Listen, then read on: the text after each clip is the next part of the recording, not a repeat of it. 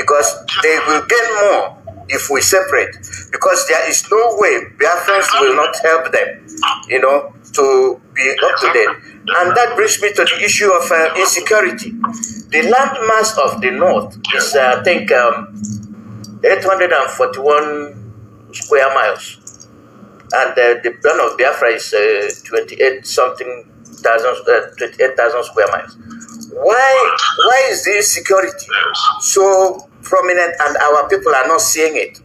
And the assimilation of our land to the full by the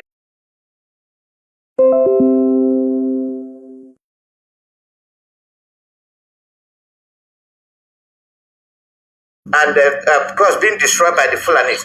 Why will somebody like Mba render our people homeless and destroy their crops that the same Fulanis are destroying? I just want to know the mental state of these politicians and the governors, if you can spread some light on it.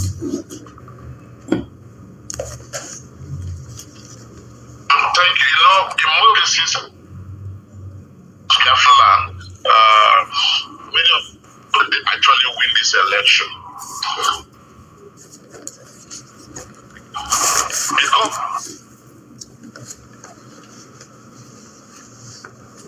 they are giving the ranks on the position of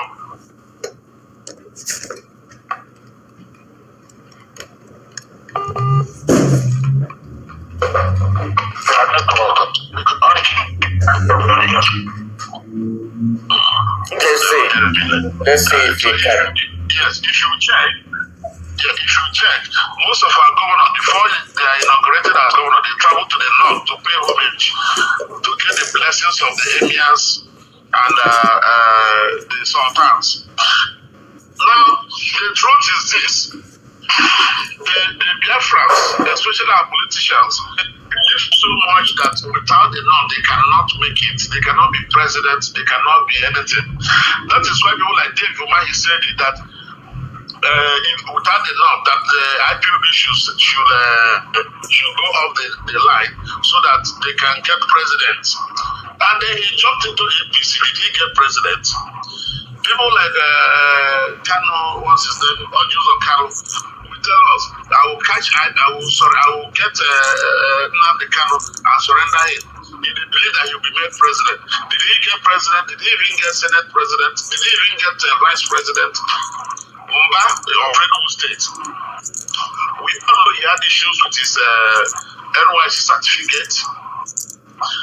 And then when they threatened him, he now told them, whatever it is that he told them, that made them up to say, okay, your certificate is now very okay, go and be governor. And then to prove to them that he's loyal to them, the first program he made, or the first announcement he made, was against IPOB. And the next thing is he wants to establish Rugen that all the other governors have tried and failed. Now he wants to try it. So it is laughable. It shows that our governors don't even understand themselves. They are individualistic. They want to be governors and they want to retain their ranks and positions as governors without taking into consideration what the people of their governing district are feeling.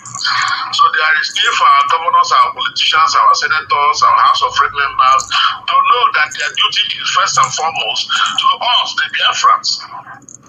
Before you talk about Nigeria, you must first of all, they say charity begins at home. You must first of all be good in the house before you go and be good outside.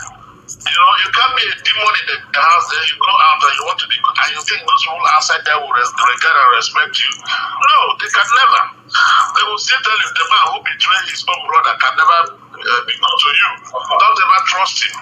So you must first of all have the confidence and the trust of your Biafran brothers. Then when you now fight at the national level, the people can have regard and respect for you. So that is the thing.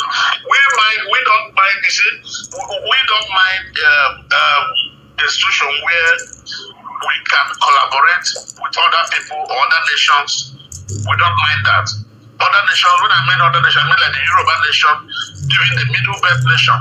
nation. We can collaborate with all of them, but it must be on the table of mutual respect, mutual regard for one another. Nobody can boss us. Nobody should boss people around. You cannot boss Biafrans. Even till tomorrow, if you like, ban Biafra 200 times. In our hearts, we know who we are. Even if we don't say it, in our hearts of hearts, we know who we are. So the issue of you ban Biafra, you ban this does not mean that in our heart we are no longer who we are. I have told my children who they are. My children are first of all Biafran before they are Nigerians. First of all, you are an Igbo man before you are any other tribe. And unless you learn that and put it into your head, you can never achieve anything. You are not going anywhere. So first and foremost, you are a Biafran. And secondly, you can be a Nigerian, or you can go and get citizenship of other nations like America if you want. Yes. Thank you. Yeah, because this thing you just said, I asked you those two questions to put our heads together. Do you know that Wilson said that the last thing he will do is to see the emergence of Biafra, because there will be Japan of Africa. And with the tools we have, you never know what we might be. So Britain has that policy of killing Igbo people. They killed over 6 million Biafrans, and it's nowhere on record that genocide was committed. So this brings me to our own Biafrans, our fellow Biafrans. Are we learning? Are we understanding what we are facing and who we are? Now they are telling us IPOB this and that. We are IPOB. And we are the pillar that is protecting the Biafrans from North Biafra to South Biafra, which they call South and Delta and whatnot. But today they are killing the same people that they pretended that they are not Biafrans. Today, as of yesterday, they have started killing them. Is there any way we can change things to make Biafrans come together from what we have experienced and the future, so that the other regions like the West and the Middle Belt and the Arewa themselves can borrow a leaf from Niger, which is a tiny ant, as compared to elephant that cannot trample an ant. Is there any way we can make them understand what we are facing? Well, it's to continue to enlighten our people.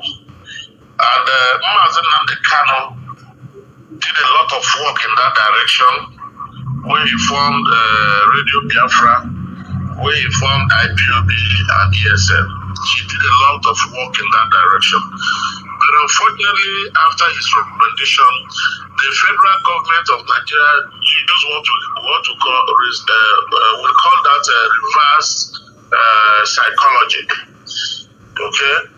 By infiltrating the camp of IPOB, by infiltrating ESN, by infiltrating the relevant bodies of Biafra, and then establishing counter forces, those who go about kidnapping our own people. Those are the people who are killing the evangelism of Mazen Nnamdi Kanu and by extension of IPOB. Those who kidnap Biafrans, those who kill Biafrans, who snatch Biafran cars in Biafran land. Because when you kill, for instance, when somebody who claims to be IPOB or ESN kills and a Biafran, the tendency is that the family of the dead man will say, look, if this is the way Biafran will be, I'm no longer interested. Okay? That's why you saw in a video military men dancing somewhere in Olu saying IPOB is bad, IPOB is evil. Because we, Biafrans and IPOB people, have allowed infiltrators in our camps, in our meetings. We refuse to expose them. So the infiltrators now commit bad. And once they commit bad, they say, no, I'm IPOB member, I'm ESM member. I'm doing it because of Biafra. But we all know it's a lie. We all know that these people are planted by negative forces by government. And once they react, once they do things, they just mention the name of IPOB so as to tarnish the image of IPOB. And they have kept IPOB so busy. You know, IPOB have been so busy trying to defend itself. That's what they did throughout this period. Our people allowed them to keep us that busy. And then so the little opportunity we would have had to defend ourselves, to propagate the good news, many of IPOB members used it to quarrel among themselves. You know, like in the Bible, they say this one will say, I am a disciple of Paul, I am a disciple of Barnabas, I am a disciple of this person. Trying to put this rancor and bitterness in the midst of real IPOB members. So we should try as much as possible to shun anything that has to do with internal wrangling, internal quarreling amongst ourselves. That is one. Then we must try to stop and possibly expose all those who are involved in the killings of Biafrans in Biafra land. Those who are involved in kidnapping of Biafrans in Biafra land. Those who are snatching the cars of Biafrans in Biafra land. We must join hands together to expose them, to remove them from our society. Those are the people who are killing the Biafran struggle. Those are the people who are killing the hard work Nnamdi Kanu had put into Biafra, the actualization and restoration of the Biafran nation. Those are the people who are thwarting the efforts of both the DOS, both your good self that is working hard behind the scene. You know, because once they do that and tomorrow you come, they say this is IPOB member, everybody will be looking at you as a killer, as a kidnapper, as a murderer. We saw on video people who claim that they are fighting for Biafra kill our own daughter, a lieutenant from NDA, Nigerian Army, killed her, slaughtered her, cut her private part, cut her to pieces, and roasted and was eaten. The family of that lady, how would they feel like that when you mention IPOB or Biafra before them? They will tell you, please, we're not interested. You know, myself as a person, I had a cousin who was killed in our, you know, and I told him nothing about it. If not the fact that I know where I come from, I know how my own father, Elias Ejiofor, had fought both in the Biafran war and had fought under Masop, and now I am under IPOB fighting on the same cause. If not that, I would have said, if this is the way IPOB is, then I'm no longer interested. So we have our work. Try as much as possible. We have our work. Yes. We have our work cut out for us. So yes. Yeah. So Mazi Chike Doziem and the whole of the US and HOD and IPOB members, we are formidable, and we are not bending or breaking. They thought that holding Mazi Nnamdi Kanu will squash IPOB, but that's farthest from the truth. So I have covered everything I want our people to know, that IPOB is legitimate. IPOB is not illegal. IPOB is recognized worldwide. We go where we want to go. We have stations all over the world, and that is why we don't engage in criminality. Any criminal act committed in the name of IPOB is false. And you heard our leader today say, anybody committing crime. Yes. Made a broadcast today to that issue, that anybody committing any crime in the name of IPOB must pay dearly for it. Yes, I played it. But you know, we protest all over the world. That's why I want to seeking. We know what is out there. We know the others that pay for the right. America, you even forgot to mention about your mother. There's no government to opt. Are you not the person too? Sorry? Okay, no, that is my friend Ifeanyi Ejiofor, who they shot the mother on the leg, burnt all his houses, burnt every building on the street of his house, you know, they burnt everything. I was there physically myself. I represented Ifeanyi Ejiofor at the Federal High Court in Awka, and by the grace of God, we won that case. The court awarded him 50 million naira. for that act. And then it didn't stop there because the subsequently again when I was thinking that it was one of the two bombs inside the car. Mine is cooking. Yeah, that's the finest car. They bought it with his PA in it. Okay. He said he came out on your plan. Yeah, go ahead. So, Paris and Dale, thank you for the interview, and I will be reaching out to you for some updates and how things are going. We just remain calm and do what we are doing. We are not going to disappear. Our job is to our job is to make sure that the East, the Biafra land, rises again. It's the rising sun, the land of the rising sun, and we will keep that. So, Dale, thank you very much. Okay. Thank you. So you get I always get my number from Beirut. Yeah. No. Yeah, we have your number. Okay. They will. Thank you. They will. Yes, I thank you. Okay. Bye bye. We're closing now. Yeah, we're done.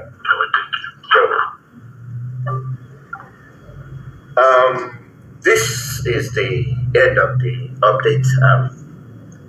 The reason we for it there when over the platform, I had over the platform for lobby. There when thank you. We welcome all of you. Yes. They were our lawyers and Madabuku.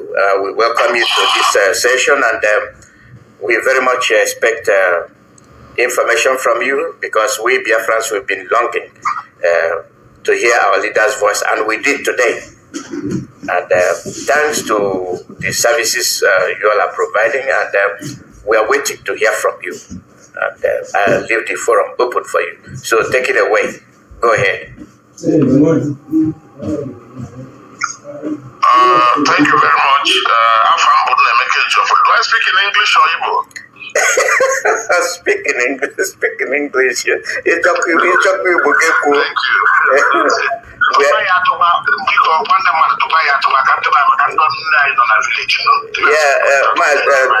Mazi, because I prefer English because I will prefer English because we are addressing Biafrans. So let's take the English. Okay, thank you very much. My name is Nemeke Jofo. I am one of the lawyers to Mazen and the Kano and IPOB based here in Abuja. Today, on the 26th of February 2024, we filed a motion, or rather we moved the motion for the bail of Mazen and the Kano in accordance with the judgment and ruling of the Supreme Court of the 15th of December 2023. We also filed and moved a motion challenging the jurisdiction of the court to continue with the hearing of Mazen Nnamdi Kanu's case in view of the fact that the facilities provided for us by the State Security Service in Abuja, where Mazen Nnamdi Kanu is kept, is heavily bogged with microphones and photographs and cameras, all manner of cameras. So we challenge the jurisdiction of the court to go into hearing because it offends both the Constitution, Section 36, subsection 6, that talks about fair hearing. It also challenges or offends the provision of the Legal Practitioners Act, which gives every single lawyer as well as his client the privilege, the right, the opportunity of free and uninterrupted consultation. So on those basis, we challenged the jurisdiction of the court to go into hearing because the camera that bugged, with which they bugged Nnamdi Kanu's cell or meeting point, is such that they could listen to our conversation, listen to our strategy, listen to all the arrangements we are making with respect to his matter. And we said, no, that will not be fair on our part. You know, for us to continue to talk with our client while they are listening. And then when they are preparing their own case, that is the Attorney General and his team are preparing their own case, we do not have the same opportunity to listen to their preparations. So we think it offends the right of the client to fair hearing. And on that basis, we say the court should transfer Mazen Nnamdi Kanu either to himself in Kuje prison or any other prison for that matter, or send him to a non-custodial holding. You know, they can, for instance, send him to my house and say, let him be in your house, and then on any date of court, you bring him. But unfortunately today, against all expectation and in total disregard to the Supreme Court's judgment of 15th December 2023, the Federal High Court, which is inferior to the Supreme Court, decided on its own to ignore and rubbish the orders of the Supreme Court. The Supreme Court made an order to the effect that, or even stated that Mazen Nnamdi Kanu's bill ought not to have been revoked by the Federal High Court. But unfortunately, the Federal High Court, which had the opportunity of amending its way today, failed to utilize that opportunity that was given to him by the Supreme Court. So the Federal High Court refused application for bail and they said order for accelerated hearing. They also refused our application to have Mazen Nnamdi Kanu in a place where we can interact with him peacefully without the listening of the federal government. So the whole thing points to one fact, as far as we are concerned, that somebody somewhere is trying to dictate the happenings in the trial, and unfortunately it appears the court is not helping matters. The court does not seem to understand or appreciate our position, and we find it very, very, very appalling, very, very sad. Now, we tried as much as possible to give the Federal High Court several other options. So, if you cannot keep him in detention at Kuje prison, of course, the court said that that they do not trust the Kuje prison security, that people have escaped from Kuje prison severally. And I told them in court that if people had escaped from Kuje prison, then the federal government should be queried. The federal government is responsible for providing security at the Kuje prison. So what happened to those security the federal government provided? You know, because remember the last time a lot of Boko Haram and bandits and murderers were allowed to go scot-free, run away from Kuje prison, courtesy of the fact that the federal government security agencies and agents who were supposed to guard the prison failed in their responsibilities and duties. So my law cannot therefore use that as an avenue, as a punishment for Mazen Nnamdi Kanu. We have stated it down with that number that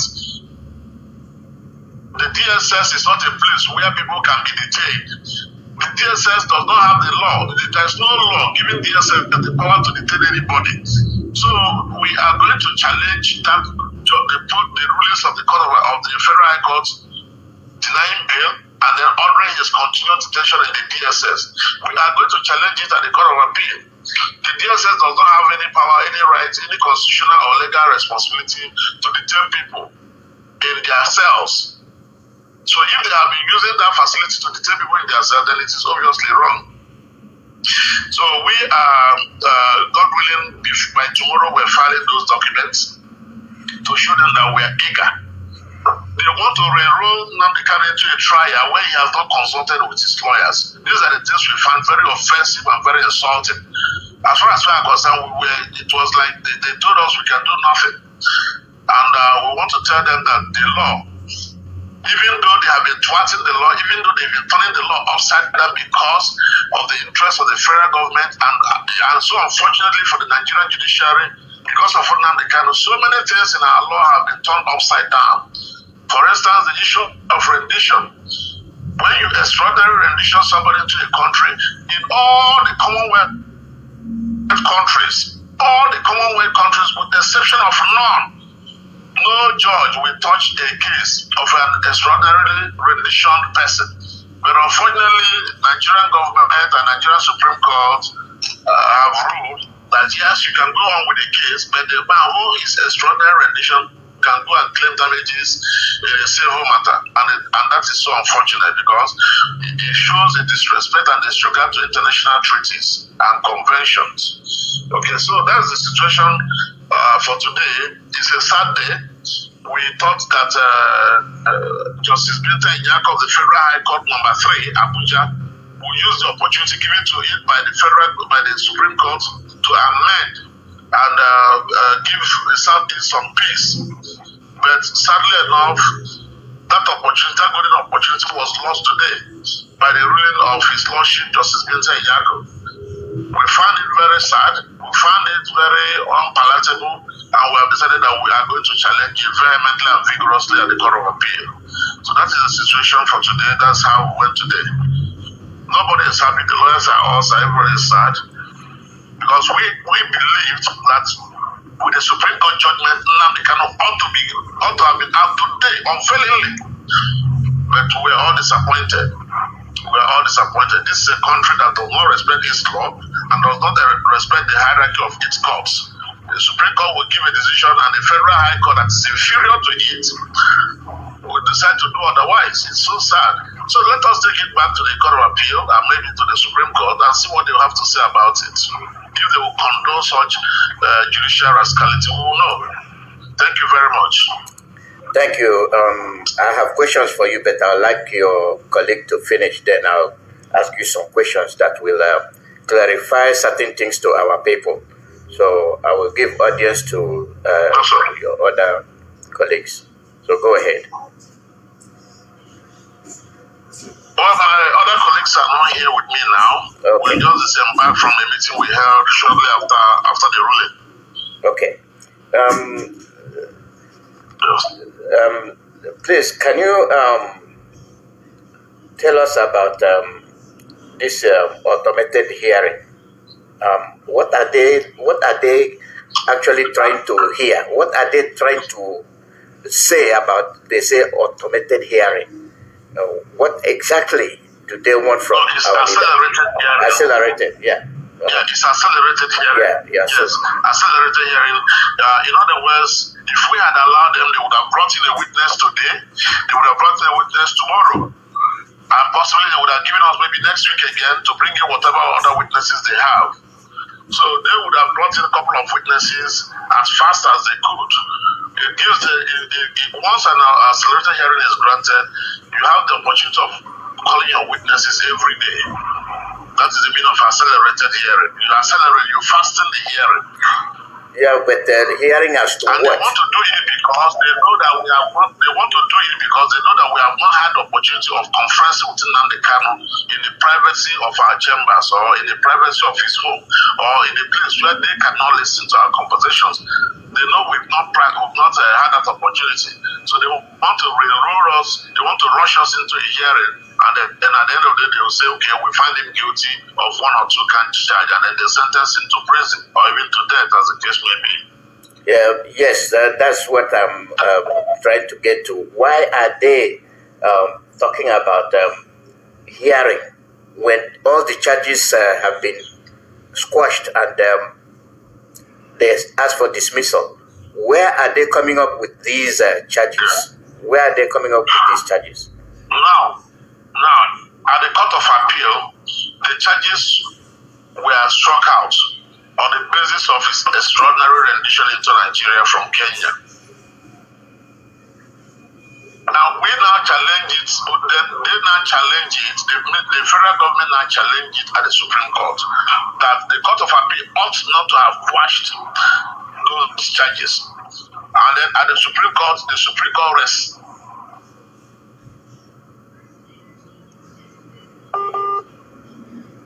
Answer to those charges. To which we have said, we also believe in the Court of Appeal judgment. We believe that the Supreme Court made a couple of mistakes in their judgment, but unfortunately, that is the last court in Nigeria. You cannot appeal to any other court after the Supreme Court. They made a lot of mistakes because in the course of their deliberation and their giving judgment, they did not avert their mind to Section 15 of the Extradition Act of Nigeria, which says that you cannot bring somebody into Nigeria unless the country where you are bringing him from has surrendered him to you. Unless that country has surrendered him to you, you cannot bring him into Nigeria. And Kenya has the post affidavit that they have not surrendered Nnamdi Kanu to Nigeria, that they did not know that Nnamdi Kanu left Kenya for Nigeria. So they are surprised that Nnamdi Kanu appeared in Nigeria without passing through immigration process. And the post affidavit that, as far as they are concerned, Nnamdi Kanu is still in Kenya. Okay. So that's the reason. So they are trying to rush us into a hearing so that they can quickly convict Nnamdi Kanu without justification. And we are saying no to that. Yes, that is a very good explanation, because it will lead me to the next one I'm asking. What is holding our lawyers or barristers from suing Nigeria to the international court where the crime was committed? Why are we wasting time doing that so that anything Nigeria is trying to do will be unacceptable? Why are we not doing that? Well, in Nigeria here, the lawyers here in Nigeria, we do not have the license to practice abroad. The international court is handled by other foreign components of Nnamdi Kanu's lawyer. We have the Bingemans, we have Bruce Fein and the others. And I must remind us that Bruce Fein of the United States of America had sued or brought a complaint against the Nigerian government before the United Nations. And the United Nations had given an opinion, or in other words, have given a ruling. And in the ruling, they have found Nigeria guilty of 16 count charges of violation of Mazi Nnamdi Kanu's human rights and so many other things. Now, with that judgment, we presented it to the Nigerian government and to the Federal High Court. We believed that they would have respected and obeyed that judgment. But unfortunately, Nigeria is a country that does not obey laws and order. They do not obey treaties and protocols. So they kept it or swept it aside. We also have a similar judgment from the African Union, which also was to or is to the effect that Nigerian government has no case against Mazi Nnamdi Kanu. That self-determination is not a crime. That Nnamdi Kanu has not done anything wrong to warrant a charge against him, and that they should compensate him and apologize to him. These are the judgments of the African Union as well as the United Nations. But Nigeria is a stubborn nation, like Pharaoh of Egypt. Its ears are closed. They do not want to listen to reason or to law. They have a script already written which they are following. So as far as they are concerned, the only thing that can satisfy them is to have Nnamdi Kanu convicted. That is their satisfaction. Even if it means just send him to prison for one day, they are satisfied. So they are not following laws, they are not following procedures. Now, Mr. Bruce Fein recently, I don't know, I'm sure maybe you've not seen it, he has already again, as of Friday, written again to the United Nations to compel the Nigerian government to obey the orders of the United Nations Working Committee. That information or that appeal has been sent to the United Nations. Maybe after now, I'll make it available to Mr. Madubu for publication. We expect all Biafrans, wherever we are, to publish that the letter of Bruce Fein to the United Nations, because Nigeria has consistently breached or disrespected the orders of the United Nations and those of the Commonwealth. And for those disrespect, there must be penalties. So our lawyers, our international component, the person of Mr. Bruce Fein, who used to be an Attorney General of the United States of America under Ronald Reagan, has already taken position and has already done some jobs on that. So we are hoping that one, God willing, will also have its own effect. Then we are from now henceforth going to send some other similar petitions put to the African Union and to other international organizations that are assisting, because there is need for them to know about the breaches of our constitution and about the breaches of other laws of the Federal Republic of Nigeria by the Nigerian government authorities and the courts. So we have gotten judgments in Abuja, in Umuahia severally, in Enugu severally on this matter. So we do not know, and these are courts, high courts. They are not the cause of ordinary jurisdiction. These are high courts, the same rank, the same standing with the federal high court in Abuja. We won them in all those courts. Those courts have declared that self-determination is not a crime.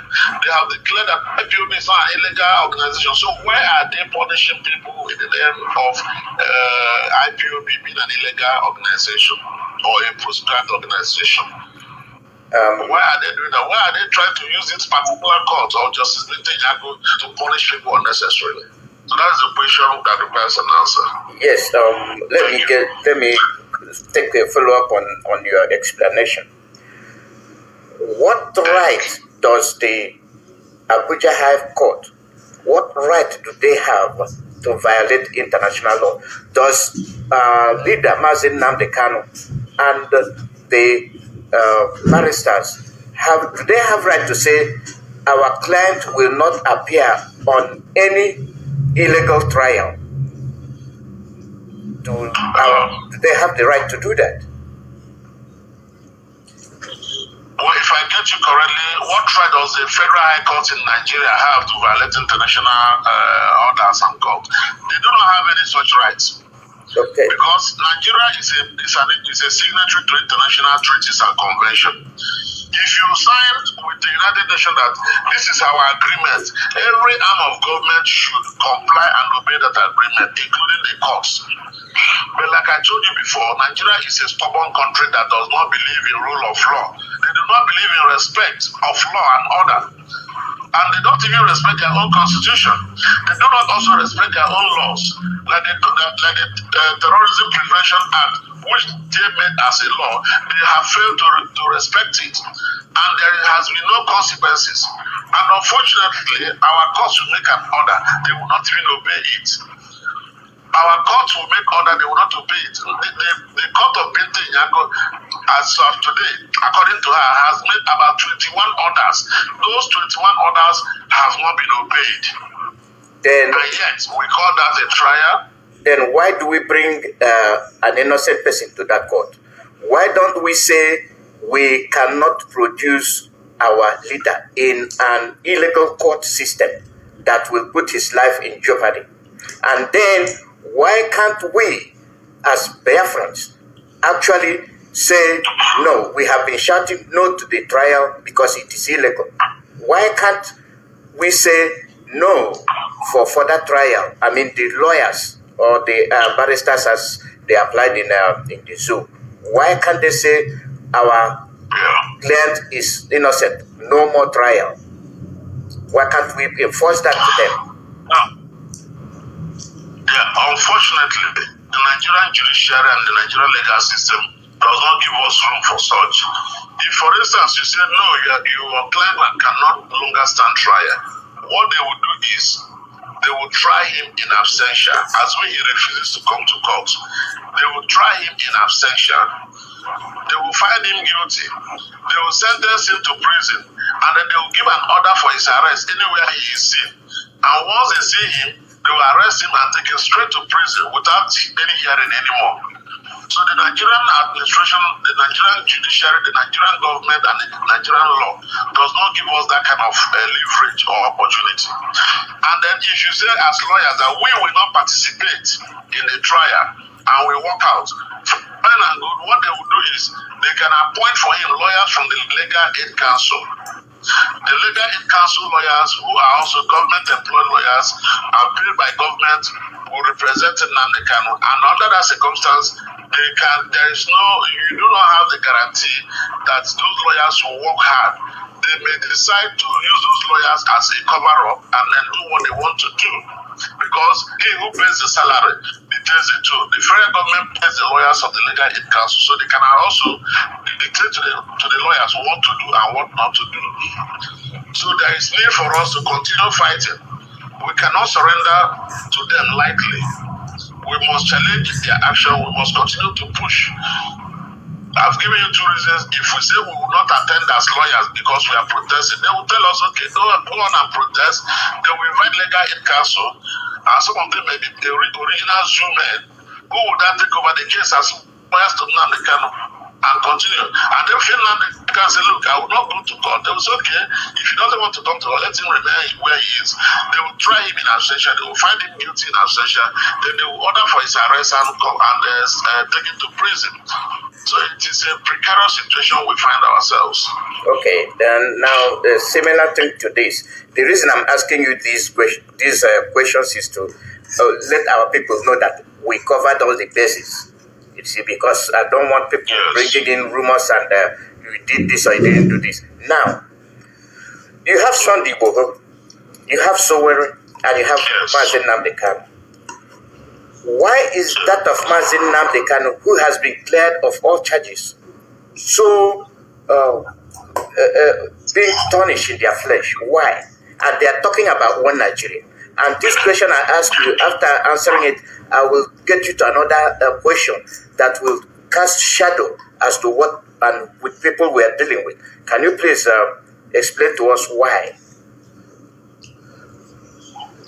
Well, thank you very much. It is the same question we raised today in court. Why is Mazi Nnamdi Kanu different from Sunday Igboho? Why is he different from Sowore? But the court didn't answer it. But in our mind, we know that Nnamdi Kanu is different from these people because, first of all, he is an Igbo man. He is not any other tribe. He is an Igbo man. And you know how these people love the Igbo people. That is one. Then secondly, they are treating Nnamdi Kanu the way they are treating Nnamdi Kanu. Nnamdi Kanu has a better organized structure, a better organized fighting mechanism. Nnamdi Kanu has gone international to the extent that he is the only one these people fear as far as Nigeria is concerned. That is why they took his own more serious than any other person's own. In fact, if you bring 10 on Sunday Igboho here, they may not even talk, they may not say anything. Because they know he's doing his own, locally. But people like Nnamdi Kanu has gone international.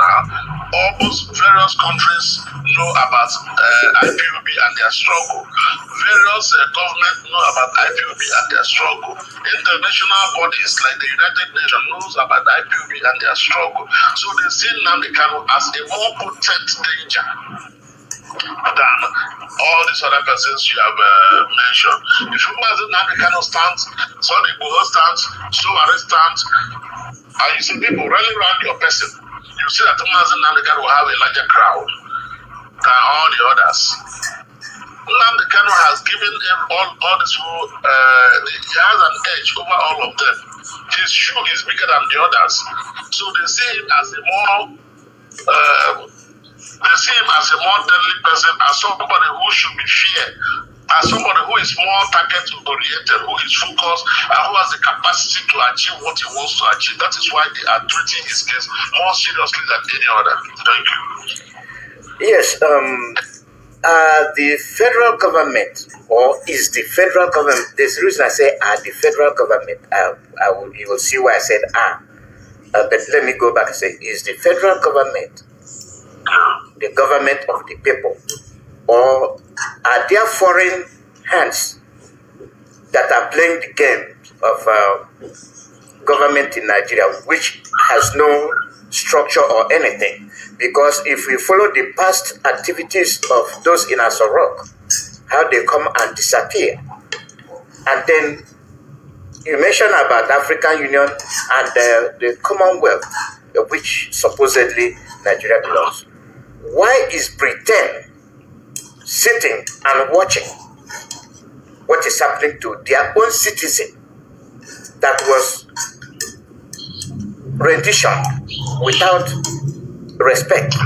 Why is Britain, which I believe they are the invisible hand, the world powers, the invisible hand that are thwarting the freedom of Biafrans? Why is Britain not acting? Go ahead. Thank you very much. Britain is complicit in these allegations, in this Nnamdi Kanu issue, because of the economic benefit they are getting from Nigeria. As far as the British government is concerned, if they do not support the Federal Republic of Nigeria, they may not be allowed to take our oil the way they have been taking the oil. You know, they've been taking Nigeria's oil without accountability. So they believe that if they now decide to challenge the Nigerian government on Mazen Nnamdi Kanu, the British government is going to lose economically. And you know, the High Court in Britain has given a judgment to that effect also, that they cannot, because of one person, jeopardize the economic interests of Britain. They gave it the judgment in Nnamdi Kanu's case in London. So it's that is why people, you know, strongly believe that the hand of Britain is in this case. They are the ones encouraging and aiding Nigeria to do evil against international treaties, against conventions, against the Constitution of the Federal Republic of Nigeria. The British government is responsible. They are fully responsible. They are the ones who didn't Nnamdi Kanu. Because if they had started agitating, why is our citizen being unjustly treated? Nigerian government would have said, okay, come and take your citizen. But they have mortgaged their conscience. You know, when you eat a pot of porridge and sell your birthright, just like Esau and Jacob, that is what the British government have done. They have mortgaged their conscience, they have mortgaged their birthright, their citizen, for a pot of oil from the Niger Delta region that they have been digging and enjoying the proceeds without justification.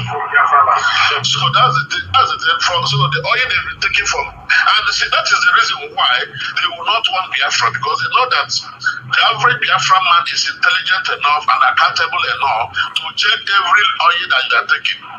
But the way it is now, the federal government of Nigeria does not even know how many oil is being drained and exported out of this country. So the federal government gives them the loophole to drain and take our oil free of charge. But if a Biafran man and if a Biafran nation is built, is carved out fully, we are going to check our oil. Make sure if you're taking 1 barrel of oil, it is 1 barrel of oil, and you'll be paying 1 barrel. You'll be paying for that 1 barrel of oil. They know this is what will happen, so they want to make sure that it doesn't happen. Just the way France has been stealing from Niger. When they take their mineral resources, they tell Niger, look, this is how much you're going to pay. Now Nigerian people have woken up and said, no, you have been stealing from us. You can no longer continue to take our resources. If you are going to take our resources, you are going to pay the actual market value. That is why Niger kicked out France from their nation. So they know that if a Biafran nation is built, that Biafrans are going to make sure that if you are going to take oil, you are going to pay exact price, and you are going to pay for the oil, whatever oil you take. You can no longer steal oil the way you've been stealing under the Federal Republic of Nigeria. That is why British government is hell-bent on making sure that Nnamdi Kanu's case does not see the light of day. They want him to remain in detention. They want him to be convicted so that the issue of Biafran struggle will die. And once it is dead, then they can continue to take oil indiscriminately without protection, without accountability. That's the situation, and it's so unfortunate that even the judiciary has said it, that we cannot mortgage the British interest for one single person. That is wishful thinking. That brings me to this question. You're not I don't know if you're a constitutional barrister or you know anything that you know much of, because yes, the rules. Okay. Nigeria expired 2014. Yes. Nigeria expired 2014. And there is a clause for referendum. If Nigeria expired 2014, under what principle are we still being held together instead of going for referendum? You know, the federal government of Nigeria believes and knows that if you remove Biafra from the map of Nigeria, they are going to have a nation that they cannot handle, because it is Nigeria that provides virtually everything with which this nation is run. We provide the mineral resources, especially Biafra. They know that the Biafra government, the Biafra nation is the nation or the set of people that provides everything with which the Nigerian government is run. So they know if you remove Biafra from Nigeria, they will not have the resources to continue to run Nigeria. How many of them pay taxes? How many of them pay import duties? How many of them pay VAT? These are the resources they get from Biafra nation. And it is with those resources that they themselves work. It is with those resources that they pay their local governments. There are some states in the north in Nigeria that cannot even buy pure water monthly for their civil servant, not to pay salary. They wait for federal allocations, and the federal allocation is coming from the Biafra land. There are some states that cannot on their own sustain itself. They are waiting for what to be shared in federal allocation. The money from tax, the money from VAT, the money from oil, the money from mineral resources. They have gold in Zamfara. Is the federal government digging the gold? No. Those digging the gold are individuals stealing from them. But the oil in Biafra land is being done by the federal government. It's sold by the federal government, and the taxes are collected by the federal government. You know, the VAT is collected by the federal government. So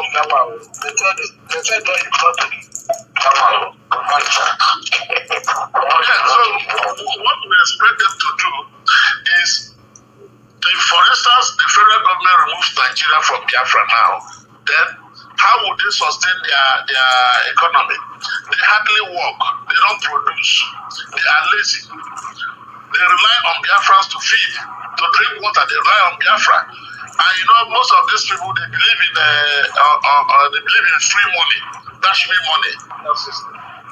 You know, that is why if you go to the gate of the big man, you will see more than 100 people lined up waiting for him to wake up and dash them money. You can't see that in Biafra land. Everybody is proud. We are proud people. I cannot wake up and go to my neighbor because he's a millionaire. Rather, I work hard to make sure that he doesn't feed me, so that when he talks, I can also talk. But in the north, you see them we are waiting for you. When you wake up, you will dash them Ankara. Go to their houses, this house, this time they are fasting. You will see poor people line up in big men's house, waiting for them to share Akamu and Ankara to them. You can't see that in Biafra land.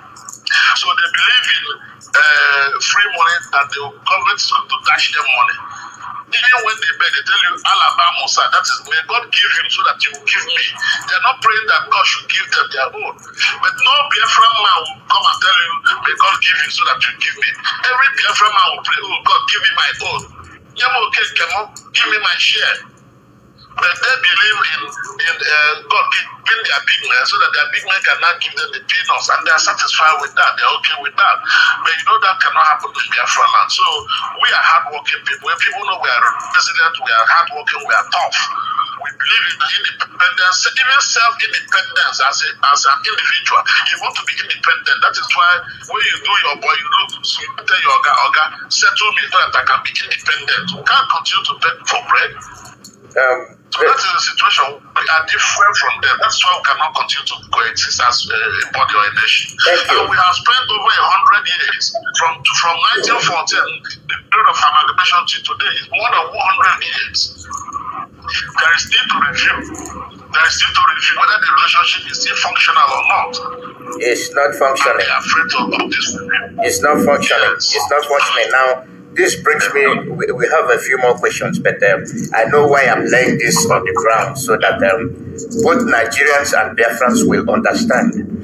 Don't you think that Nigerians are foolish? Let me use that word foolish. Because if you see Niger, if you see Chad, if you see Burkina Faso, and these are the people we call ants, and we say we are giants of Africa. And we still succumb to British pressure. But these impoverished, rich and impoverished countries can stand up and say, enough of this disgrace must come to an end. Why can't Nigeria listen to Mazin Nnamdi Kanu and do the needful? Why must they bow to British pressure? Because they are so used to free money that actually is not free, which they are paying with the future generations' progress. They would rather beg. Look at them demonstrating that they are dying of hunger. Look at them struggling, eating from the dustbin. Are they not ashamed of it? And this brings me to the so-called elites and politicians. And then those in the military that are being sponsored by foreign hands.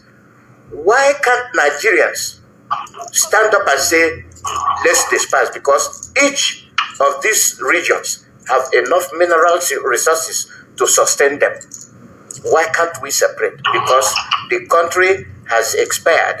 We have nothing in common in tradition, religion, language, or otherwise. We don't have anything in common. Why is it that Nigerians cannot reason? Go ahead. Yes, the reason why they don't want us to separate, like I told you, is because their life depends on us. Their life, their free money depends on us. They are a lazy set of people, very lazy set of people. Instead of going to work and earn a living, they will prefer to beg. They will prefer to do bureau de change. They will get money from central bank, sit by the roadside, and then you bring your hard-earned money, they give you dollar or whatever, and make extra money. Because their people are in the central bank bringing out a dollar, bringing out a foreign reserve and dashing them, and then they will be selling it to big men or to people from the Biafra land who want to import machineries for their industries. They are a big set of people. That is why they don't want us to have that independence. They don't want us to have that referendum to determine our independence. Now, we also understand that, I told us, apart from the fact that they are lazy, they are illiterates. They do not understand that they can do better if given the challenge of surviving. They have very large areas they can farm. What is a square mile or square kilometer of Israel in the desert? Yet Israel produces best agriculture. The north has massive land. In fact, the land in the Niger State is more than half of the Biafra land. Don't talk of the land in other places, in Kogi and other places. So, if they want to be hardworking, if they want to survive, they must first of all understand that they need to go back to the farm, or they need to use their own natural resources to develop their own community. They believe in this syndrome of town to belt. When you see their rich men, they are extremely rich. They own private jets. They are parasites. Exactly. They are parasites. They believe in leeching on people, sucking blood like change. They just be sucking the blood of the man who is laboring, who is working. Parasites, So there's need for them to understand it themselves. First of all, they should go back to their farms or industries or whatever, and then they live by themselves instead of waiting for politicians to come and dash the money. Yes, I like the way you responded to this question, because I am trying to get Nigerians and Biafrans to see the need for the separation, because they will gain more if we separate, because there is no way Biafrans will not help them, to be up to date.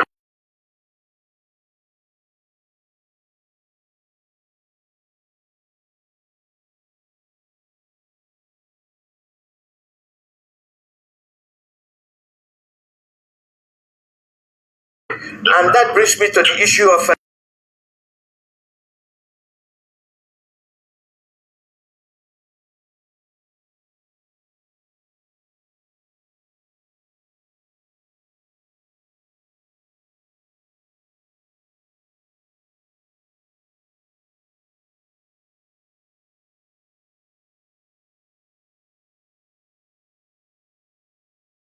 insecurity. The landmass of the north is, I think,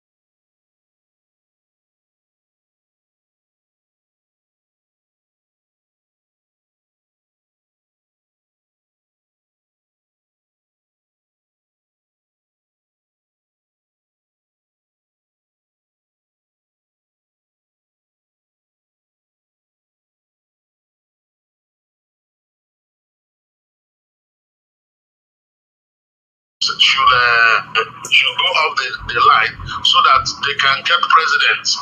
And then he jumped into APC. Did he get president? People like Kano, what's his name, Ojus or Kano, will tell us, I will get Nnamdi Kano and surrender him. He did believe that he will be made president. Did he get president? Did he even get Senate president? Did he even get vice president? Mumba of Enugu State. We all know he had issues with his NYC certificate. And then when they threatened him, he now told them, whatever it is that he told them that made them up to say, okay, your certificate is now very okay, go and be governor. And then to prove to them that he's loyal to them, the first program he made, or the first announcement he made, was against IPOB. And then the next thing is he wants to establish Rugen. Rugen and all the other governors have tried and failed. Now he wants to try it. You know, so it is laughable. It shows that our governors don't even understand themselves. They are individualistic. They want to be governors and they want to retain their ranks and positions as governors without taking into consideration what the people of their governing district are feeling. So there is need for our governors, our politicians, our senators, our House of Rep members to know that their duty is first and foremost to us, the Biafrans. Before you talk about Nigeria, you must first of all, you know, they say charity begins at home. You must first of all be good in the house before you go and be good outside. You know, you can't be a demon in the house, then you go out and you want to be good, and you think those people outside there will regard and respect you. No, they can never. They will still tell you the man who betrayed his own brother can never be good to you. Don't ever trust him. So you must first of all have the confidence and the trust of your Biafran brothers. The way you now fight at the national level, the people can have regard and respect for you. So that is the thing. We don't mind, you see, we don't mind a situation where we can collaborate with other people or other nations. We don't mind that. Other nations, when I mean other nations, I mean like the Yoruba nation, even the Middle Belt nation, the John nation, we can collaborate with all of them, but it must be on the table of mutual respect, mutual regard for one another. Nobody can boss us. Nobody should boss people around. You cannot boss Biafrans. Even till tomorrow, if you like, ban Biafra 200 times. In our hearts, we know who we are. Even if we don't say it, in our hearts of hearts, we know who we are. So the issue of you ban Biafra, you ban this, does not mean that in our hearts, we are no longer who we are. I have told my children who they are. My children are first of all Biafran before they are Nigerians. First of all, you are an Igbo man before you are any other tribe. And unless you learn that and put it into your head, you can never achieve anything. You are not going anywhere. So first and foremost, you are a Biafran. And secondly, you can be a Nigerian or you can go and get citizenship of other nations like America if you want. Yes. Thank you. Yeah, because this thing you just said, I asked you those two questions to put our heads together. Do you know that Wilson said that the last thing he will do is to see the emergence of Biafra, because there will be Japan of Africa. And with the tools we have, you never know what we might be. So Britain has that policy of killing Igbo people. They killed over 6 million Biafrans, and it's nowhere on record that genocide was committed. So this brings me to our own Biafrans, our fellow Biafrans. Are we learning? Are we understanding what we are facing and who we are? Now they are telling us IPOB this and that. We are IPOB. And we are the pillar that is protecting the Biafrans from North Biafra to South Biafra, which they call South and Delta and whatnot. But today they are killing the same people that they pretended that they are not Biafrans. Today, as of yesterday, they have started killing them. Is there any way we can change things to make Biafrans come together from what we have experienced and the future, so that the other regions like the West and the Middle Belt and the Arewa themselves can borrow a leaf from Niger, which is a tiny ant, as compared to elephant that cannot trample an ant. Is there any way we can make them understand what we are facing? Well, it's to continue to enlighten our people. And Mazen Kano did a lot of work in that direction when he formed Radio Biafra, when he formed IPOB and ESN. He did a lot of work in that direction. But unfortunately, after his recommendation, the federal government of Nigeria used what we call that reverse psychology. Okay? By infiltrating the camp of IPOB, by infiltrating ESN, by infiltrating the relevant bodies of Biafra, and then establishing counter forces, those who go about kidnapping our own people. Those are the people who are killing the evangelism of Mazen Kano and by extension of IPOB.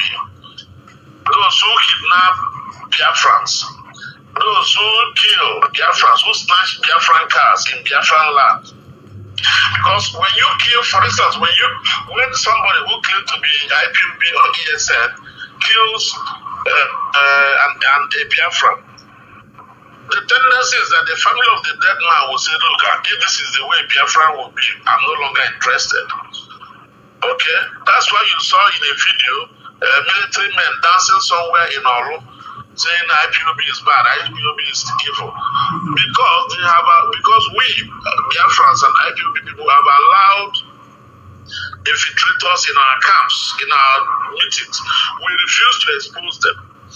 So the infiltrators now commit bad. And once they commit bad, they say, no, I'm IPOB member, I'm ESM member, I'm doing it because of Biafra. But we all know it's a lie. We all know that these people are planted by negative forces by government. And once they react, once they do things, they just mention the name of IPOB so as to tarnish the image of IPOB. And they have kept IPOB so busy. IPOB have been so busy trying to defend itself. That's what they did throughout this period. Our people allowed them to keep us that busy. And then the little opportunity we would have had to defend ourselves, to propagate the good news, many of IPOB members used it to quarrel among themselves. Like in the Bible, they say this one will say, I am a disciple of Paul, I'm a disciple of Barnabas, I'm a disciple of this person. Trying to put this rancor and bitterness in the midst of real IPOB members. So we should try as much as possible to shun anything that has to do with internal wrangling, internal quarreling amongst ourselves. That is one. Then we must try to stop and possibly expose all those who are involved in the killings of Biafrans in Biafra land. Those who are involved in kidnapping of Biafrans in Biafra land. Those who are snatching the cars of Biafrans in Biafra land. We must join hands together to expose them, to remove them from our society. Those are the people who are killing the Biafra struggle. Those are the people who are doing the hard work now the Kano had put into Biafra, the actualization and restoration of the Biafran nation. Those are the people who are thwarting the efforts of both the DOS, both your good self that is working hard behind the scene.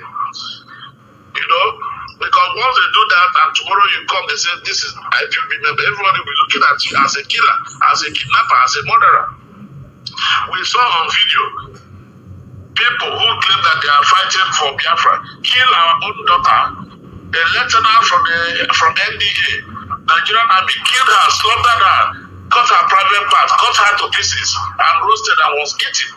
The family of that lady, how would they feel like that when you mention IPOB or Biafra before them? They will tell you, please, we're not interested. Myself as a person, I had a cousin who was killed in our, and I told them now about it. If not the fact that I know where I come from. I know how my own father, Elias Ejiofor, had fought both in the Biafra war and had fought under Masop. And now I am under IPOB fighting on the same cause. If not that, I would have said, if this is the way IPOB is, then I'm no longer interested. So we have our work. Try as much as possible. We have our work. Yes. We have our work cut out for us. So yes. yeah. So Mazi Chike Doziem and the whole of the US and HOD and IPOB members, we are formidable, and we are not bending or breaking. They thought that holding Mazen Nnamdi Kanu will squash IPOB, but that's farthest from the truth. So I have covered everything I want our people to know, that IPOB is legitimate. IPOB is not illegal. IPOB is recognized worldwide. We go where we want to go. We have stations all over the world, and that is why we don't engage in criminality. Any criminal act committed in the name of IPOB is false. And you had our leader today say anybody committing crime. Yes. Made a broadcast today to that anybody committing any crime in the name of IPOB must pay dearly for it. Yes, I played it. But you know, we protest all over the world. That is why I want to we know what is out there. We know the others that pay for the right. America, you even got to mention about your mother. There's no government to opt. Are you not the person too? Sorry? Okay, that is my friend Ifeanyi Ejiofor, who they shot the mother on the leg, burnt all his houses, burnt every building on the street of his house, you know, they burnt everything. I was there physically myself. I represented Ifeanyi Ejiofor at the Federal High Court in Oka, and by the grace of God, we won that case. The court awarded him 50 million naira for that act. And then it didn't stop there because the settlement again went and killed somebody. I was thinking that it was the one that they threw bomb inside the car. Mine is cooking. Yeah, that's Ifeanyi's car. They bought it with his PA in it. Okay. He said he came out brother. They are going. So, Paris and Dale, thank you for the interview, and I will be reaching out to you for some updates and how things are going. We just remain calm and do what we are doing. We are not going to disappear. Our job is to our job is to make sure that the East, the Biafra land, rises again. It's the rising sun, the land of the rising sun, and we will keep that. So, thank you very much. Okay. Thank you. So you get I only get my number from yeah. No. Yeah, we have your number. Okay. They will. Thank you. They will. Thank you. Bye bye. Yeah, we're done.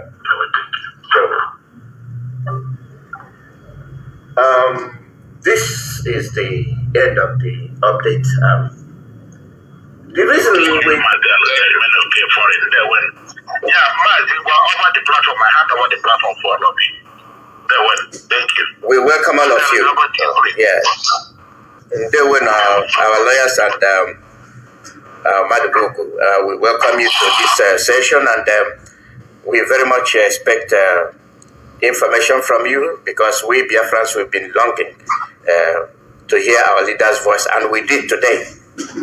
And thanks to the services you all are providing, and we are waiting to hear from you. And I'll leave the forum open for you. So take it away. Go ahead. Thank you very much. Do I speak in English or Igbo? Speak in English. Thank you.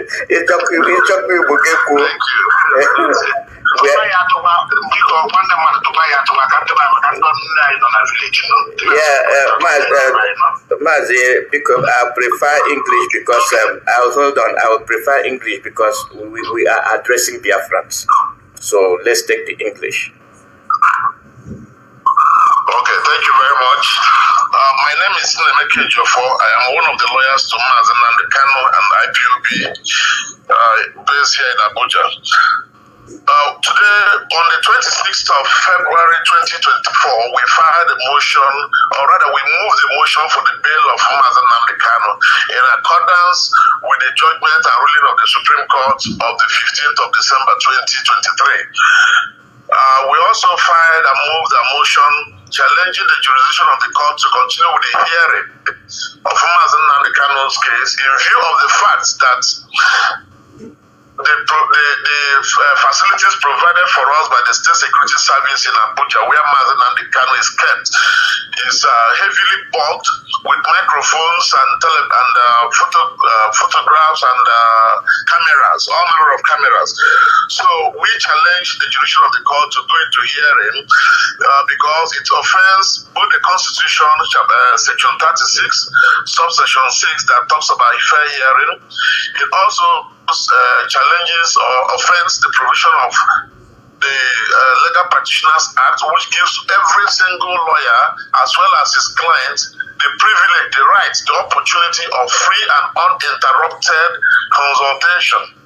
So on those basis, we challenged the jurisdiction of the court to go into hearing because the camera that bugged, with which they bugged Nnamdi Kanu's cell or meeting point, is such that they could listen to our conversation, listen to our strategy, listen to all the arrangements we are making with respect to his matter. And we said, no, that will not be fair on our part. You know, for us to continue to talk with our client while they are listening. And then when they are preparing their own case, that is the Attorney General and his team are preparing their own case, we do not have the same opportunity to listen to their preparations. So we think it offends the right of the client to fair hearing. And on that basis, we say the court should transfer Mazi Nnamdi Kanu either to a cell in Kuje prison or any other prison for that matter, or send him to a non-custodial holding. You know, they can, for instance, send him to my house and say, let him be in your house, and then on any date of court, you bring him. But unfortunately today, against all expectation and in total disregard to the Supreme Court's judgment of 15th December 2023, the Federal High Court, which is inferior to the Supreme Court, decided on its own to ignore and rubbish the orders of the Supreme Court. The Supreme Court made an order to the effect that, or even stated that Mazi Nnamdi Kanu's bail ought not to have been revoked by the Federal High Court. But unfortunately, the Federal High Court, which had the opportunity of amending its way today, failed to utilize that opportunity that was given to him by the Supreme Court. So the Federal High Court refused application for bail and they said order for accelerated hearing. They also refused our application to have Mazi Nnamdi Kanu in a place where we can interact with him peacefully without the listening of the federal government. So the whole thing points to one fact, as far as we're concerned, that somebody somewhere is trying to dictate the happiness in the trial, and unfortunately it appears the court is not helping matters. The court does not seem to understand or appreciate our position, and we found it very, very, very appalling, very, very sad. Now, we tried as much as possible to give the Federal High Court several other options. So, if you cannot keep him in detention at Kuje prison, of course, the court said that they do not trust the Kuje prison security, that people have escaped from Kuje prison severally. And I told them in court that if people had escaped from Kuje prison, then the federal government should be queried. The federal government is responsible for providing security at the Kuje prison. So what happened to those security the federal government provided? You know, because remember the last time a lot of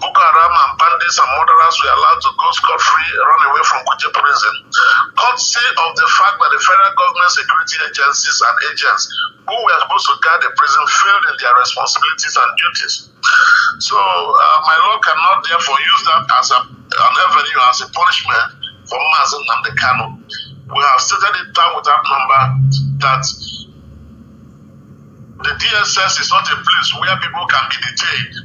The DSS does not have the law. There is no law giving DSS the power to detain anybody.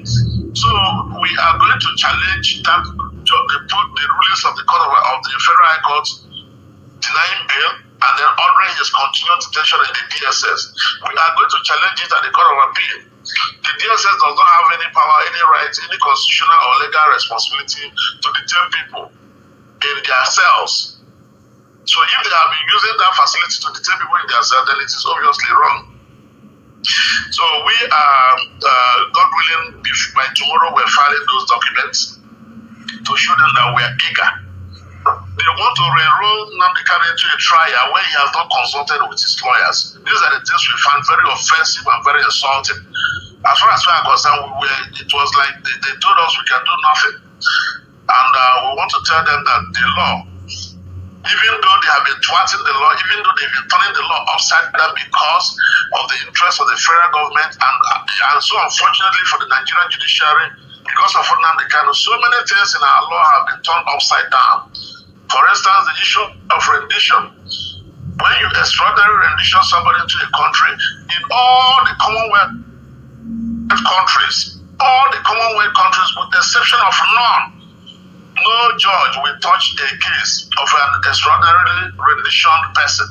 But unfortunately, Nigerian government and Nigerian Supreme Court have ruled that yes, you can go on with the case, but the man who is extraordinary rendition can go and claim damages in a civil matter. And that is so unfortunate because it shows a disrespect and disregard to international treaties and conventions. Okay, so that's the situation for today. It's a sad day. We thought that Justice Binta Inyako of the Federal High Court number 3, Abuja, will use the opportunity given to it by the Supreme Court to amend and give the Southeast some peace.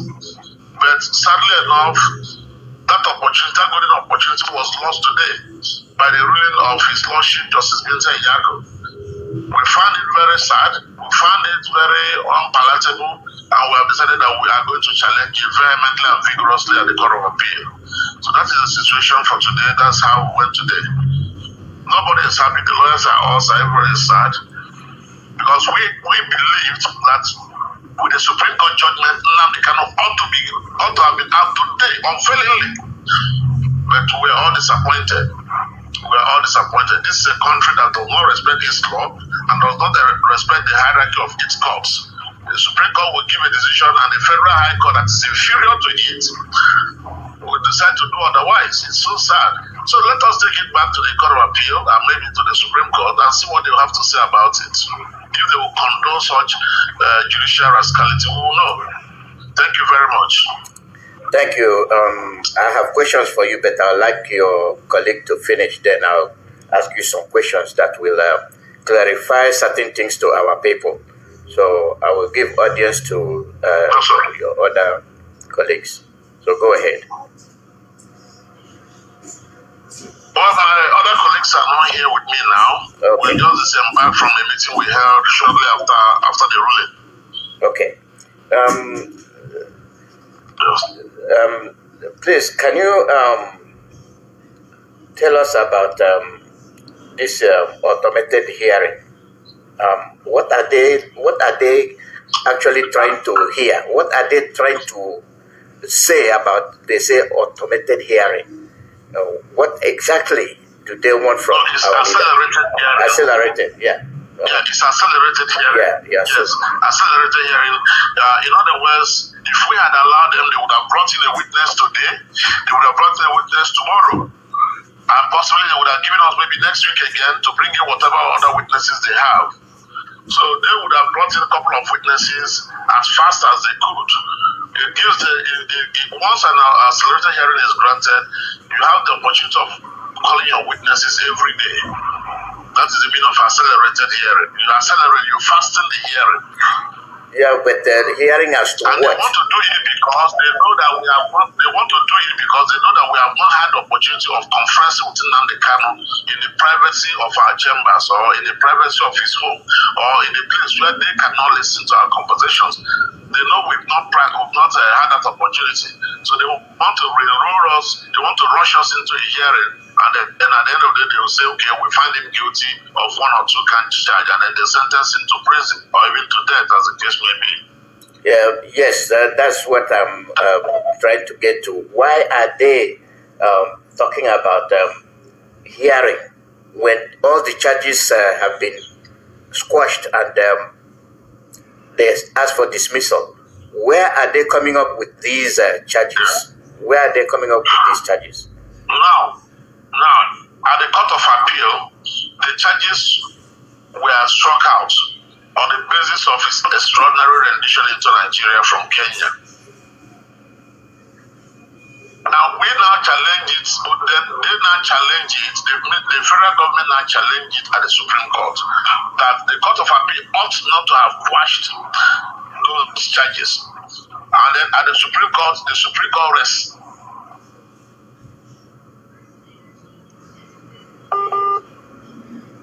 Answer to those charges. To which we have said, we also believe in the Court of Appeal judgment. We believe that the Supreme Court made a couple of mistakes in their judgment, but unfortunately, that is the last court in Nigeria. You cannot appeal to any other court after the Supreme Court. They made a lot of mistakes because in the course of their deliberation and their giving judgment, they did not avert their mind to Section 15 of the Extradition Act of Nigeria, which says that you cannot bring somebody into Nigeria unless the country where you are bringing him from has surrendered him to you.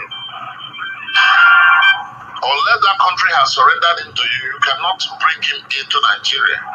And Kenya has the post affidavit that they have not surrendered Nnamdi Kanu to Nigeria, that they did not know that Nnamdi Kanu left Kenya for Nigeria. So they are surprised that Nnamdi Kanu appeared in Nigeria without passing through immigration process. And there's the post affidavit that as far as they are concerned, Nnamdi Kanu is still in Kenya. Okay. So that's the reason. So they are trying to rush us into a hearing so that they can quickly convict Nnamdi Kanu without justification. And we are saying no to that. Yes, that is a very good explanation because it will lead me to the next one I'm asking. What is holding our lawyers or barristers from suing Nigeria to the international court where the crime was committed? Why are we wasting time doing that so that anything Nigeria is trying to do will be unacceptable? Why are we not doing that? Well, in Nigeria here, the lawyers here in Nigeria, we do not have the license to practice abroad. The international court is handled by other foreign components of Nnamdi Kanu's lawyer. We have the Bingemans, we have Bruce Fein and the others. And I must remind us that Bruce Fein of the United States of America had sued or brought a complaint against the Nigerian government before the United Nations. And the United Nations had given an opinion, or in other words, have given a ruling. And in the ruling, they have found Nigeria guilty of 16 count charges of violation of Mazi Nnamdi Kanu's human rights and so many other things. Now, with that judgment, we presented it to the Nigerian government and to the Federal High Court. We believed that they would have respected and obeyed that judgment. But unfortunately, Nigeria is a country that does not obey laws and order. They do not obey treaties and protocols. So they kept it or swept it aside. We also have a similar judgment from the African Union, which also points which also was to or is to the effect that Nigerian government has no case against Mazi Nnamdi Kanu. That self-determination is not a crime. That Nnamdi Kanu has not done anything wrong to warrant a charge against him, and that they should compensate him and apologize to him. These are the judgments of the African Union as well as the United Nations. But Nigeria is a stubborn nation, like Pharaoh of Egypt. Its ears are closed. They do not want to listen to reason or to law. They have a script already written which they are following. So as far as they are concerned, the only thing that can satisfy them is to have Nnamdi Kanu convicted. That is their satisfaction. Even if it means just send him to prison for one day, they are satisfied. So they are not following laws, they are not following procedures. Now, Mr. Bruce Friend recently, I don't know, I'm sure maybe you've not seen it, he has already again, as of Friday, written again to the United Nations to compel the Nigerian government to obey the orders of the United Nations Working Committee. That information or that appeal has been sent to the United Nations.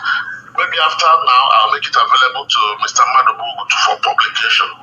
We expect all Biafrans, wherever we are, to publish that the letter of restraint to the United Nations, because Nigeria has consistently breached and or disrespected the orders of the United Nations and those of the Commonwealth. And for those disrespect, there must be penalties. So our lawyers, our international component, the person of Mr. Bruce Friend, who used to be an Attorney General of the United States of America under Ronald Reagan, has already taken position and has already done some jobs on that. So we are hoping that one, God willing, will also have its own effect. Then we are from now henceforth going to send some other similar petitions both to the African Union and to other international organizations that are assisting, because there is need for them to know about the breaches of our constitution and about the breaches of other laws of the Federal Republic of Nigeria by the Nigerian government authorities and the courts. So we have gotten judgments in Abuja, in Omahia severally, in Enugu severally on this matter. So we do not know, and these are courts, high courts. They are not the courts of ordinary jurisdiction. These are high courts, the same rank, the same standing with the federal high courts in Abuja. We want them in all those courts.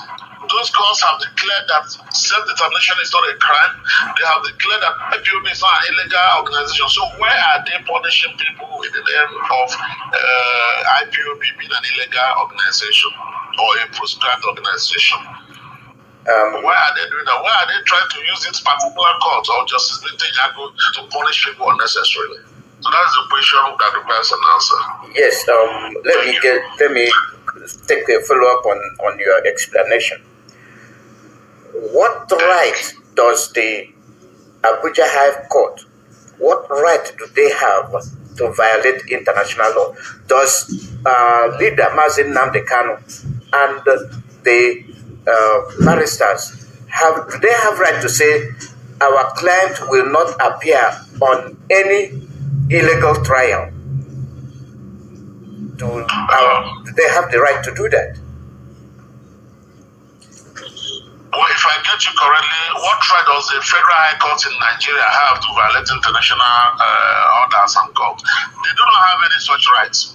Okay. Because Nigeria is a signatory to international treaties and conventions. If you sign with the United Nations that this is our agreement, every arm of government should comply and obey that agreement, including the courts.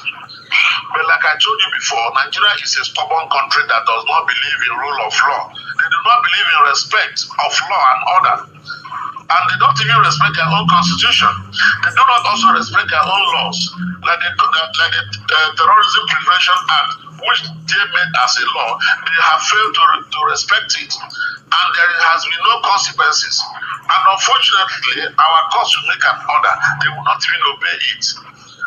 Our courts will make order, they will not obey it. The court of Binta Nyako, as of today, according to her, has made about 21 orders. Those 21 orders have not been obeyed. And yet, we call that a trial. Then why do we bring an innocent person to that court? Why don't we say we cannot produce our leader in an illegal court system that will put his life in jeopardy? And then why can't we, as Biafrans, actually say, no, we have been shouting no to the trial because it is illegal. Why can't we say no for further trial? I mean, the lawyers or the barristers as they applied in the zoo.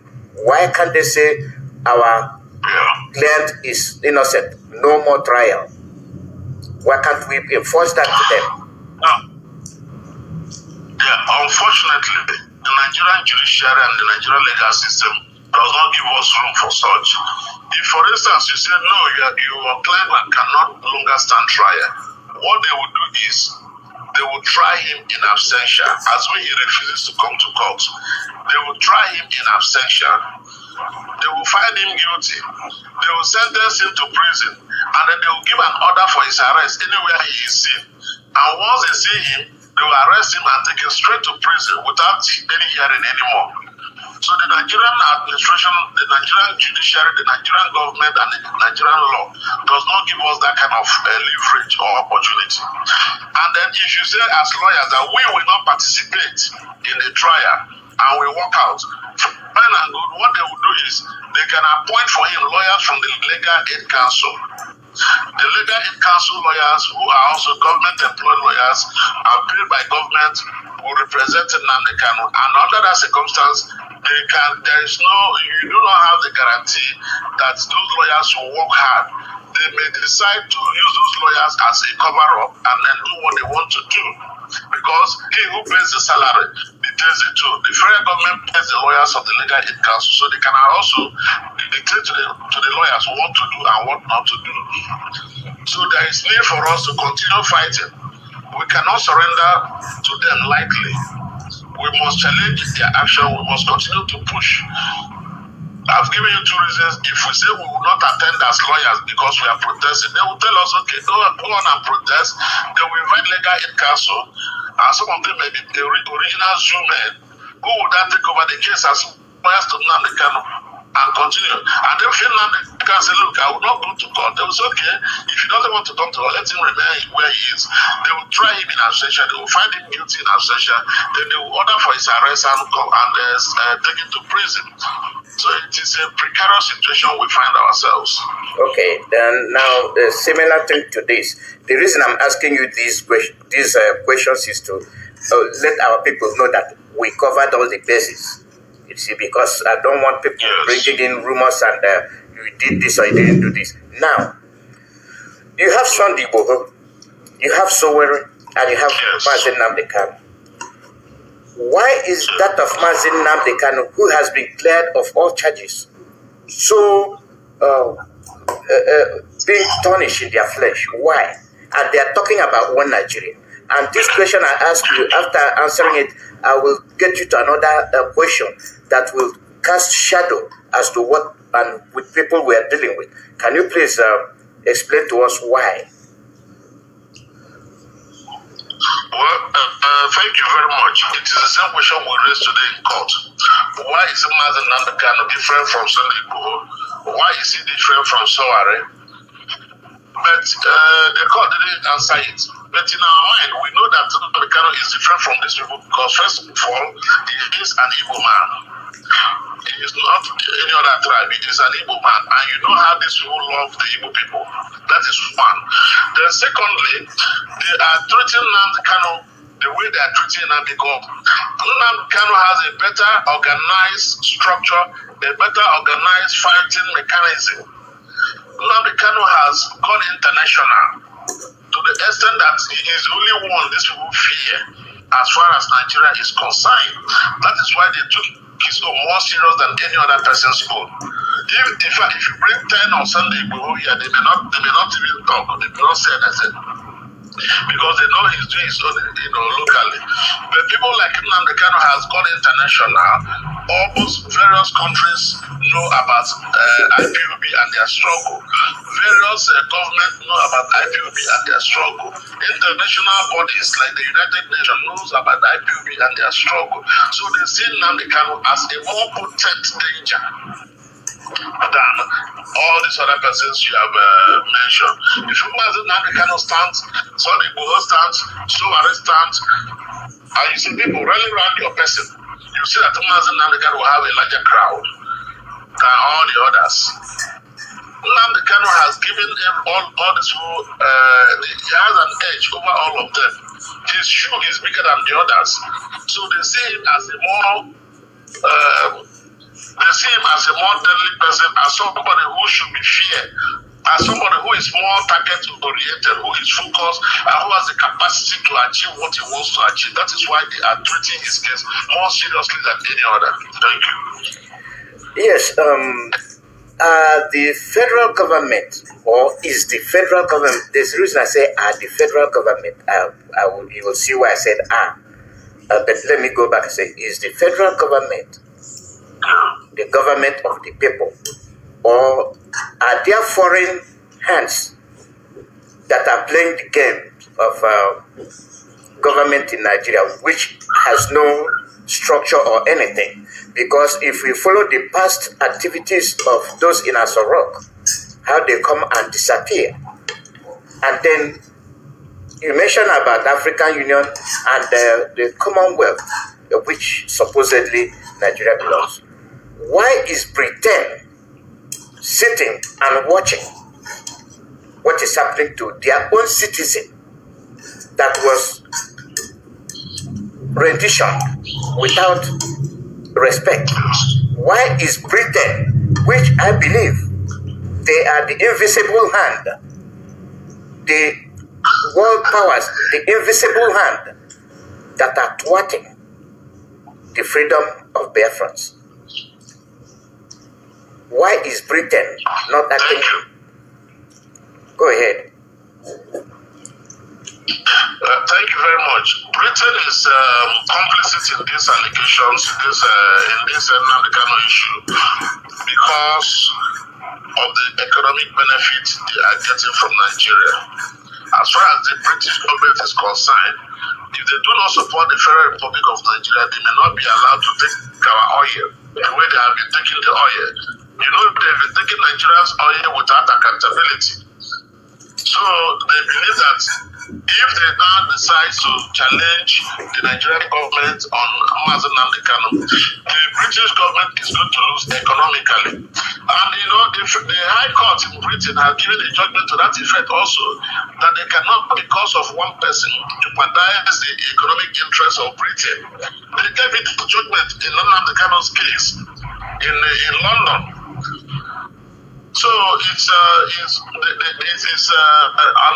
is why people, strongly believe that the hand of Britain is in this case. They are the ones encouraging and aiding Nigeria to do evil against international treaties, against conventions, against the Constitution of the Federal Republic of Nigeria. The British government is responsible. They are fully responsible. They are the ones who didn't land the Kanu. Because if they had started agitating, why is our citizen being unjustly treated? Nigerian government would have said, okay, come and take your citizen.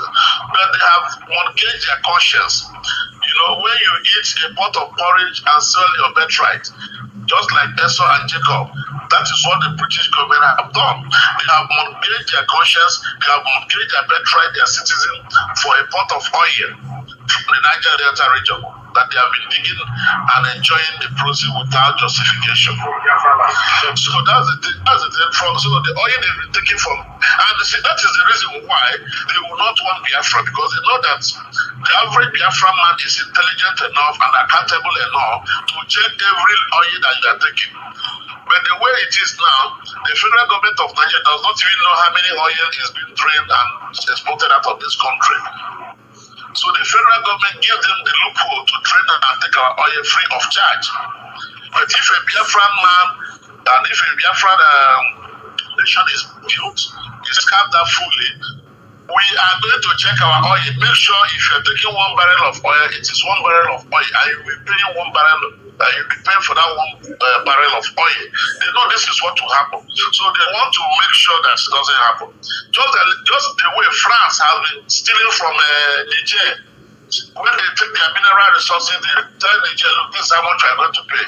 Now Nigerian people have woken up and said, no, you have been stealing from us. You can no longer continue to take our resources. If you are going to take our resources, you are going to pay the actual market value.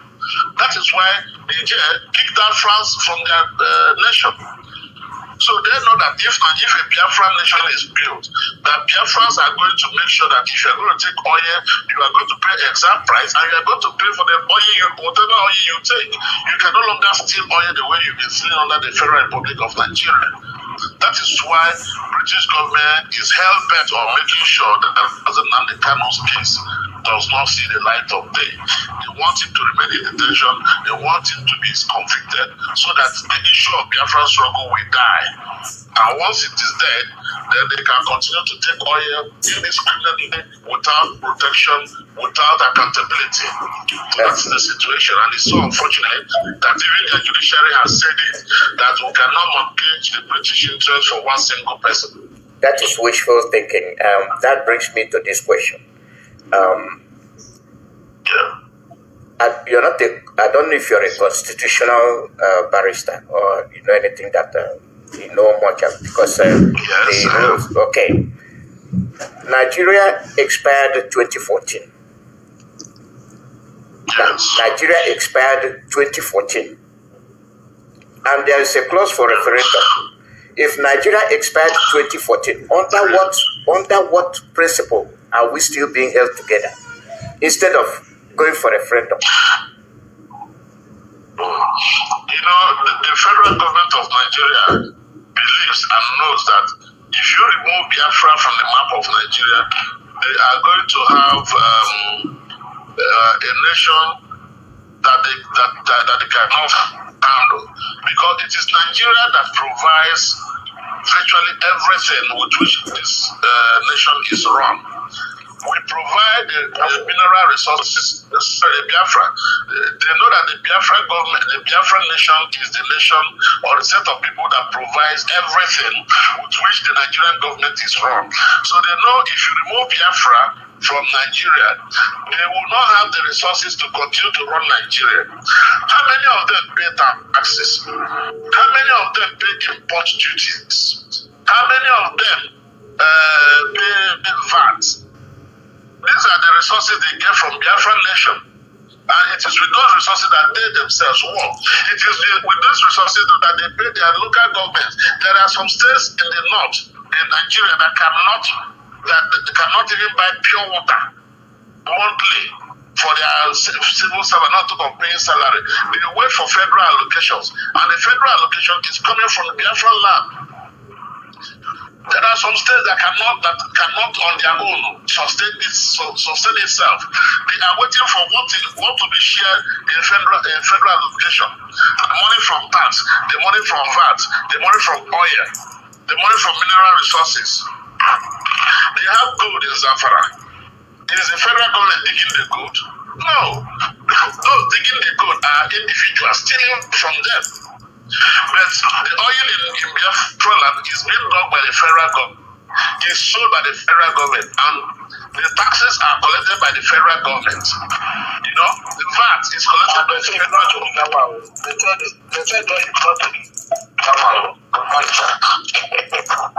So what we expect them to do is, if for instance the federal government removes Nigeria from Biafra now, then how would they sustain their economy?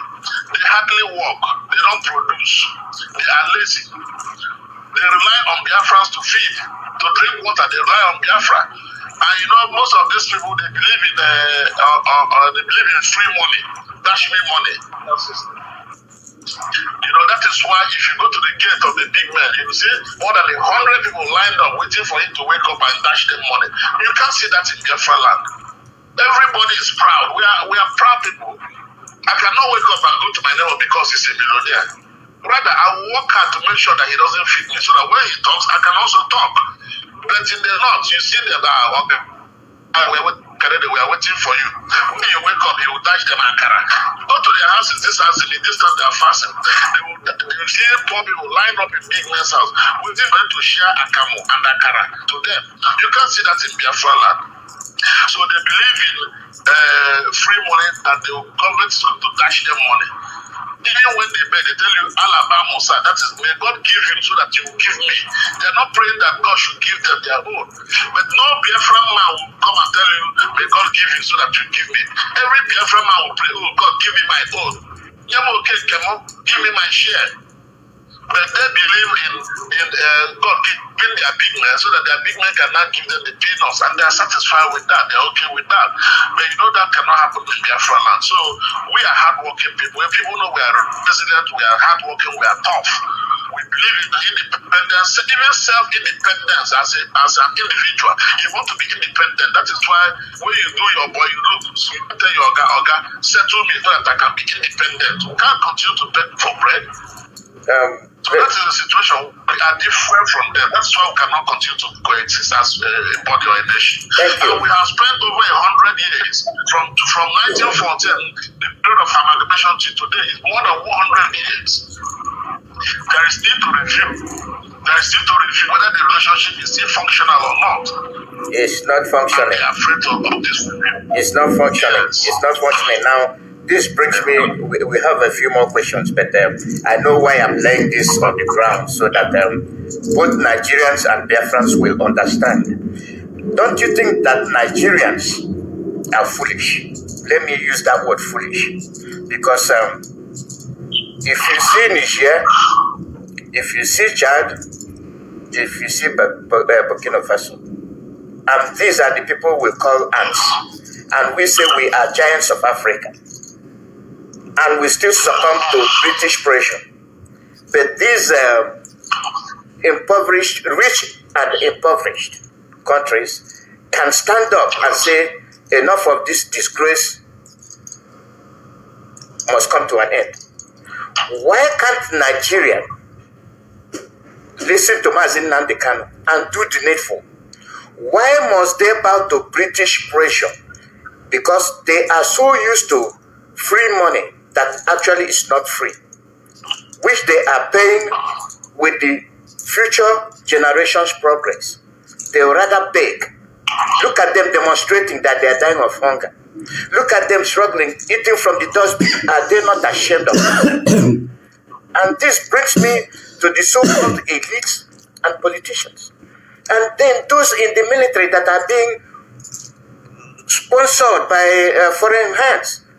Why can't Nigerians stand up and say, let's disperse? Because each of these regions have enough minerals resources to sustain them. Why can't we separate? Because the country has expired. We have nothing in common in tradition, religion, language, or otherwise. We don't have anything in common. Why is it that Nigerians cannot listen? Go ahead. Yes, the reason why they don't want us to separate, like I told you, is because their life depends on us. Their life, their free money depends on us. They are a lazy set of people, very lazy set of people. Instead of going to work and earn a living, they will prefer to beg. They will prefer to do bureau de change. They will get money from central bank, sit by the roadside, and then you bring your hard-earned money, they give you $1 or whatever, and make extra money. Because their people are in the central bank, bringing out $1, bringing out a foreign reserve and dashing them, and then they will selling it to big men or to people from the Biafra land who want to import machineries for their industries. They are a great set of people. That is why they don't want us to have that independence. They don't want us to have that referendum to determine our independence. You know, now we also understand that. I told us, apart from the fact that they are lazy, they are illiterates. They do not understand that they can do better if given the challenge of surviving. They have very large areas they can farm. What is a square mile or square kilometer of Israel in the desert? Yet Israel produces best agriculture. The north has massive land. In fact, the land in the Niger State is more than half of the Biafra land. On top of the land in other places, in Kogi and other places. So, if they want to be hardworking, if they want to survive, they must first of all understand that they need to go back to the farm, or they need to use their own natural resources to develop their own community. You know, they believe in this syndrome of turn to wealth. When you see their rich men, they are extremely rich. They own private jets. They are parasites. Exactly. They are parasites. They believe in leeching on people, sucking blood like change. They just be sucking the blood of the man who is laboring, who is working. Parasite, you know. So there's need for them to understand themselves. First of all, they should go back to their farms or industries or whatever and earn a living by themselves instead of waiting for politicians to come and dash them money. Yes, I like the way you responded to this question, because I am trying to get Nigerians and Biafrans to see the need for the separation, because they will gain more if we separate, because there is no way Biafrans will not help them, you know, to be up to date. And that brings me to the issue of insecurity. The landmass of the north is, I think, 841 square miles, and the plan of Biafra is 28,000 square miles. Why is the insecurity so prominent, and our people are not seeing it and understand that the gradual assimilation of our land to by the Fulanis is so dangerous? Why are our people not reacting to this danger? And they still talk about politics, and then the politicians that are supposed to protect the people, like Governor Mba, I will not miss him, that is coming to tell people, causing more problem to the population of Biafrans, where we have hunger and crops being destroyed by the Fulanis. Why will somebody like Mba render our people homeless and destroy their crops that the same Fulanis are destroying? I just want to know the mental state of these politicians and the governors, if you can spread some light on it.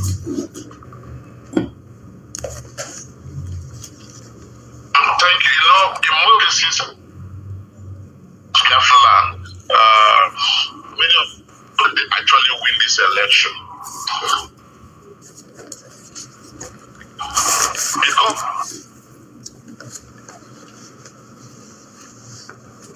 they are giving the ranks of the position of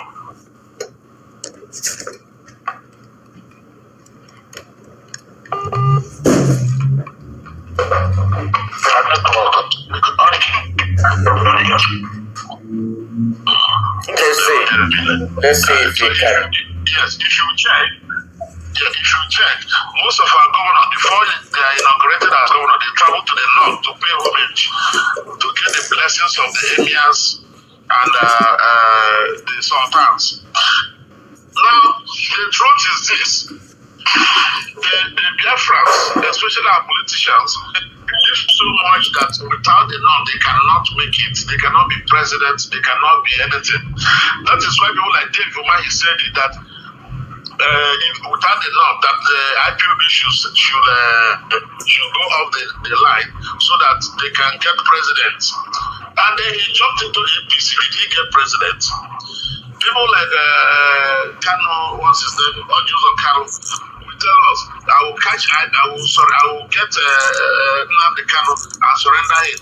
He did believe that he will be made president. Did he get president? Did he even get Senate president? Did he even get vice president? Mba of Enugu State, we all know he had issues with his NYC certificate. And then when they threatened him, he now told them, whatever it is that he told them, that made them up to say, okay, your certificate is now very okay, go and be governor. And then to prove to them that he's loyal to them, the first program he made, or the first announcement he made, was against IPOB. And the next thing is he wants to establish Ruga. Ruga that all the other governors have tried and failed. Now he wants to try it. You know, so it is laughable. It shows that our governors don't even understand themselves. They are individualistic. They want to be governors and they want to retain their ranks and positions as governors without taking into consideration what the people of their governing district are feeling. So there is need for our governors, our politicians, our senators, our House of Rep members to know that their duty is first and foremost to us, the Biafrans. Before you talk, you must first of all be good in the house before you go and be good outside. You know, you can't be a demon in the house, then you go out and you want to be good, and you think those people outside there will regard and respect you. No, they can never. They will still tell you the man who betrayed his own brother can never be good to you. Don't ever trust him.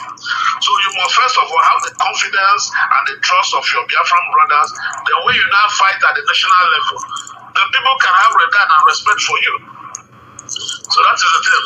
We don't mind, you see, we don't mind a situation where we can collaborate with other people or other nations. We don't mind that. Other nations, when I mean other nations, I mean like the European nation, even the Middle Belt nation, the John nation, we can collaborate with all of them, but it must be on the table of mutual respect, mutual regard for one another. Nobody can boss us. Nobody should boss people around. You cannot boss Biafrans.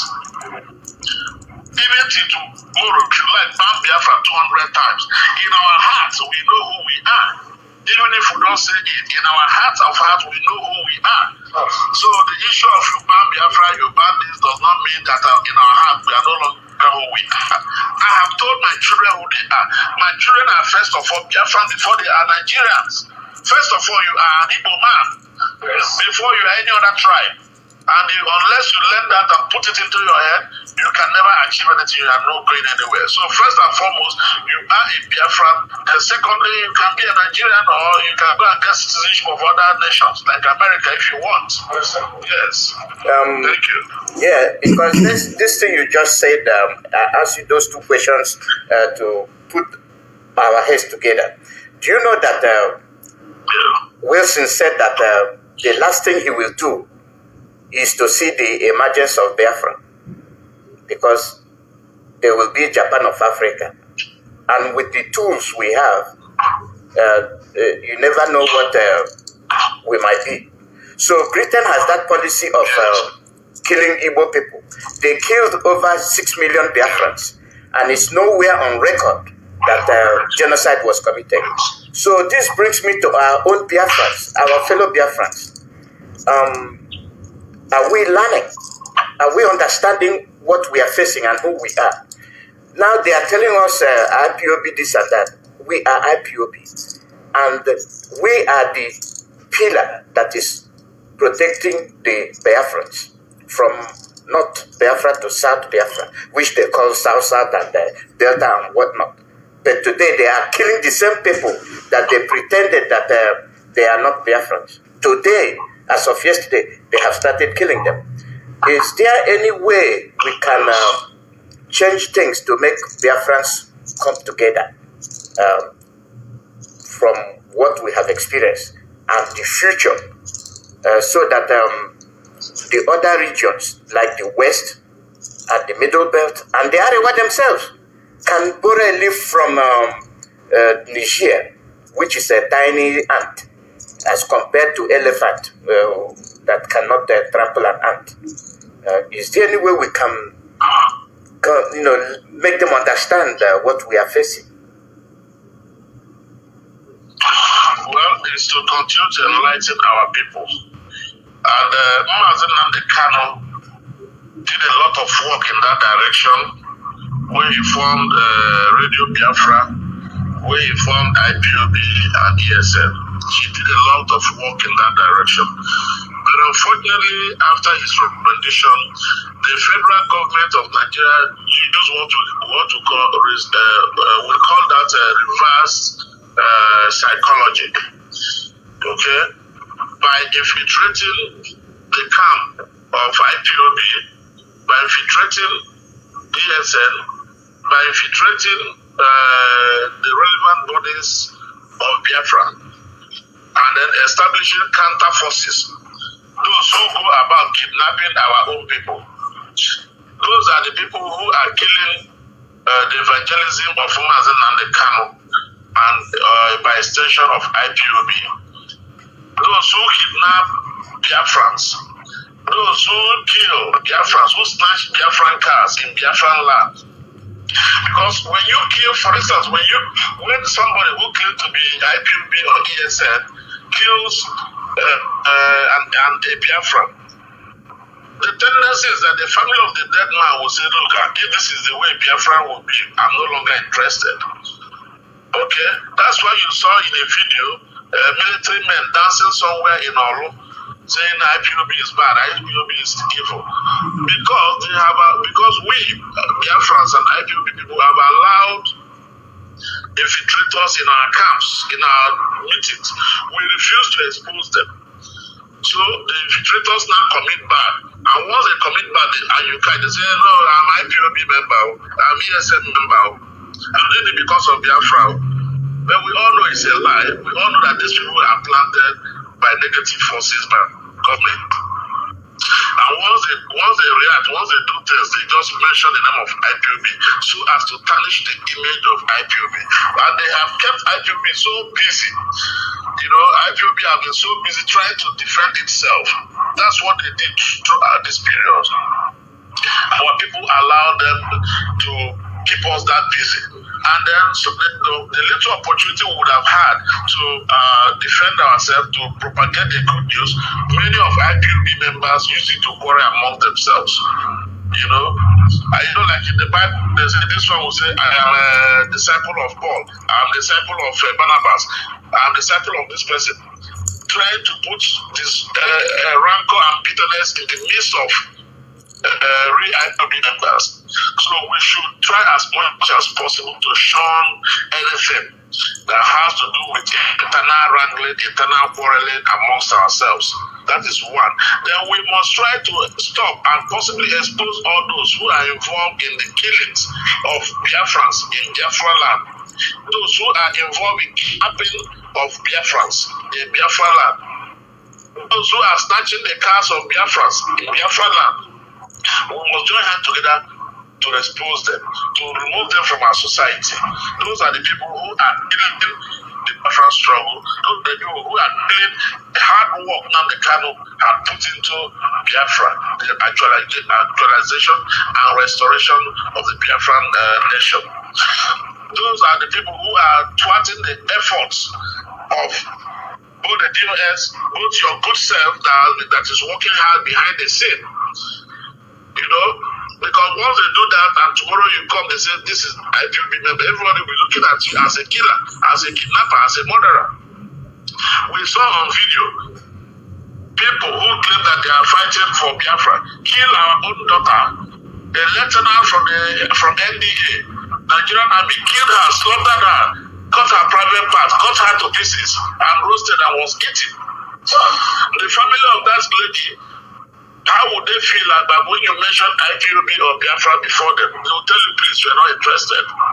You know, myself as a person, I had a cousin who was killed in our, you know, and I told him now about it. If not the fact that I know where I come from, I know how my own father Elias Ejiofor had fought both in the Biafran war and had fought under Masop, and now I am under IPOB fighting on the same cause. If not that, I would have said, if this is the way IPOB is, then I'm no longer interested. So we have our work. Try as much as possible. We have our work. Yes. We have our work cut out for us. So yes. Yeah. So Mazi Chike Doziem and the whole of the US and HOD and IPOB members, we are formidable, and we are not bending or breaking. They thought that holding Mazen Nnamdi Kanu will squash IPOB, but that's furthest from the truth. So I have covered everything I want our people to know, that IPOB is legitimate. IPOB is not illegal. IPOB is recognized worldwide. We go where we want to go. We have stations all over the world, and that is why we don't engage in criminality. Any criminal act committed in the name of IPOB is false. And you had our leader today say anybody committing crime. Yes. Made a broadcast today to that issue that anybody committing any crime in the name of IPOB must pay dearly for it. Yes, I played it. But you know, we protect all over the world. That's why I want to we know what is out there. We know the owners that pay for the right. America, you even got to mention about your mother. There's no government to opt. Are you not the person too? Sorry? Okay, look, that is my friend Ifeanyi for who they shot the mother on the leg, burnt all his houses, burnt every building on the street of his house, you know, they burnt everything. I was there physically myself. I represented Ifeanyi at the Federal High Court in Oka, and by the grace of God, we won that case. The court awarded him 50 million naira for that act. And then it didn't stop there because the subsequently again went and I was thinking that it was the one that they threw bomb inside the car. Mine is cooking. Yeah, that's Ifeanyi's car. They bought it with his PA in it. Okay. He said he came out brother. They are going.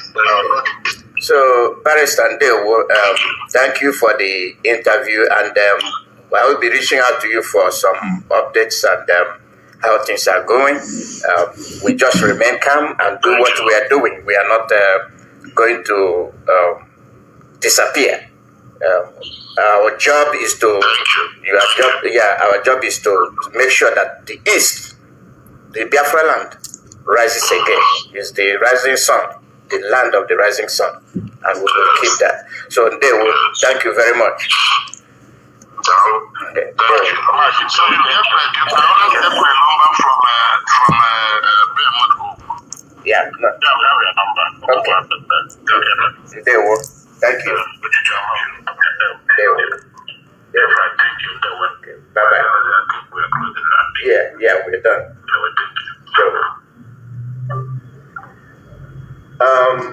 This is the end of the update.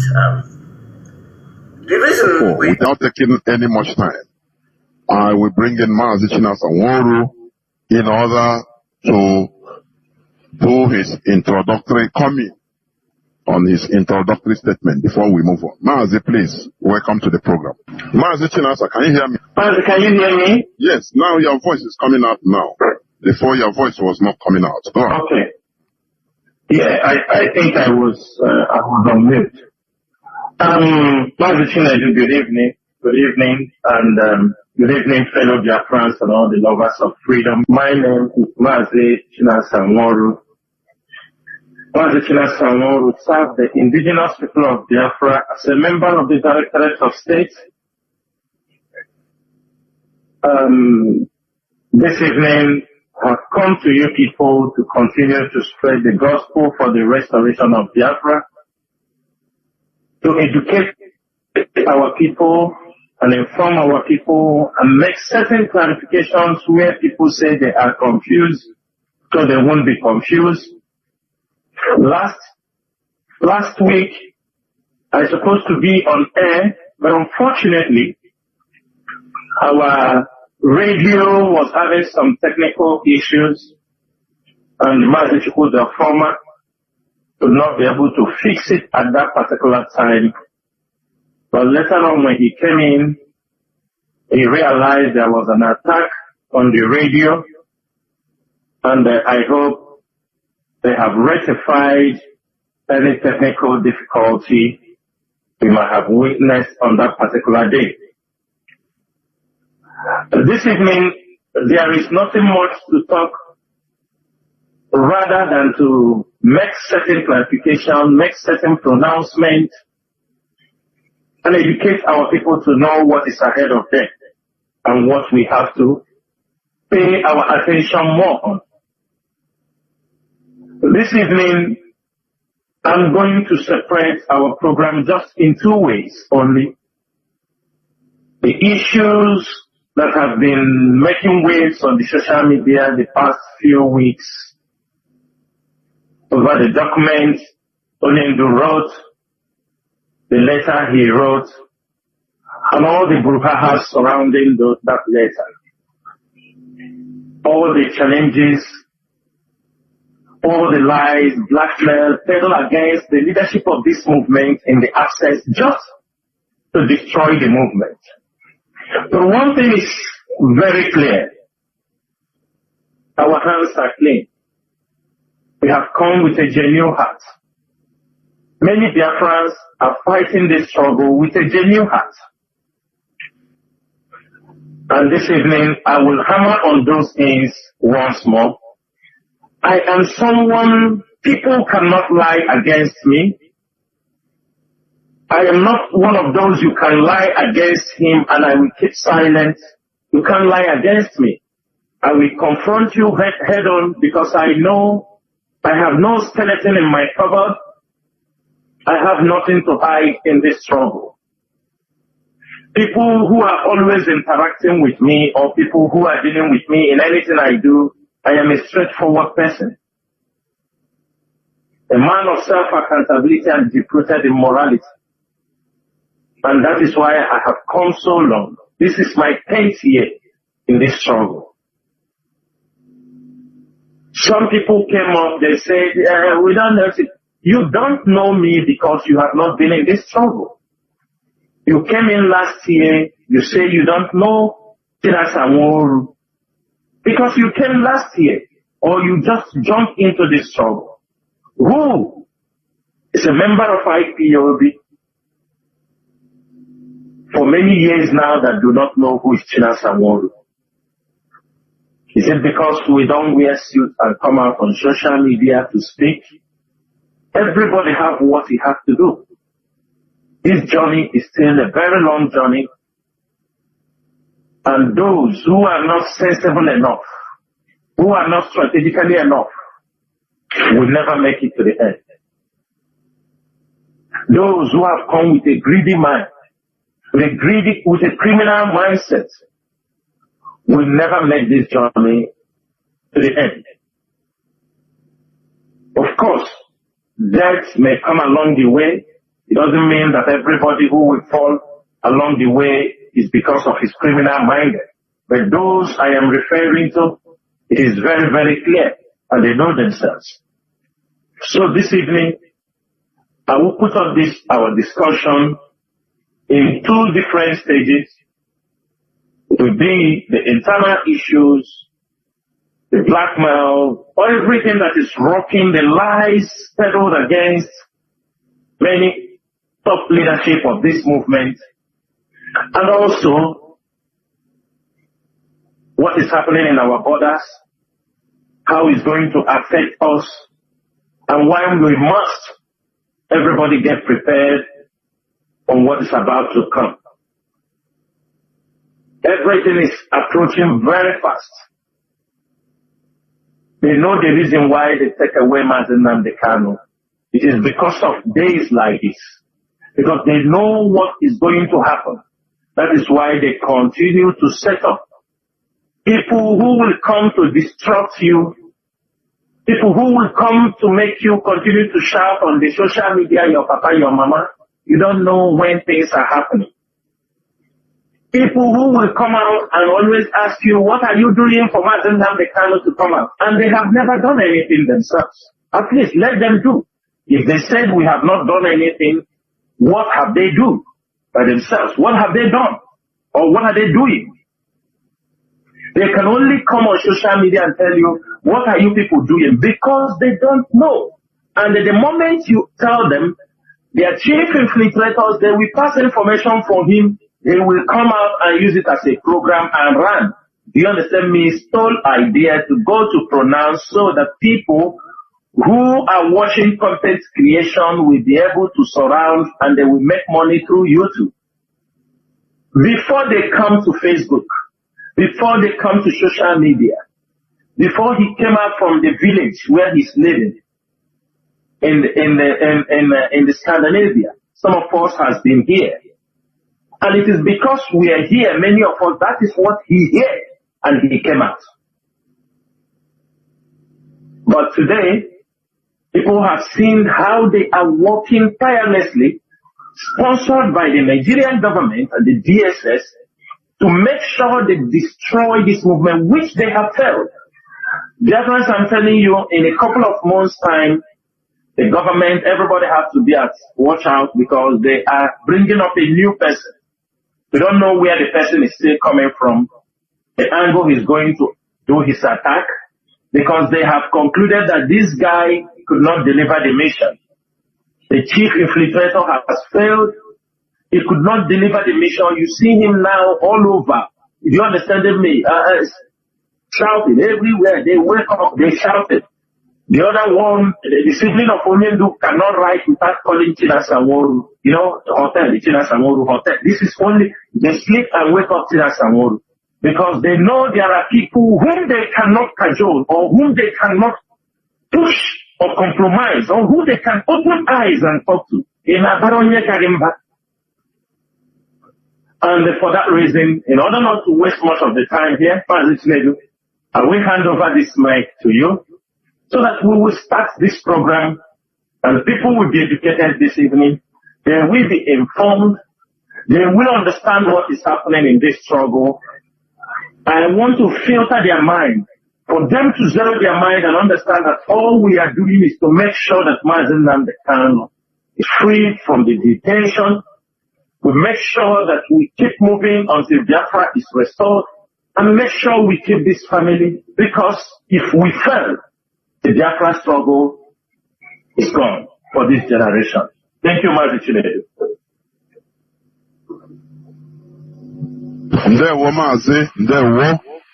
We must continue. Mazi, I want us to start from where you mentioned. You talked about the letter of Mazi Nnamdi Kanu through Aloy Ejimako, Barrister Aloy Ejimako. It was delivered. I know it looks as if out of is it frustration? I can say, or anything. But your voice is cracking. I'm not hearing you very well. Your voice is cracking. Can you hear me? Yeah, it is raining heavily here. Can you hear me now, Mazi? Mazi Nasa, can you hear me?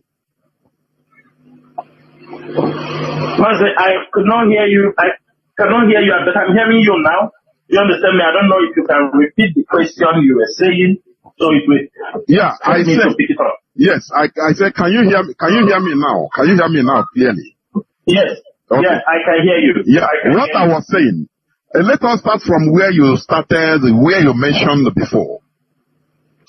About the letter of Mazi Nnamdi Kanu, to the extent that he used his hand to write letter and deliver through Barrister Ejimako, which he did, and many other things that followed. But I want to understand, also, we saw about the statement of Benjamin Madubugu that visited Mazi Nnamdi Kanu. Finally, he mentioned that anything that comes from, including Mazi Ejimako, is from him. But people are asking now, what is the basis of attacking Mazi Ejimako? Please, we need clarification. People need clarification. What is the basis of attacking Ejimako in this issue? Please, that is the first thing I want to. Please, somebody is calling Mazi. I don't know when people are calling. Mazi, I don't know whether you understand me. Somebody called this line. Yes. That was what put it on hold. Do you hear what I said? Do you hear what I said? Yes, I heard you very well, very clearly. Yeah, please go on.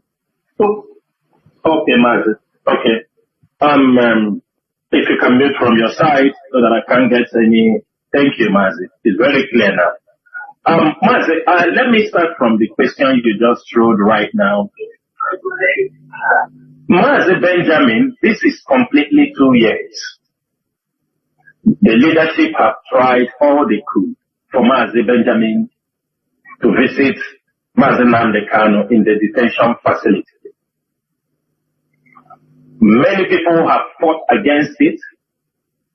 Last month, the leadership also spent money to make sure that Mazi Jonathan, when Onyendu wanted to see him, Onyendu want to hear from him, because all this while, those who go to tell Mazi Nnamdi Kanu about IPOB, mainly his siblings. The siblings of Mazi Nnamdi Kanu are the ones that goes to tell Mazi Nnamdi Kanu. And the barristers, that is, the barristers is if we send them message, and we don't know other messages they used to drop for Mazi Nnamdi Kanu. But it is only Benjamin Madubugu, whom we know is an IPOB member. He went to prison because of this struggle. And for 2 years, we have tried. On many occasions, they legend him all kind of things. They bring confusions. And all these things they did was to make sure that Benjamin don't visit Mazi Nnamdi Kanu. Because we know if Benjamin visits Mazi Nnamdi Kanu as an IPOB member, he knows the structure. He knows everything. At least he can be able to tell Mazi Nnamdi Kanu what is happening outside the four walls of the DSS dungeon. Mazi, am I coming out? He's saying my connection lost. I don't know if it's affecting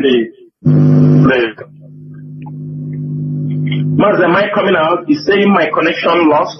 I don't know if it's affecting Welcome back. This is Radio Biafra House of Service. Welcome back, please. There is some technical issues that came up, but I think it's fixed right now. So we must continue, please. Please. I welcome each and every one of you back to this Hello platform. So, Mazi Sanwo-Olu, you are continuing. Please continue. Let me see. Please hold on. Yes. Please continue in what you're saying. Continue. You understand the question? Okay. Yes. Your voice is crystal clear. Yes. Yeah. So, Biafrans, from where I stopped, I was talking about how our brother Mazi Madubugu, we tried to make sure he visits Mazi Nnamdi Kanu. And Mazi Nnamdi Kanu on several occasions have asked him to come and see him in the DSS dungeon, which we have tried on many occasions and failed. But, Chukwu Kadiama is great. Last month when he asked him to come also, he went there, he could not see him. But so God, with infinite mercy, last Thursday he went there and he was able to meet Mazi Nnamdi Kanu. And we realized also for the fact that there is nobody from the leadership who goes directly or who can be able to communicate to Mazi Nnamdi Kanu, that people took that opportunity to blackmail IPOB leadership. They took that opportunity to blackmail everybody they think that will be a hindrance for them to be able to hijack the struggle. That was what had been happening for 2 years. Because I could remember the day Mazi Nnamdi Kanu was kidnapped, everything was in order. We were communicating, like I said, I continue to say it, I was communicating with him on that particular day until he told me, okay, I will get back to you. And that was the last day. And suddenly, when Mazi Nnamdi Kanu was renditioned to Nigeria, a lot of things start happening. A lot start happening. In one of the things I wrote on social media about the letter was written by Mazi Nnamdi Kanu. But you see, one of his siblings, who is very good to come on social media, he has nothing to talk since they hold Mazi Nnamdi Kanu to talk about China Samoro. I wrote that this message has been given for past 1 year, for a very long time. The letter is not coming new. And can any one of them argue that? That Mazen Nandekano, why would Mazen Nandekano even go to the extent to write a letter? Because, and gave it to them, gave it to Aloy to present this letter, even though some of us are not somehow agreeable. Of course, not everything people do you must accept or you must just say it's okay. But for us, there was no need of even giving a written note. Why a written note was given out was because this message, Onyendu have continually sent this message. If you compare the time Abaribe met Mazen Nandekano in December 2021 and heard what he said, that means from all that time, Onyendu wife have visited the husband also. There are people that have gone to Mazen Nandekano, continually asked him about this sit at home, and he said he did not authorize anybody. After all, he's the one that told us to call up the sit at home off.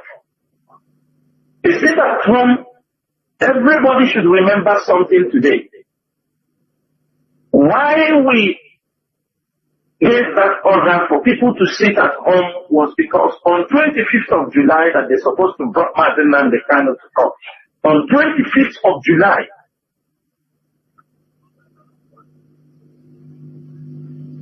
Mazen Nandekano, people travel all far of life, something on, and unfortunately the DSS fell to bring Mazi, please, it seems you mute your phone, please. I don't know what happened. Mazi Nasa. Mazi, can you hear me?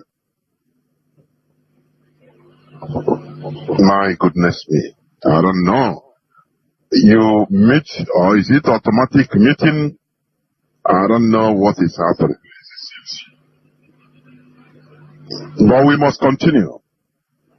Do not forget that we are still on this platform with Mazi Chinasa Nworu. It doesn't matter the ups and downs that we are experiencing, we must continue. I think Mazi Nasa, I don't know what happened. Or you muted your phone or something like that. Nobody muted my phone. I didn't mute my phone. How can I mute my phone while I'm talking? No, I didn't mute anything. Your voice just ceased. It's not from here. It's not from here. Go on, please. And yes. So I don't know. So everybody's supposed to know.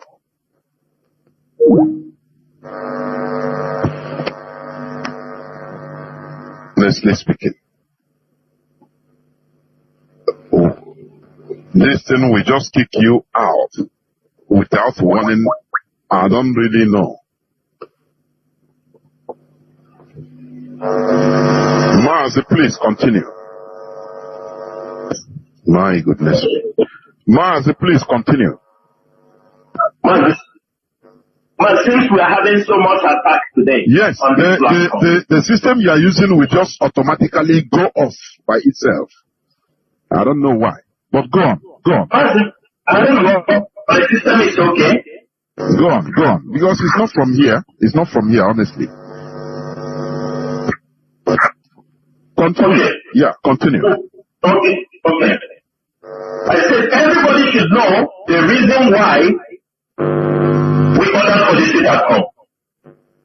On 25th of June 2001, when Mazen Nandekano was supposed to be brought to court, the DSS did not bring him to court. And there was this strong rumor that time that the life of Mazen Nandekano was in danger. That this particular time that he could not, even the women in America were rumoring that Mazen Nandekano has only 2 weeks that he will die in the DSS dungeon. After considering the pressure in Biafra land, the DOS had a meeting. The pressure was so much that people were leveling all kinds of things. saying we are the one that sold Mazen and the Kano. We needed to take a measure. That was why we came together. We said, let's kickstart from here because we know the Nigerian government was waiting for us to march on the street or protest and people will be massacred. We said, let us follow it from this angle. When we called for the sit-at-home, we gave like 1 week before the sit-at-home was activated. None of the lawyers were allowed to see Mazen and the Kano. The sit-at-home started on that Monday. We started that sit-at-home. That was the day. That was, I think, 8th of August or 6th of August. That was the day, 6th of August. That was the day they allowed Mazen and the Kano, Ejimako, met Mazen and the Kano that day. And he said we should call off the sit-at-home. But even though, within that 1 week, we put that sit-at-home, asking people to buy things for their homes, everything that we use. That was when we were getting pressure from his brother. Even that time, nobody has said seen Mazen and the Kano. Until that time, they didn't bring him to court. We have to obey the leader the next Monday, even though we knew, because we have been told, the gods of the land have told us that we have wakened the spirits of the land. That for us going to call this sit-at-home off, it is not going to be easy.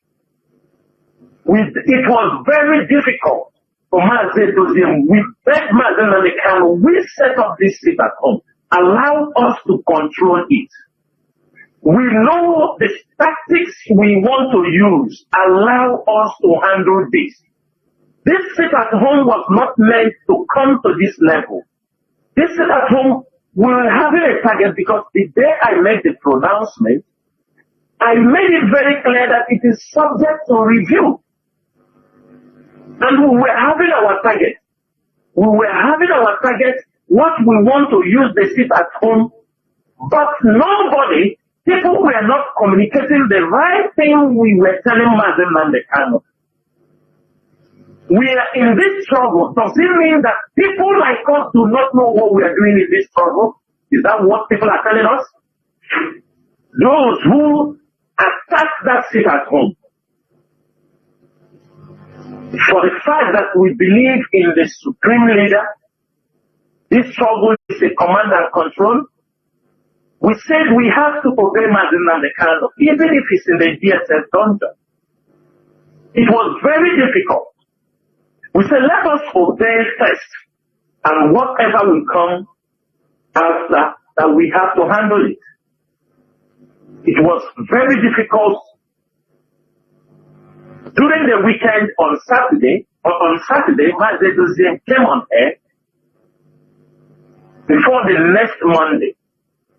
We even asked, give us 1 month. We have said this thing. We are the ones to go out there to control it. We know how we set this sit-at-home. We know the plan. The leadership know how they have moved to use this sit-at-home to oppress. But people who want the leadership to fail continue to attack from day one. And at that particular time,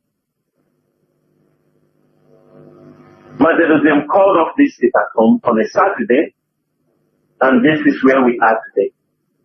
And from that particular moment, when that sit-at-home issue was happening, was about to happen, we called it off. What thing people don't understand, that they don't know that this chief Eperima, you see today, that Kalonta called him, told him that he's going to give him one position in IPOB. When they were having their meeting on who will take over the radio, we knew. But it's still sometimes we have to be mature, because we don't come on radio and talk about everything. When they were having the meeting with the women in America, with him and the Perima, to hand him over the radio Biafra, we knew. The people in the meeting communicated to us also. Okay. We wanted to get the instruction. We followed. We just want to do the normal thing. But I think most of you saw how far they took that. Because they were having a sinister plan against this struggle. God knows what they have been telling Onion Group pertaining the sit at home, but what I can tell you on many occasions, people, Mazen Namdekano have sent people. I can tell you he has sent Lemeka, Barrister Lemeka, to talk to the Epidemic to stop this sit at home, and he will insult the barrister. He has spoken to Maxwell to tell this guy, don't do this thing in my name. He insulted them and they pushed them aside. Ejimako cannot say you have not been told for more than a year. But I don't know how they are twisting it with Mazen Namdekano, delaying it till it got to this point that Mazen Namdekano have to release a written document.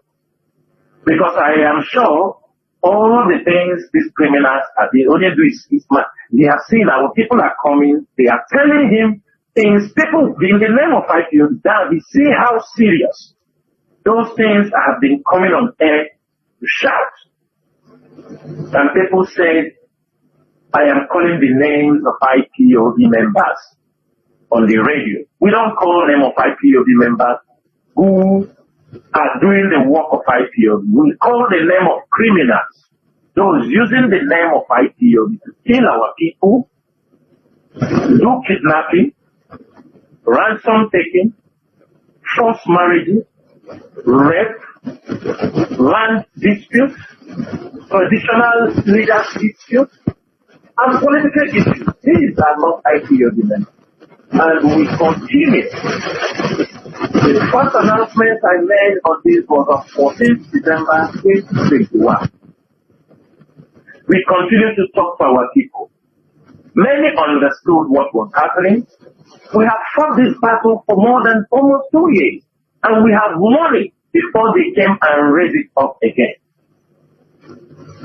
Let me say something, because this issue, there is no way we can talk about it without bringing a lawyer to my inside, because it all circles around him. And there is no way we can explain these things. When he brought the message to the public,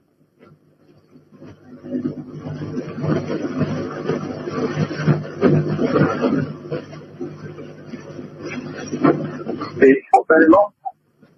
And I can tell you, only to have even asked them to institute a case against Epidemic in Finland over using his name for more than 1 year ago.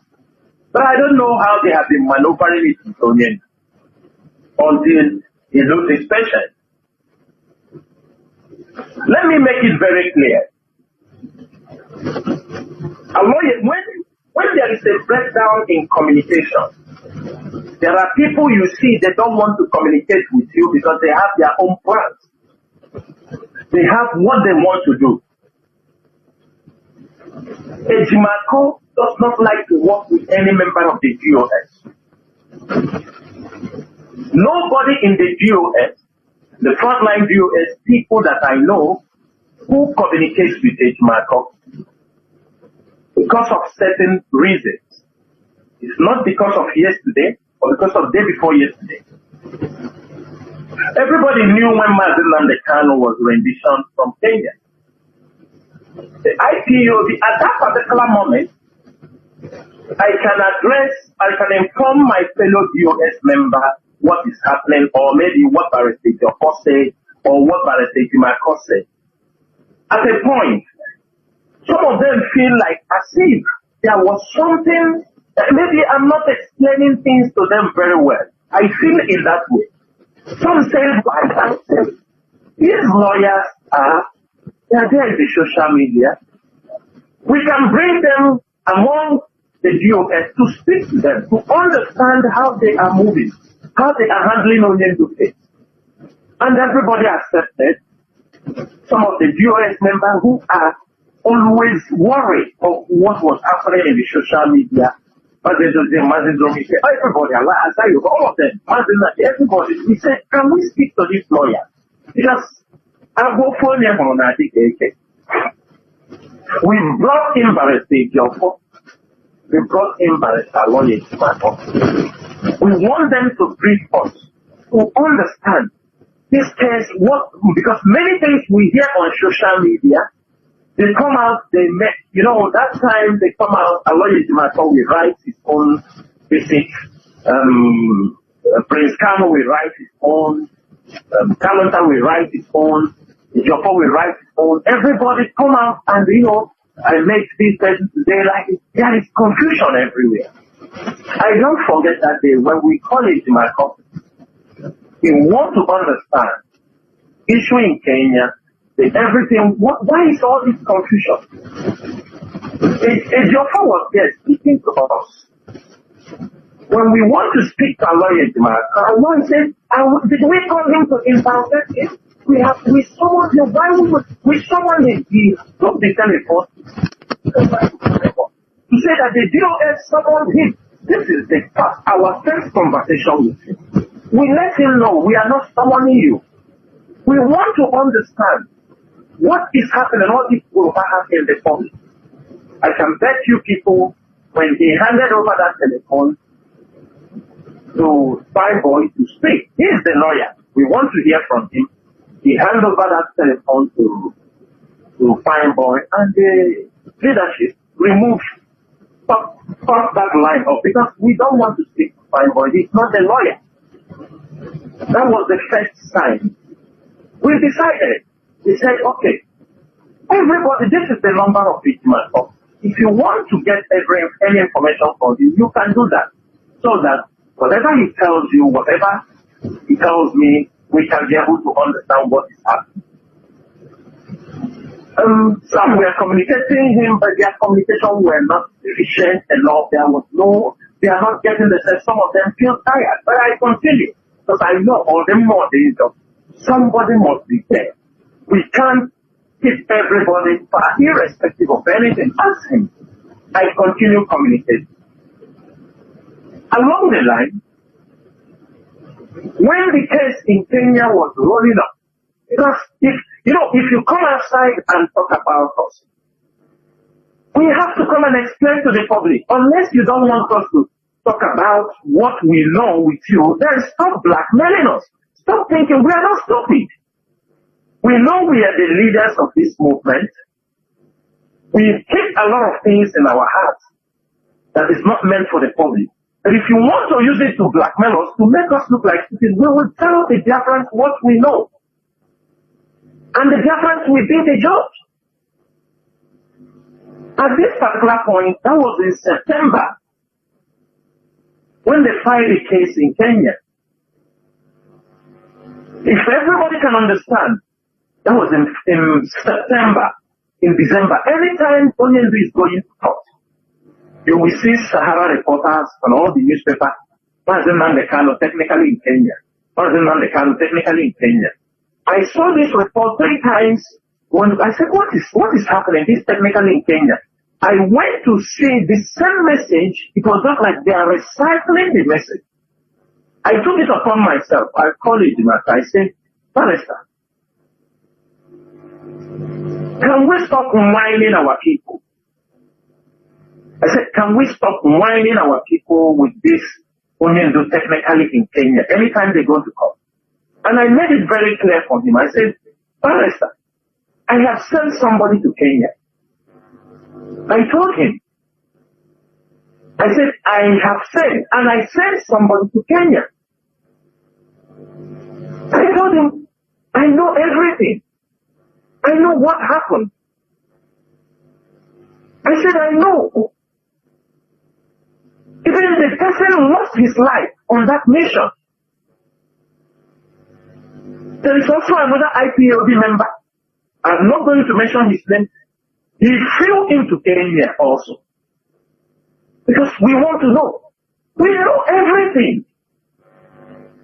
Please, stop every mistake, everything that has happened. Make Tina Sanwo-Olu, I know, I have found out. And we kept it until Onyendu is released. It is not for the public. I told him, Barrister, can we stop whining our people Onyendu? I told him, can we focus on the case and stop? And I said, you guys are doing nothing. And I told him clearly, I said, go and tell Onyendu that this nonsense they are talking in Kenya, nothing is happening in Kenya. I told him, forget this small thing, these things they make. At a point, Barrister Geoffrey, there was somebody on him, even I think it was Maxwell, they want him to go to Kenya to go and follow the case. They refused. The people said that the people that, when they were making all those rigmarole things, I found out that was when, on my own, I flew in somebody to Kenya. And everything I want to know, I know it. It's not, we're not talking on social media. We are not coming here to talk. And at the end of the day,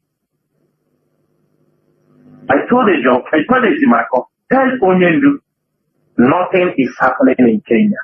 And I told Ejimakor, let's stop using, and I asked him the rationale that this man in UK is the one who found you a lawyer in Kenya. It's like a British finding you a lawyer in Nigeria. I told him we are Africans. I told him I know Kenya very well.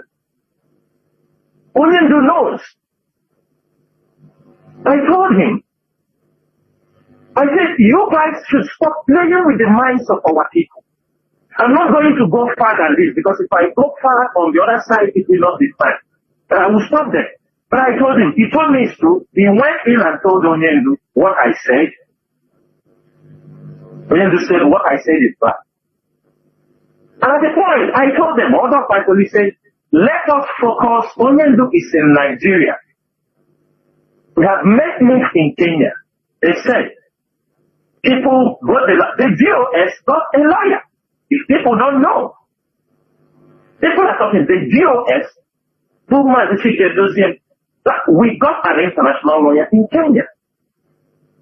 After making a move, all we did, we said, okay, said Onyendu is in Nigeria, let's focus in Nigeria. If Onyendu comes out, if we need to do anything in Kenya, we will switch to that side. But for now, Onyendu is in Nigeria, let's put our energy in Nigeria. Along this line, Ejimakor has not been very cooperative anytime we ask him questions. Ask any DOS member. When you ask him something, he said you are questioning him. You do him this, you do but for me, I don't care. When he do, also I raise my voice. When he wants to do that, I will raise my voice. And at a certain time, I told him, I said, Barrister, you are a lawyer for IPOB and Mazen Mandekano. You are not an IPOB member. I can tell you till tomorrow.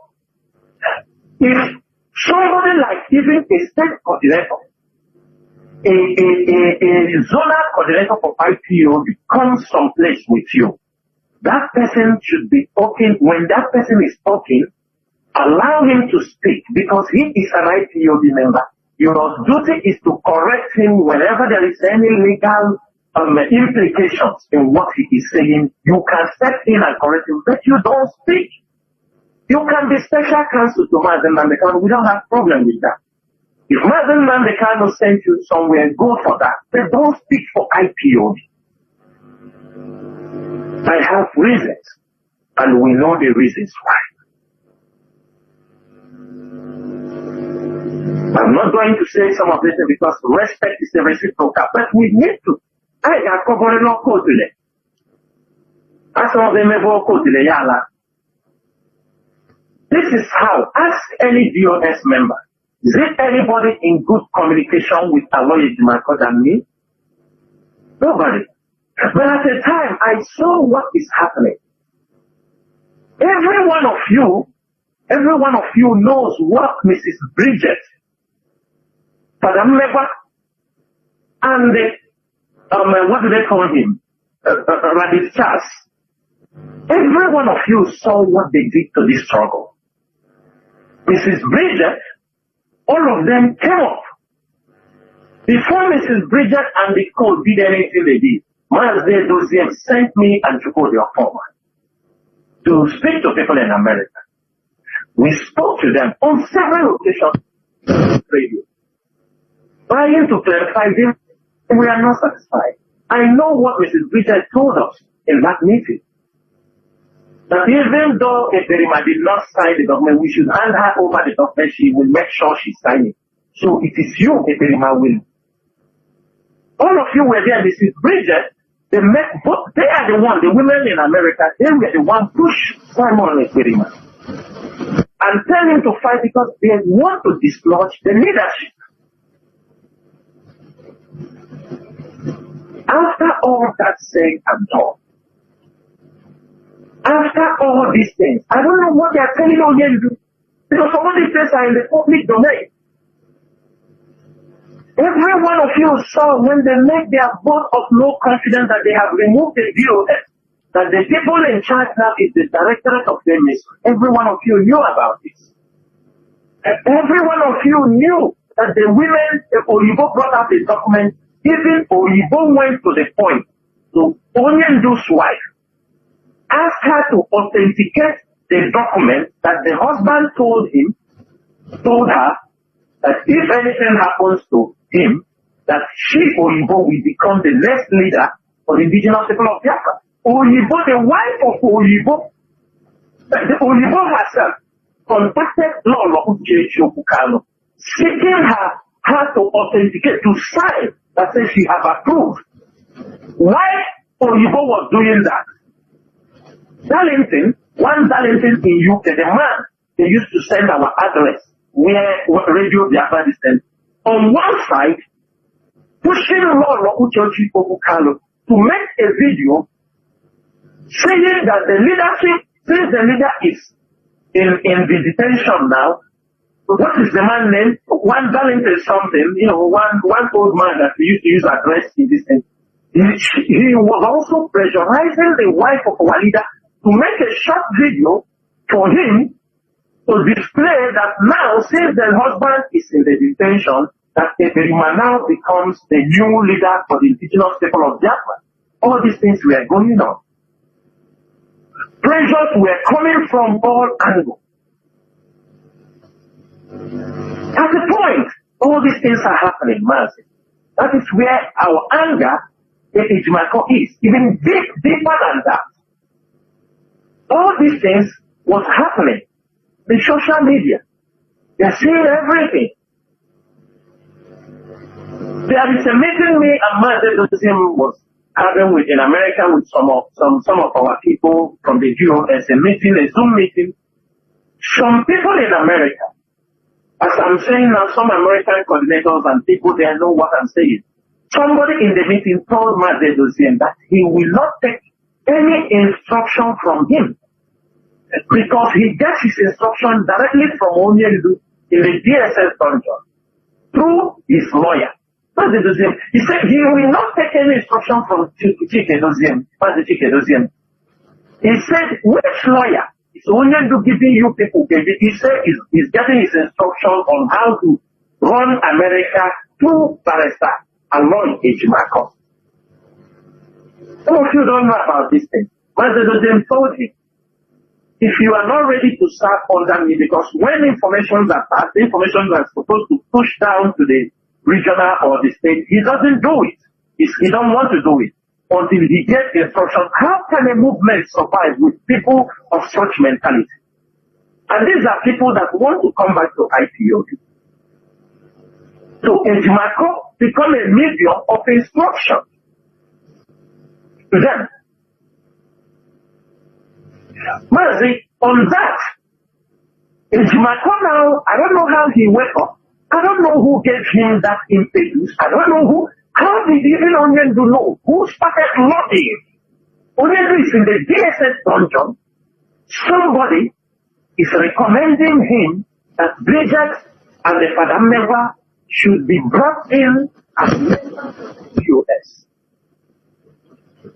When Mrs. Bridget and this group, when we have broken them, most of you heard the voice message of Bridget, when he was telling people, when we broke them from Onwada and with Ekperima, he was saying to somebody that they did not do much because every information about this struggle is controlled by the DOS. And they cannot operate unless they are having information from the DOS. They knew.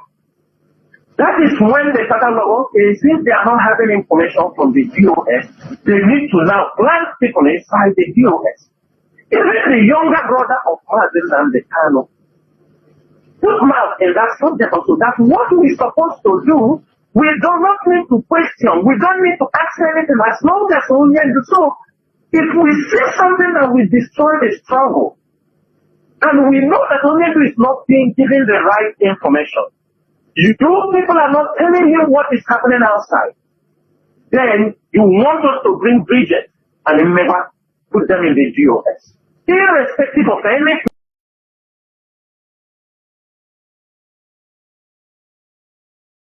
And make that announcement. To put Bridget and never inside the GOS. If we do that, the pressure come on me. I am not the one in position to announce it. Even if I come and announce us, how would Biafra look at me? See how they want to destroy you for their own selfish interests. The day Ejimako raised that, I was very upset with him. The following day, I called him because I know to him, in a bad way for trying to even tell us like that. And I spoke to him. I told him, if you go back, tell Onyendu, say it is not proper. Even if you want to bring these people in the US, when he comes out and see how things have happened, he can do that. If he wants, if the US is not for me, tomorrow I may decide, Onyendu can come out tomorrow. When he come out and do this, I told him I resign. I resign. I become a normal floor member. I am just serving the people of Biafra. I can do that. It's just because at this point, if anything happens, Martin Nnamdi will say, we abandon the struggle that he left in our care. If not, then we resign, become a normal member, pay my dues normal, nobody calls me, no more 20 hours meeting, no more 30 hours meeting, no more 40 hours meeting for trying to fix things. I could remember what Ejimako told me. He told me what we are doing is just the behavior of the brothers of the prodigal son. That when the prodigal son wants to come back to the family, everybody listen, that it is. I told him the Biafra struggle is nothing to compare or quantify with the prodigal son. People are dying in this struggle. Prodigal son went and squandered money. We are not talking about money, we are talking about life of people. Bringing Bridget and Meva into the GOS is a catastrophe.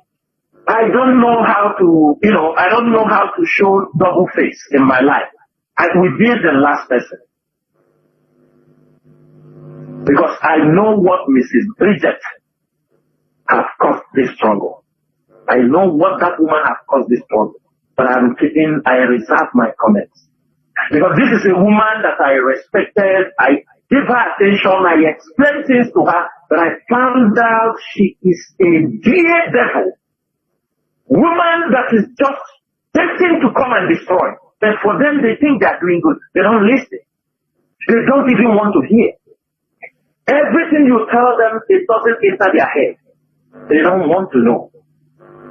And how can you work with people who don't want to know? That was how this issue of Ejimako and all these things.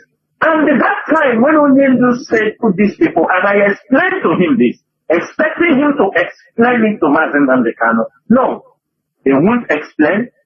The brothers, the brother of Mazen Nnamdi Kanu came out and be screaming, we are disobeying Mazen Nnamdi Kanu. He gave us order, we disobey him. You see, that is the blackmailing word they use always.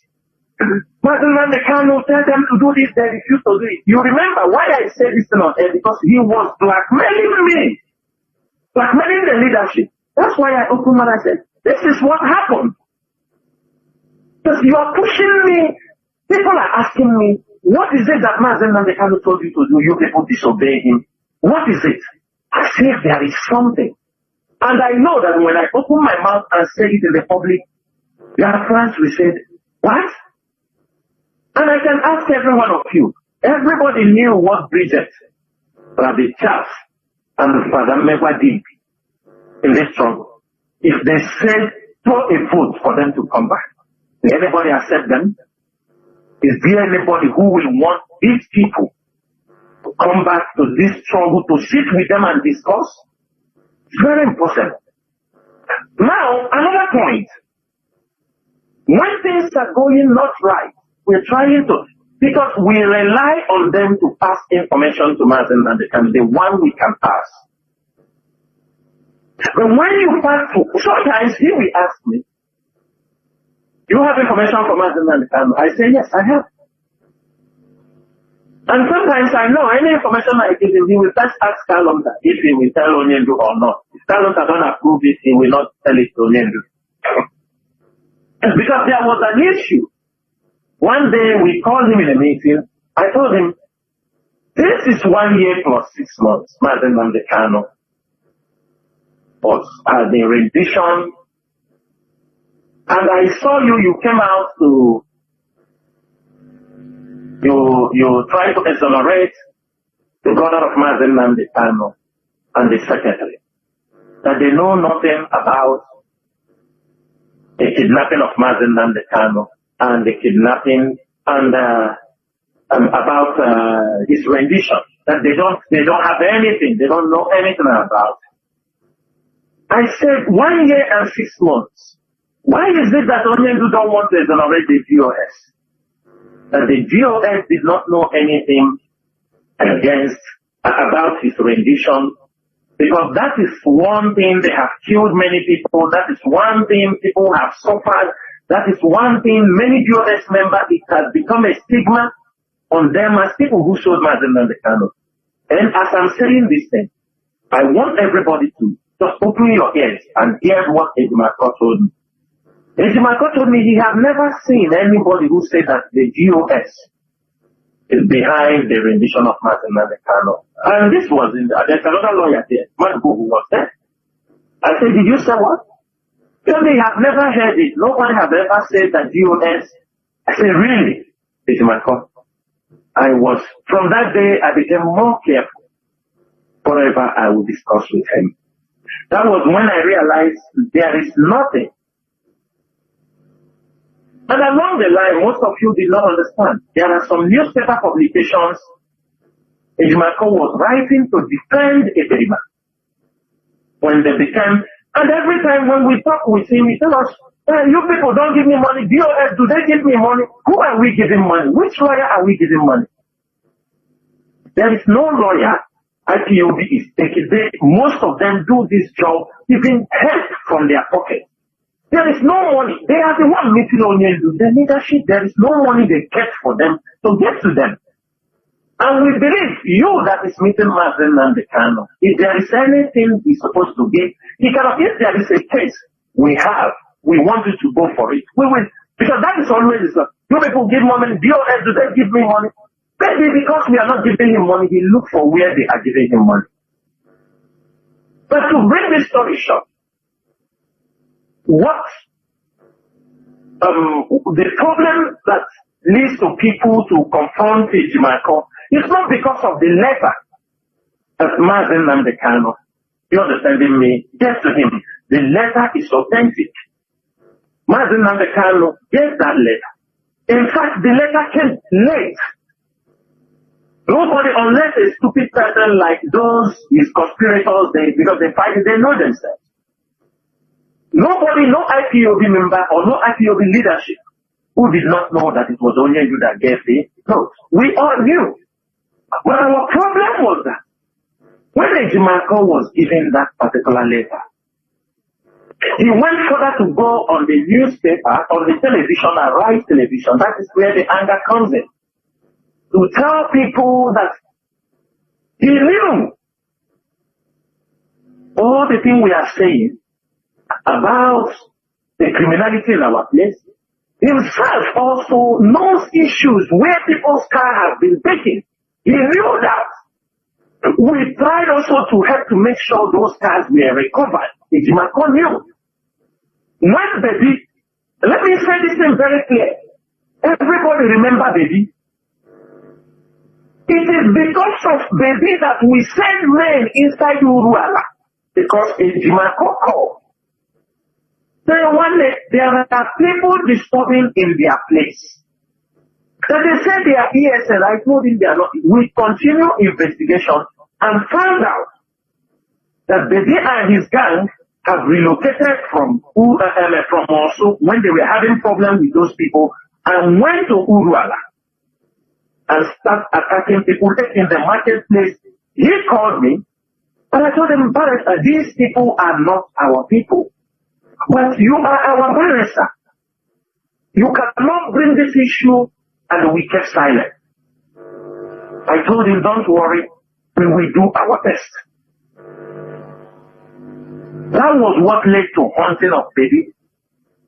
You remember, Baby, that many of them who they were promoting, supporting the one they were asking. Baby was terrorizing Uruala before we sent people in to make sure that Baby and his team were neutralized. How can at the end of the day, people committing crimes, you now come on the national television and say the same people of Simon Ekpa is the same, they are the same followers of Nnamdi Kanu. How can you say that? When you know that somebody tell you he's an autopilot. This thing did not happen months back. He told you he had his own liberation army. He had his Biafra liberation army. He's the prime minister of the Biafra government in exile. You knew all this. These things are not new to you. And you say they belong to Mazi Nnamdi Kanu. Mazi, this is where the problem comes in. This is where you see the anger of Biafrans on Aloy Ejimakor. There are many things that we don't need to share on earth. It's not necessary. But this is where the problem comes in. He knew when the Prime Minister turned himself from spokesperson to ESN, every title he has taken. And at the end of the day, he knew. He said, he knew all the publications. How is the Prime Minister? He knew all those things. He saw those things. He saw his liberation. He formed his own liberation. He saw his autopilot. How can you take all these things and say they are on Nnamdi Kanu? I want to understand. Unless there is something Mazi Nnamdi Kanu is telling you that we don't know, and if he's telling you those things, so what is the essence of Mazi Nnamdi Kanu telling you he did not authorize a perima or anything? That is where the problem comes in. Yes, Madabubu came on air. He said everything the message they sent, it is based on that Madabubu is saying. That I think Madabubu will be coming on air tomorrow also, and he can clarify on that. Yes, the message Aloy brought to the public against the perima is from Mazi Nnamdi Kanu. No doubt about it. Nobody is arguing for it. That is how it is. But one thing is this. Why after 2 years?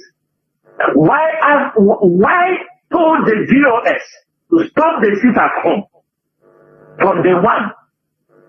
From day 5th of August, 2021. Then why going in the back? Because Aloy was one of the people who delivered that message that Oye to say we should stop sit at home. So if Aloy delivered this message in 2021, how can he go from the back also? Working with this secret literature who is using, and he knew, we are telling him, he's in connection with politicians, he knows what they are talking that is happening. So, for people that don't know, for people that came into the struggle yesterday and start talking on the social media, you are one of the biggest fools. Why we don't talk much on the social media? Because it's a crazy world. Everybody have free. As long as you have data, you can type in something. It does not move. It does not shake us because we know the truth. Some people come, they say, what are you doing? You want us to come and tell you? Is that what you're looking at? You think the system of Mazi Nnamdi Kanu is not our own system? Because we know there are things we need to make corrections since Mazi Nnamdi Kanu. Do you know how many consultants working for IPOB? Don't expect us to announce it on air. We will not do that. Our own is not, we are not looking for anybody to praise us. And I can say something there, man. You know, some of them come, they talk about, oh, Chike Doziem don't talk. Chike Doziem don't talk. I want Mazio Every Biafran here, everybody listening, after this broadcast, go and watch Ojukwu. Does Ojukwu talk too much? Ojukwu is soft-spoken. Have you ever seen Ojukwu talking too much? When the man the Kano came, that is his own nature, his own style of leadership. And people must not be like him. If Cheke doesn't comes up and is a soft-spoken leader, does that make him a weak leader? Take him out, let us see. Leadership is not about an individual. Leadership is about an institution. That is what we have created in IPO. We want to create IPOB in such a way that anybody can come in and be the leader who is capable, whether you talk or you follow the principles and the structure and everything, as long as they are put in place. You come, you think. I could remember when Martin Nambekano, some people were talking, oh, had it been Martin Nambekano is as big as Uchemefo, with big so more people with their afraid of him. You see, in their mind, that is the mentality they know. Just like some men, they want to marry a woman, whether she has brain or no brain, they just want a big woman, a very gigantic woman they will marry. So that makes those who marry a small woman not to have the same thing they can get. Why I'm saying this is that all these people, Biafran, IPOBA media warriors, these kind of people block them on social media. Or we have passed this stage. And one thing people don't understand is that in this movement, is stage by stage. There was a time we are trying to people to know who we are. We are trying to share our grievances. We are trying to, you understand me, when they were calling us miscreants. That time, we do everything to make sure that the public, the international community knows us. Today, they knew IPOB. They knew the reason why IPOB is agitated. Nobody call you a miscreant again. Today they address you as a Biafra, or they call you an IPOB member. That is the thing. And when we have come to this stage, we need another strategy. The way we speak, the way we convince people, the way we talk to people. At this moment, it is not your papa, your mama. You educate somebody because you have a lot of information to pass out. Because they are new. They have nothing to offer. They can't even make a simple argument. They can't be constructive. That is why you need to be very, very focused. But to go further on this issue, you know, the visit of Madubugu has opened the eyes of many things. Just that short visit. A visit that has been denied for over 2 years. We wish that it is how Kadiama wanted. Because you found out that for 2 years, they have lied for Mazen Nandekano for many things. And which our brother was saying, who is feeding you? Madubugu was asking, who is feeding you these things? Let me ask everybody, you know, when I come on there, I want to explain things that people can understand. Let me ask all IPOB members, families around the world. Any coordinator, any continental rep, do you communicate with Kalonda? Do you tell him the day-to-day activities of this movement? No. Do any one of you present him what the leadership is doing, you know, from the top to down? No. But how can he be able to know what is happening in IPOB leadership? In IPOB. He is not in IPOB presently. Even before, he just because a brother to Maziman can be said, he don't even know how IPOB. I have been in this struggle for 10 years. He may have discussion with his brother, there is no doubt about that. But in IPOB structure, I have never seen him in any meeting for IPOB structure. I have never seen him for everything we are doing. So where do they get the information that they go to feed Onyendu or based on only gossip? For example, all of you saw what he wrote last time that they went to Chinasa's hotel in Imo State. Where they came to catch me, then I ran away from the hotel. The other time he said that my parents are living in the military barracks, that I took my parents and ran, they are living inside the military barracks in Abia State. Does this now tell you people when this blackmail that the moment they arrest Mazen Namdekano, that Chike Doziem, Tina Sanwo-Olu, and the Matawafu were in Nigeria cruising with their jeep and lavishing money? Have you people seen where that are you seeing the connection? All these things, I'm telling you, they're going to fit only with these lies. And only, of course, he's a human being. He can be wondering, is this the people I left? Is this the men that I left that are doing these things? Some he might believe, some he might not believe. But I'm not putting any blame on him until he comes up. These people went to the point.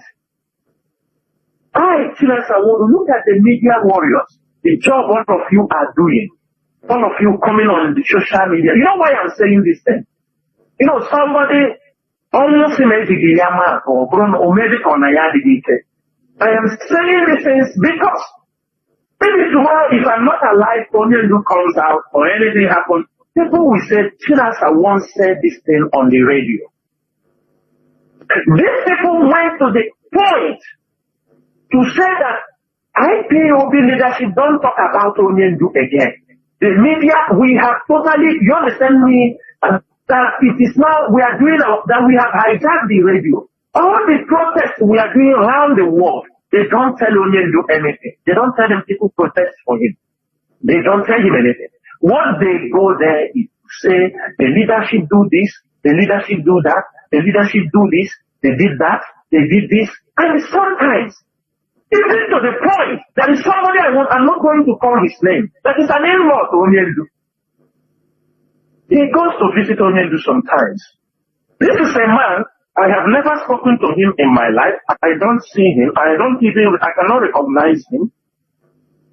Chike Doziem have not spoken to him, because I know if me and Chike Doziem, let me say me, if me, Chinasa Sanwo-Olu have not spoken to him, automatically it's difficult to hear that Doziem has spoken to him, or Mazim Rumike, or Azayoba, or Abani, if I have not spoken to him.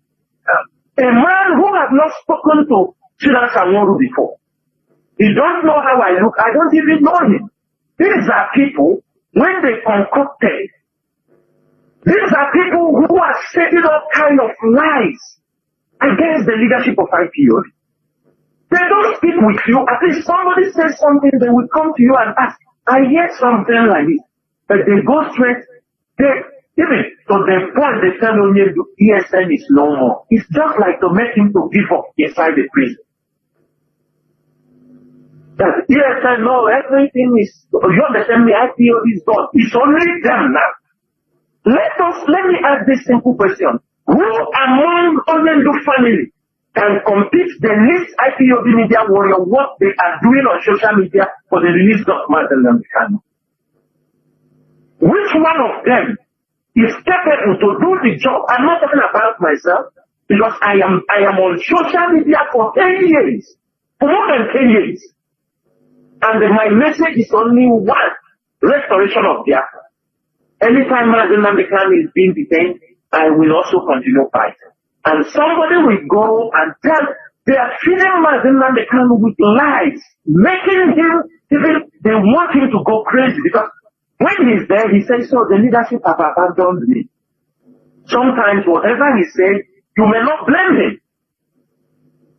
Mazi, can I cut in here so that you continue with the flow? I want everybody to listen very well. Have all of you forgotten? Released by Kalonta. Mazi, can I cut in here? Mazi, can I cut in here so that you continue with all these things that are happening? And, these are, the grand plan of Mazen Namdekano being kept in order to destroy the movement. Do you think that these people are helping as they are talking about release Mazi Nnamdi Kanu, but actually the actions are proving otherwise, showing the Nigerian government, the green light to continue detaining him. Do you think that with all these things happening, that it will be easy for Mazi Nnamdi Kanu to be released? Because the Nigerian government might be thinking that, look, the more they continue, the more there will be confusions and the more the movement will be destroyed. Don't you think so? Mazi, continue. Let me tell you something. If you ask Mazi or Former, you ask other people.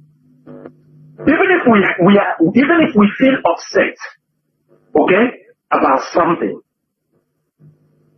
we can only communicate through the lawyers. We don't have any other means.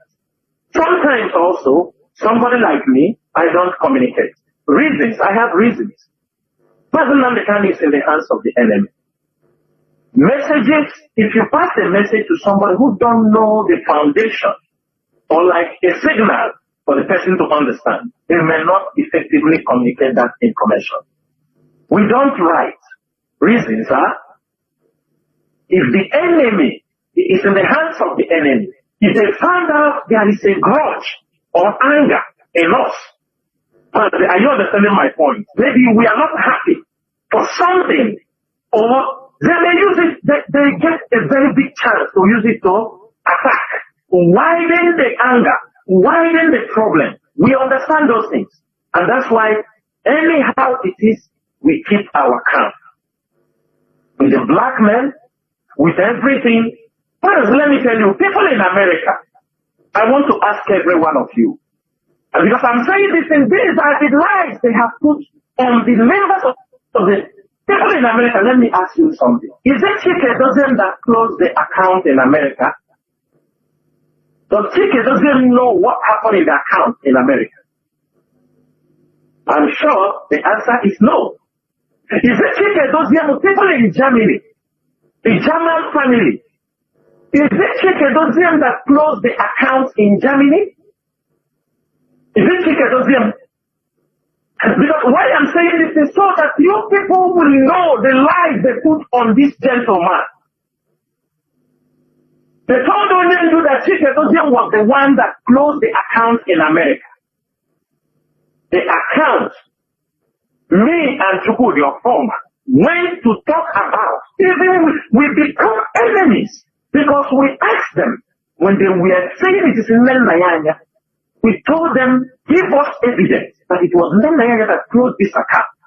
The women in America are there. If I am lying, come and tell me. Me and Chukwu, your former, told us, give us a subpoena if you think, so that we can show it to the leadership. Say, this is true, it is not. But today, they said the Chike doesn't close the account. They say the Chike doesn't close the account in Germany. They say the Chike doesn't close the account in South Africa. You know why I'm saying this thing? So that all of you will open your ears and know the type of black men. The type of black men these people are doing. And the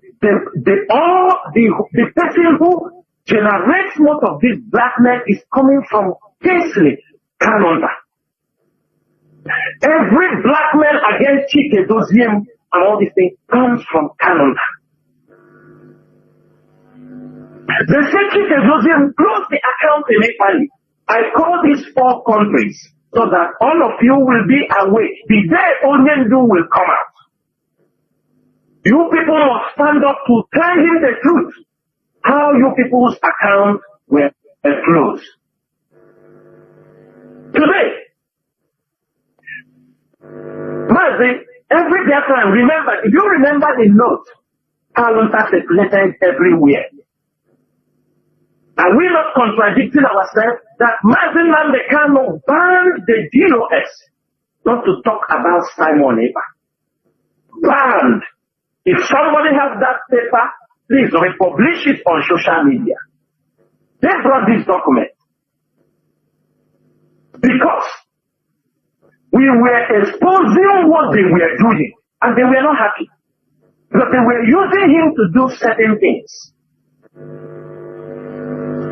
This document was in the public domain. So, if we wanted to ban the DOS not to speak about Simon Ekpa, Now ask yourself, Onyendu said, make a paper disassociating himself.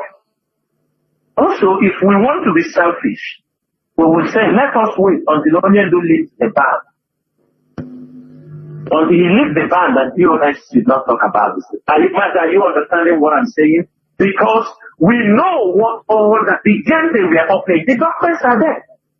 They shared it on social media.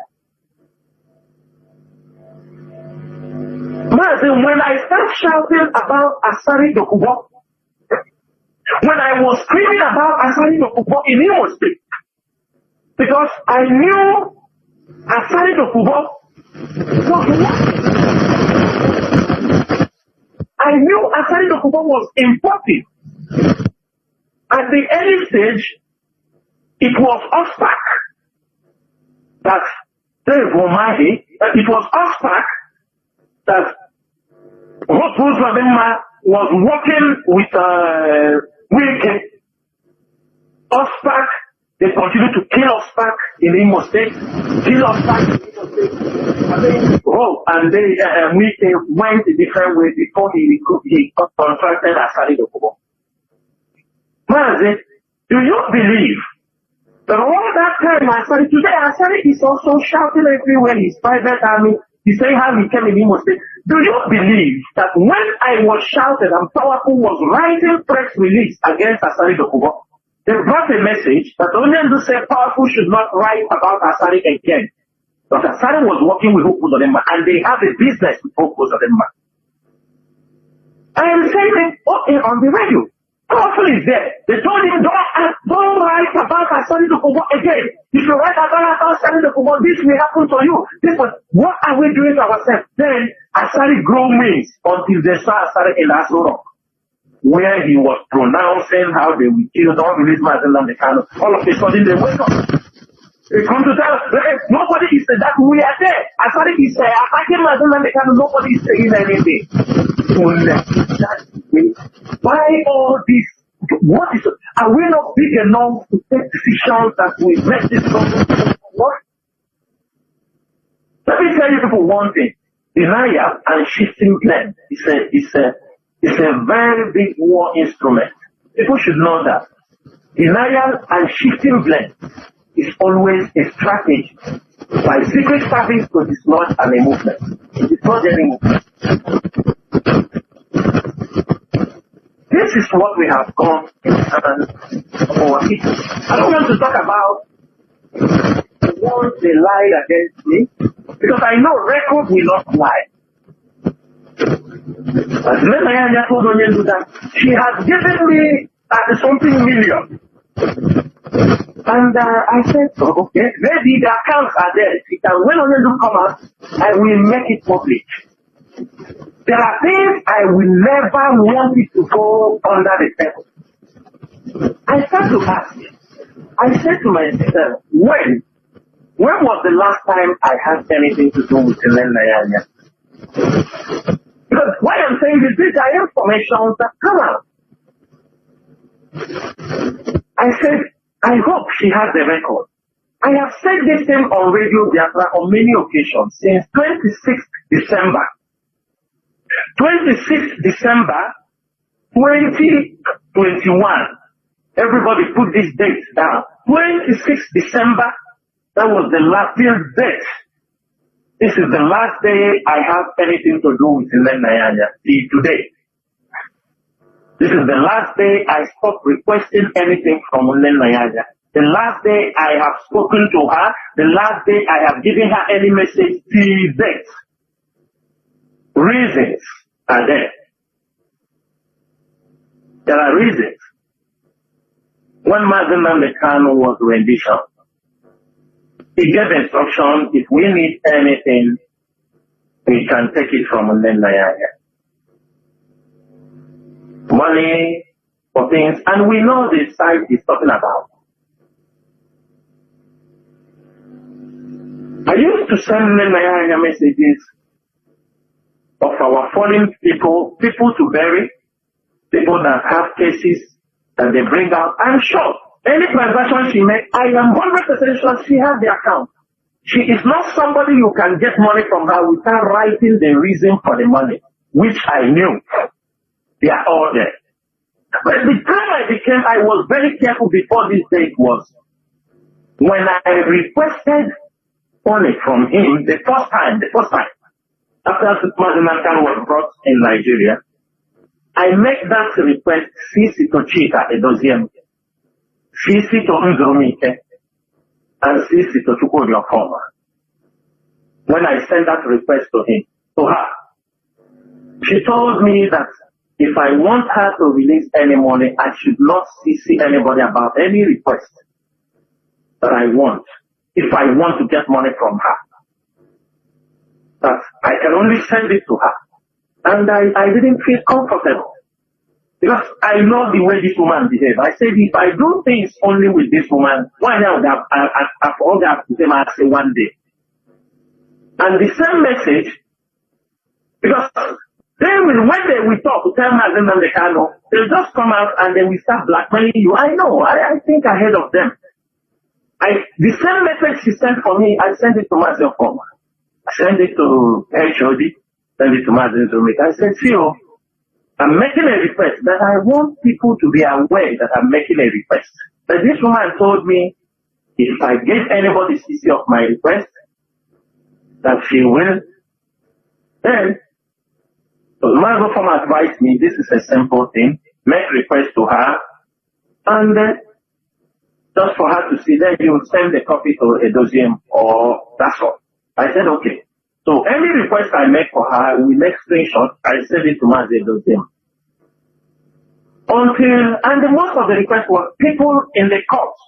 People that were being held, people to bury, many people were mainly burial, people being held, and then some of the officers, their parents died, they need to bury them. That was where the range of our request.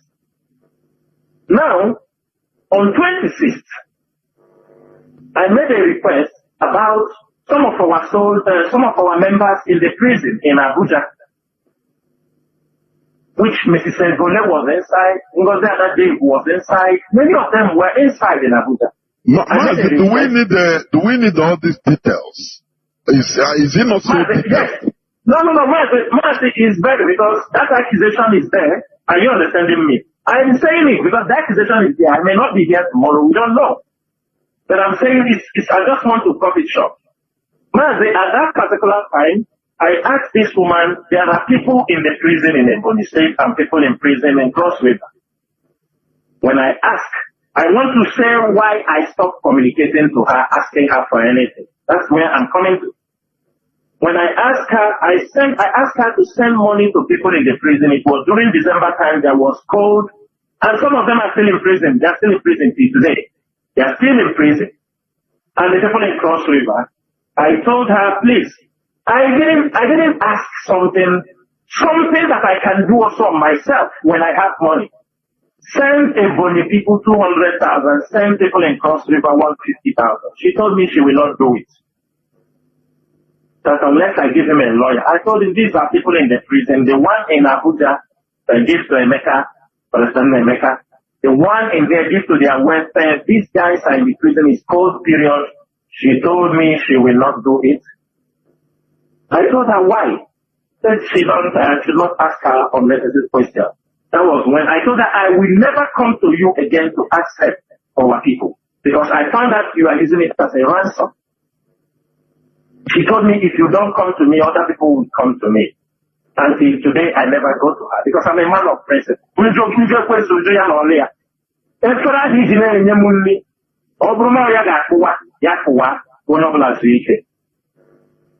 And I sent it to Mazen Edoziem. I don't know later whether she sent it to them, and that was the end.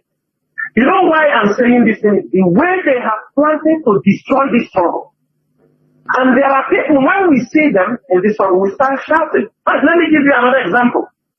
You see the audio message you're hearing where they will say that we kill Madugum, that Onyendu gave him weapons. Which weapons? It is Kalonda that started that lie. That was what he used and deceived many people in Biafra land. When he wants to blackmail you, And people believe him that his brother to Mazina, that only who gave you so things that you sold it and ate the money. And that lies is said 3 times they have gone, they want to kill Madbu because of that thing. 3 times. Something a man does not know, has no information about it. And he knew nothing like that. People have died where they are defending those things. But because they're holding the money, they thought they would destroy the struggle. Their aim was to dislodge this struggle, but today they have understood that this Biafran mission is ordained by Chukwukikadiama, not by man. When they hold Martin Ladekano, when they were trying to destroy, you see this boy they call Solomon Ebo in Enugu State, in UK, the one that following them we talk about, that before attack Martin Ladekano and say he have begged him. You know what they do when they hear some of our members have problems? They call them. I'm telling you, maybe they're listening. They know, I know everything. They will say, why this guy didn't say, we keep it for the rainy days. There are many information. Everything they did, we have. He called one of the principal officers in Biafra land. He said, we hear you have, it was Solomon Ebo, called the guy. We know we hear that you have house issues. What happened? Why they have not paid your house issues? He said, I have told the leadership, they told me to wait. He said, you are waiting for the leadership. They will not do it. They will eat the money. They will never give you anything. The blackmail chicken does him. When he talk like that, he dropped the telephone. Few minutes later, I called the guy. He said, the guy, I hear that you have problem, house problem. Why you don't come to me and tell me this? The guy said, well, I have told the leadership. He said, leadership? They will never chicken does him. They will not do it. I said, how much is your house rent? The guy told him. He said, I told you they will never do it for you. People that are hearing my voice, you know what this leadership have done for all of you. Both the one from our boss and the one the leadership have tried to take to make sure this struggle is moving. There has been, when they deny us funds, they deny us funds. He told the guy, okay, send me your account number and we put that money for you. He said, excuse me, I need one favor from you. This is Carlos talking to the guy. He's a principal officer. He said, I need one favor from you. He said, what's that favor? He said, I want you to go around the state, collect the workshop of every ESN commander, put them in one forum. I want to be addressing them. Make Skype for them, prepare Skype for them. Then when you prepare this thing, you call me, I will be addressing them. The guy said, frankly, I don't know about ESN commander, so I am not aware who is who. He said, if you need this information, I think the best person you can ask this thing is Maazichina Sanwuru. He said, the guy who? He told him this is an insult for calling my name where he is. That he started to abuse the guy in Papa, in Mama, curse him. The guy said, what did I do? He called the guy until he closed the telephone on the guy. Mazi, can I ask you? Mazi, please. Mazi, can I come in here? Yes. Because, this thing you are saying sometimes, it will be, I know many people will be itching. Then when they are all big and you know why I say this? Let me ask, which money is this guy, Okano Takano dishing out? Or we go Henshi, we go IPOP, or we go Gagpaya. That is what how can an organization be held hostage, the fund, and now they'll be using it to as they want to do well and this and that to gather favor from people, whereas the organization is there with the structure and we believe that things are going well. They are surprised. How are the men being taken care of? In Abia State, they sent somebody. He went to ask the students, you people, are you people eating? Are you people eating? If you're not eating, this woman, remember she's the one in charge of the finance, so he will let me know. He said I should ask you people, if you are not eating, then we give you money. We got the information. And Makachineke, on this platform, I told the people, if that guy come close to the camp, come close to ask anybody, kill him. So we have a message. Any of them that tried that nonsense, because that's what they did at the early stage. They destabilize, they use the money in their possession, and they go, when they do that, when they cannot, they go to Union, they tell you ESN nothing, they are not doing anything. They don't know about ESN. They don't know the work of ESN. They don't know. But what they are good in, if they hear that ESN pursue Fulani somewhere, some of them ran to governor to tell him, you see, ESN is doing, they are pursuing Fulani, they are helping you to control security. We need some money. They take money on behalf of ESN. We have all the records. But I'm not going that side. Because that's not going to go. They don't try to say we have. But you're orange. That's all now. But orange. Thank you. I will turn orange. These are the things they have done, trying to discredit the leadership. Because of me, what have I done? Somebody can ask them, what did Chirasamon do to you people? Just ask them this question. Ask them this simple question. What have I made? Because I'm so outspoken, they cannot intimidate us. We are not people that they can come and bow down for them. We don't bow for people. We respect Mazen Namdekan. We adore him. We obey him. But if we reach where the siblings of Mazen Namdekan will ride on our head, because if not Mazen Namdekan, I'm moving. Nobody should not have it. That's your part. But because of Mazen Namdekan, every member of the family of Mazen Namdekan have ridden on this struggle. They have ridden on this leadership. If they have did this to us, and we are still here respecting Mazen Namdekan, that is a very great sacrifice. We have not, because of what his family did to us, we have not disrespected Mazen Namdekan for one day. I have brothers and sisters. People have brothers and sisters. Azayoba have brothers and sisters. Mazen Namdekan, all of us have brothers and sisters. People who are outspoken also like us. But all of us cannot be. I don't think my brother can insult somebody because of this struggle. My sister cannot insult somebody because of this struggle. We are contributing, and many of us. This one, Mazen Namdekan sibling will insult us, blackmail us, his sister will blackmail us, the in-law will blackmail us. Then you ask yourself, what are we in? If we are not out for this struggle, by now we will be having problem everywhere. Look at the person they nurture. All that they did with Eterima was to destroy the leadership. Nothing more. There is nothing more, nothing less. All this thing you see Eterima ranting, all this, they were feeding him with some information. Sometimes Mazen Namdekan will give information to Emma Power to put it in a press release. They will also, they got the information, they give it to Eterima. Eterima will use it and run to the distance. And they start making broadcasting, dishing out orders. They were sabotaging this struggle for 2 years. When we finish our work, we say we are done. Let Chukwukikabiama do the rest.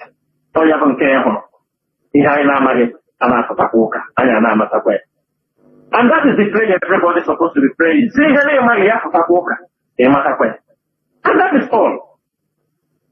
So, if I go on this land, we are not going to live here today. And I would like to stop here. In case there are questions you want to also put down, I am here before we go to the next topic. Yes, in all this, there is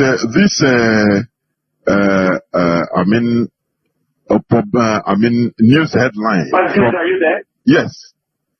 Oh, sorry. Sorry, I muted my distance with you. Sorry. Yes, I was talking before. I said yes. There is a question about this. There is one news headline talking about the Nigerian Defense Chief.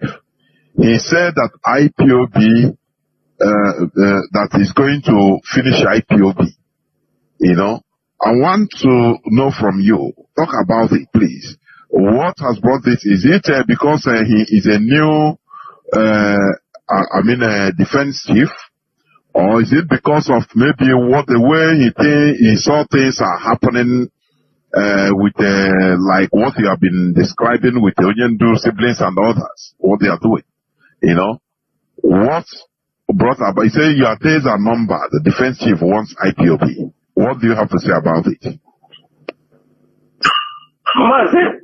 Like I made a short post on that particular topic. Our days are numbered. How? It is his own days that are numbered. He just came in as a defense chief. He has a limited time to be on that seat. His own situation, his own position is numbered, not IPO.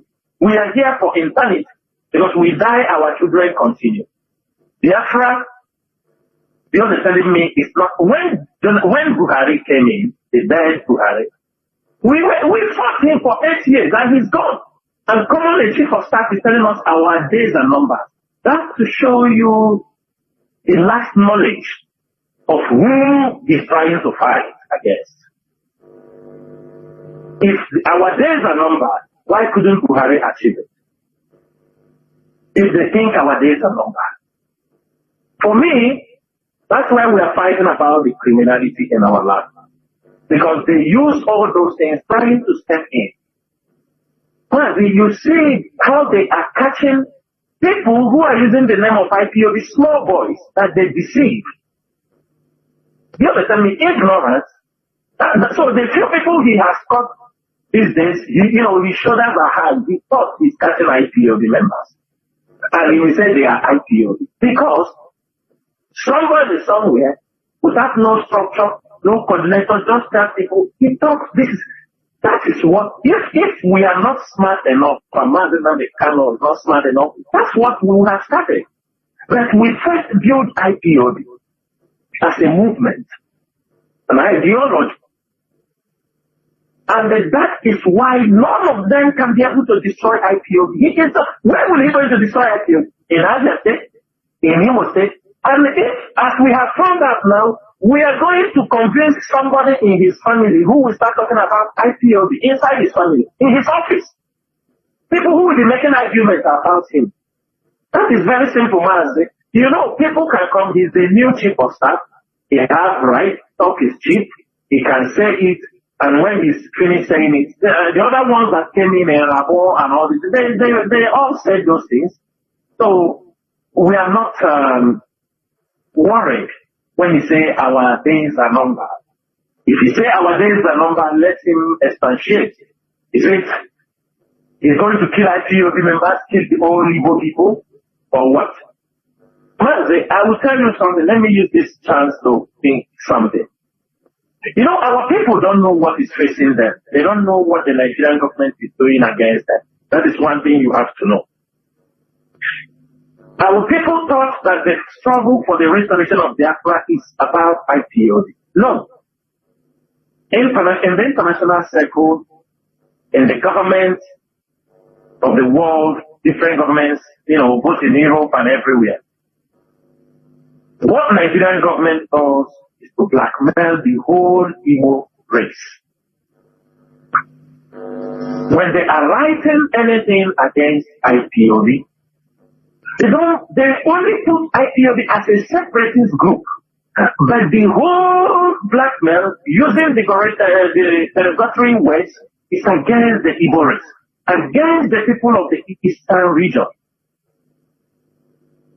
And you see them, their plans, they are telling the foreign countries that you see these Igbo people that are in your countries making money.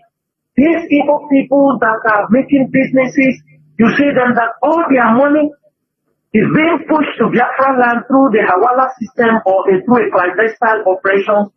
They are using it to form the separation is for a separate state.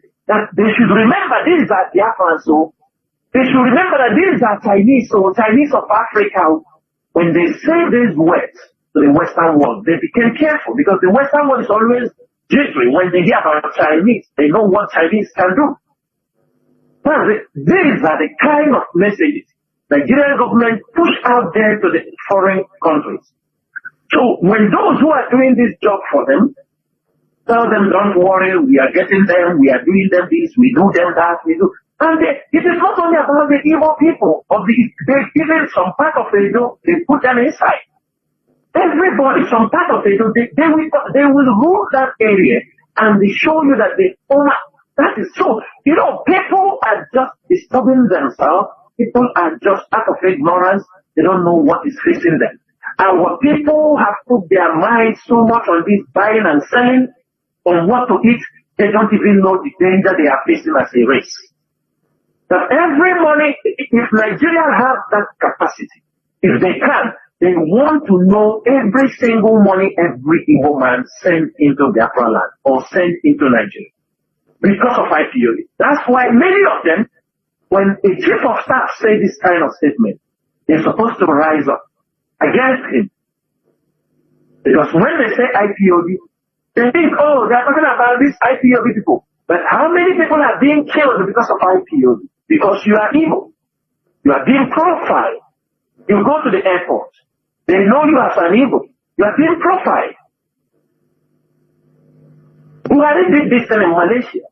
When he was in Malaysia, he talked about the people bringing bad name for Nigeria as people from the Southeast in particular. And the Malaysian president tried to correct him. You can't come to a country and you try to segregate your country to talk down on a pride.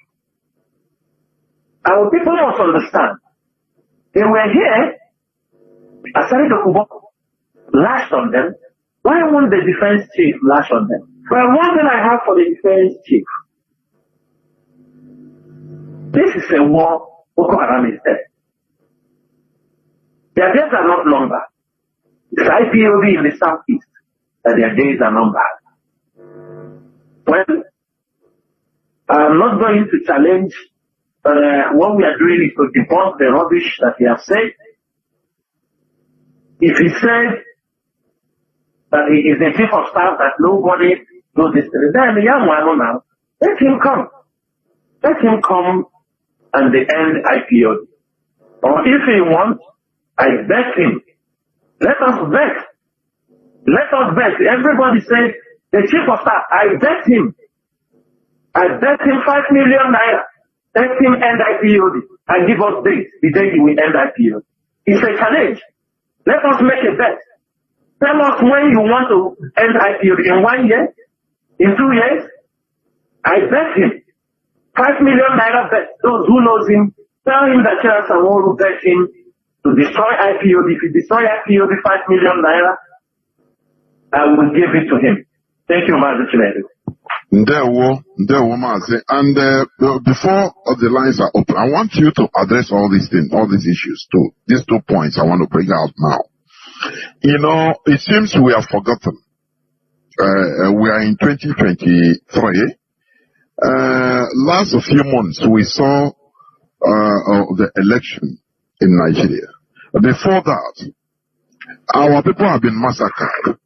Even the rendition of Mazi Nnamdi Kanu, supposedly, among other things, in order to quieten him, to stop him, so that there will be Igbo presidency. Mazi, for me, this is not something that should be forgotten in a jiffy or in a hurry. That's why anytime I'm on A, I am always asking, where is the Igbo presidency 2023? So what I want to ask now is what is the leadership of talking about the failed Igbo presidency? Because they used this thing to massacre our people and to make sure that IPOB was put in a state of stupor. Can I say that? But today, the Ohanese Igbo, they are crying for, agitating for ministerial posts. No more Igbo presidency. So, is the leadership asking this question officially, or are they going to ask it? Because we shouldn't forget this in a hurry. Igbo presidency, Igbo presidency, Igbo presidency. That is number one. The second, because I want you to take the 2 questions before we open the lines. And the second point is this. We saw the statistics, the reports of the checkpoints in our land. That I think this year alone, 600 billion naira taken out of the purses of Biafrans in the southeast. And if I'm not in Biafra land, southeast and south-south, so to say. So only this 600 billion naira. From 2020 or 2021, 2 or 3 years back, they talked about 2.3 or 2-point-something trillion naira taken out from our pockets, the pockets of our people, every Biafran. So, and some time ago, when our leader was there, we talked about, taking all these checkpoints out of our land. So please, can you... There we Well, the issue of Igbo presidency, we leave it for them, maybe if people who have time, they can ask them that. Because before that, Martin Namdekano has said that there is nothing like Igbo presidency and that they will never get. How many times have they said that? On many occasions. Even when Martin Namdekano was in detention, we continue with that message. But anytime we try to preach or educate our people on that, they see us as a threat, and those who are denying them what they're supposed to get. They just saw what happened. That's why during the election, we don't want to come, we do not want to tamper, we just allow everything to, even the Igbo presidency they are talking. Of course, they will tell you it's politics. People can support whoever they want to support, and it is not mandatory they can support Obi. But you see, because of the Igbo presidency, instead it will go to Obi, Tinubu rather will go to war.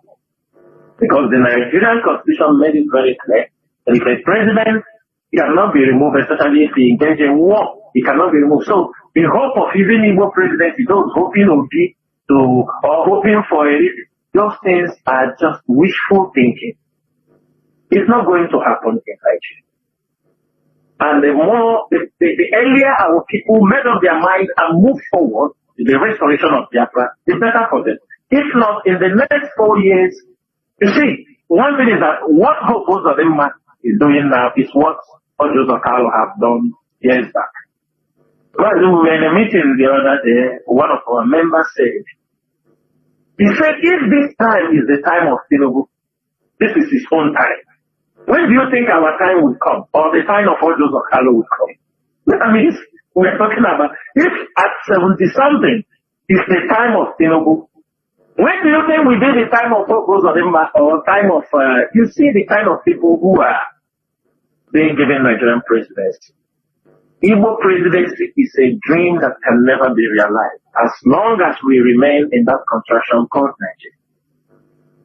One thing is that our people will be talking, attacking their own people, than to focus and move on. For us, in IPOB, the Igbo presidency is over. That was the period. It's over, it's over. We thought the next time also, when they come out, we will tell them again, this is a dream that cannot be realized. It's better that you support this movement for us to march on for the freedom for Biafra. What we are preaching is what and giving people the impetus, the strength to rise up. Like somebody said, Nigeria have no revolutionists.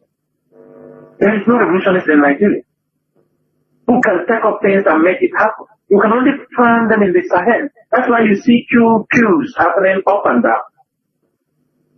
In Nigeria, no.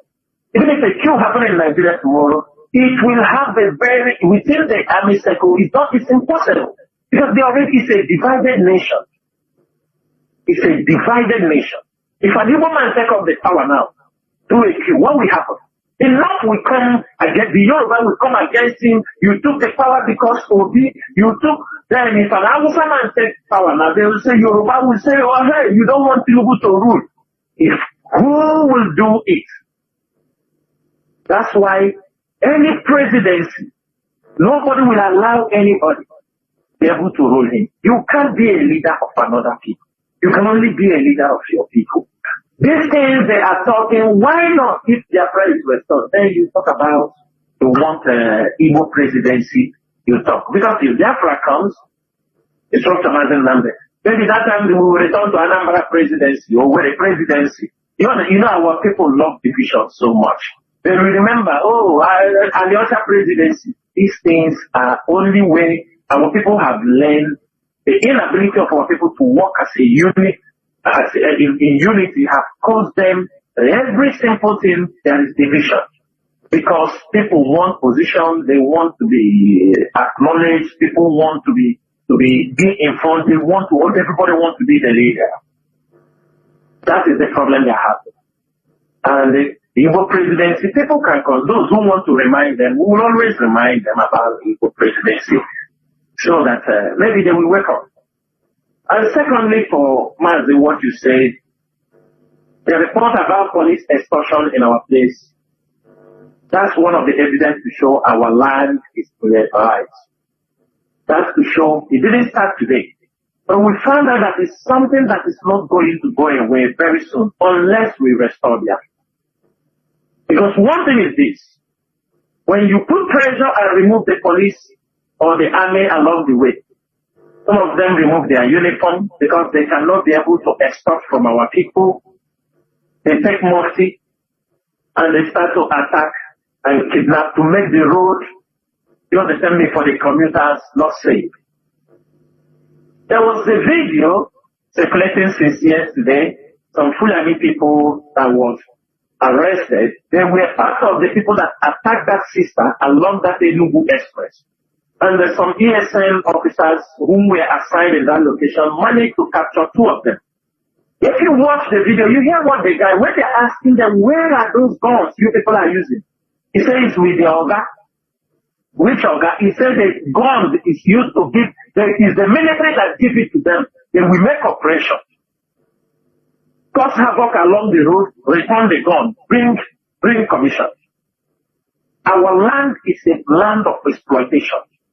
Then why the Westerners, the British, the Americans are exploiting us?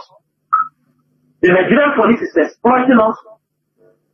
The governors are taxing our people. It is a land. The pastors are calling people in the pulpit. Nothing is working. Everybody is a country. Crocodile eat crocodile. Snake eat snake. That is how they have made our land to be.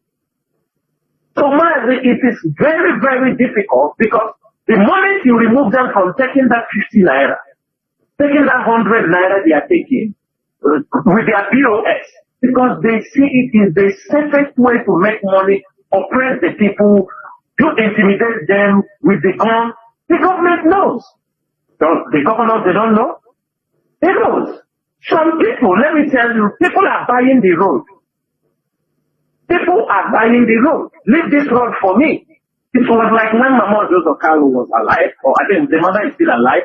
When Joseph Carlo was the governor, the mother sell, he sell a correct road. He sell to those who collect taxes. This is the way police operate in our land.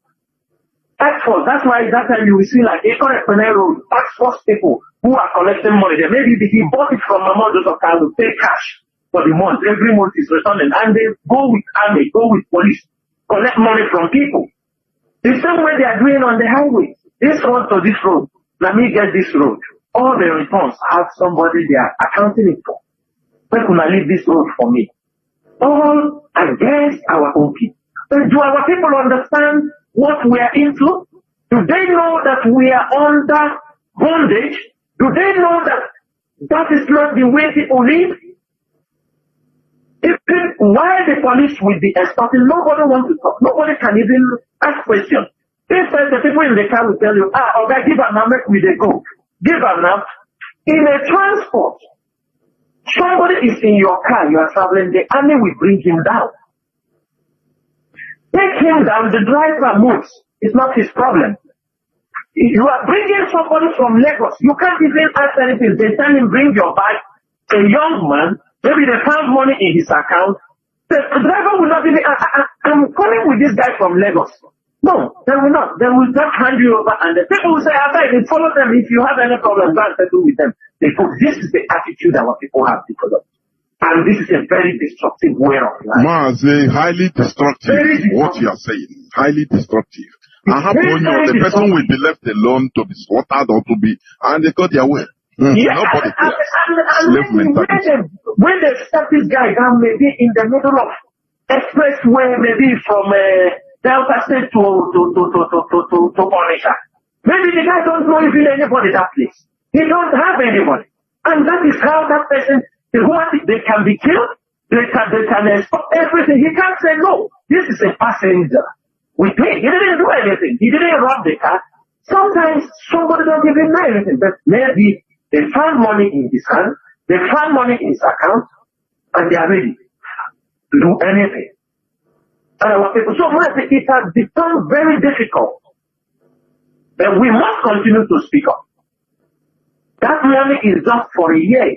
This is what they are making. Many policemen in Biafra land, they don't only end up in extortion, they build churches also.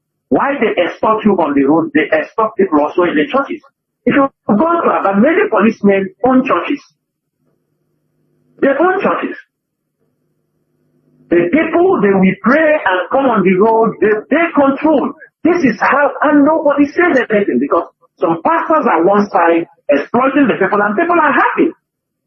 They are exploiting you through the church and you are happy. Why won't policeman exploit his own? Why won't you be happy? Because we have demonstrated stupidity to the highest level. That's it. So these are the situations, but we continue to fight it. And I know if Biafra is restored, some of these problems, people must say bye-bye to it. Thank you very much, lady. Something that entered my mind, although you talked it, please, you see what is happening in Africa today, mostly West Africa. One of the main reasons why the West wants to use Tinubu and Co. to fight Niger Republic or the military junta is because of gas coming from Biafra land. Gas from Okwa, which the Europeans want to use to replace Nord Stream gas from Russia. So that's why if people are saying that, oh no, this thing doesn't concern, I laugh. It concerns us more than anything. So what are you going to say about what is happening mostly in Africa, in West Africa now, please, before the lines will be open? Go on, Mazi. Mazi, thank you so much on this particular issue. I want to tell our people, because our people are people of emotions. They don't critically analyze things. You see people coming on social media, let's go to Russia, let's go to Russia, let's go to this. They are not asking. I have said this thing that international politics, from our experience, from things we have done, who we have tried to engage, we realize it is not on emotions. You cannot win the hearts of countries that have economic interests in your place through crying or through impressing them or through telling them, oh, we need your help. It doesn't work that way. If our people understand that the genesis of the whole problem now coming up is because of our own natural resources, some people don't understand. Some people don't even understand why they have militarized Oguta with the Nigerian naval base. They have stationed a big naval base in Oguta. Why? People don't understand why killings is going on in Zombe. Most of our people don't understand why. Most of our people don't understand what is even happening in the country. Sometimes when you try to write something to make them think, somebody will tell you, how is this thing going to remove Mazen Nandekano in the prison? One of the most stupid questions people ask on social media. Prisons, but you ask yourself, how come, if it is not interesting, how come it is a CIA-FIJ, a CIA, Phoenix Airline, chartered airline is in America? How come it is a CIA agent chartered flight that was used to carry Mazen Nandekano from Kenya to Nigeria? How come? Who is interested? Who and who is part of the plot? How come? How come that after the rendition of Mazen Namdekano, that Nigeria will spend $670 million in the USA and Europe trying to dislodge IPOB with internally? That's why you see 4 governments in exile in abroad, 4 in America, and 1 in Europe. 4 governments in exile. You ask yourself, is this a coincidence? No, it's not a coincidence. It's because the love and greed for money for our people. They have, many people do sabotage. They do these jobs and go free. They make money and go free from it. Nobody is being killed. Nobody is being. That is why you see everybody. These guys don't make money by shouting and fighting against IPOD. They make money. Now, this issue is something I want our people. We have to be very, very careful. But I'm going to make certain things very clear. Like you pointed out here, the Americans intentionally blew up the Nord Stream gas pipeline that brings gas from Russia to Europe. It was intentionally done.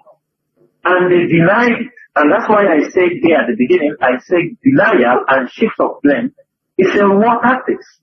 It's something being used to deceive and disorganize and sabotage many things during a crisis like this. Why did they do that? Because they knew the pipeline. I think most of you have seen the pipeline. The pipeline that runs from Imo State and Niger State is gas pipeline. It's led down from our own land, That who led this? Chevron. Mazi, do you know on record they say the gas pipeline from Nigeria from Warri, Mazi? It's a lie. No, that is what they write on record. That is what is written. It's a lie. It's a lie. The pipeline comes from Imo State. If they say it's in Warri, we shall see. You understanding me? We shall see. They say it's from Warri, no problem. We shall see. This pipeline, Chevron has invested over $19 billion because they want to be selling gas to the European countries. They don't want Russia to be selling for them. That's why they attacked the Russian Nord Stream gas line. Now, our own gas is led from Imo State and Opa. The same pipeline heads directly to the North Africa. And it goes in the middle of Niger. Let me tell you something Nigeria don't know. With the cooperation of France, because France is involved also, they're involved in the deal. Niger gets royalty from the pipeline from Nigeria. They get the royalty. But our place where the gas is being put, we get nothing. No electricity, nothing, Africa. Now, this pipeline, there is something Nigeria don't understand. Mali discovered that this pipeline that goes through Morocco, France did not want to tell, they didn't want to tell Mali so that Mali cannot get any royalty. So the money goes to the France. So France led this pipe from Niger at the border of Mali, part of Mali, and go to Morocco. So the royalty money for Morocco, for Mali, goes in the pocket of France also. And this pipeline goes towards Tunisia. That's why when we are talking here, you were talking about Tunisia. Tunisia is all these things they are exporting and deporting blacks. They are being supported by Europeans. Don't allow them to come here. Do anything. They won't talk about them. If it is something that they will be shouting, human rights abuse, human rights. Now they call it immigration policy. That's what they call it. They are not seeing how Tunisia is throwing people. It is Paul Kagame that is doing this thing. You will see the whole newspaper, how evil he is, how this he is, how this. If it's in Africa, but in Tunisia, they're supporting him. When they throw them in the border, they send the aid. Go there to go, we welcome. They throw them. This is an agreement between Tunisia and the Western countries. Our pipe goes in from there. Now, Mazi, let me tell you something. What is happening in Niger is something that is designed to happen. And I want our people, everybody listening, for those who want to run, they have circled you. You are running nowhere. That's why you see the Northerners shouting, we don't want war. Now, these Russians have drawn a line along the Sahel. They have taken Guinea-Conakry down to the West African coast. There is a sea from there.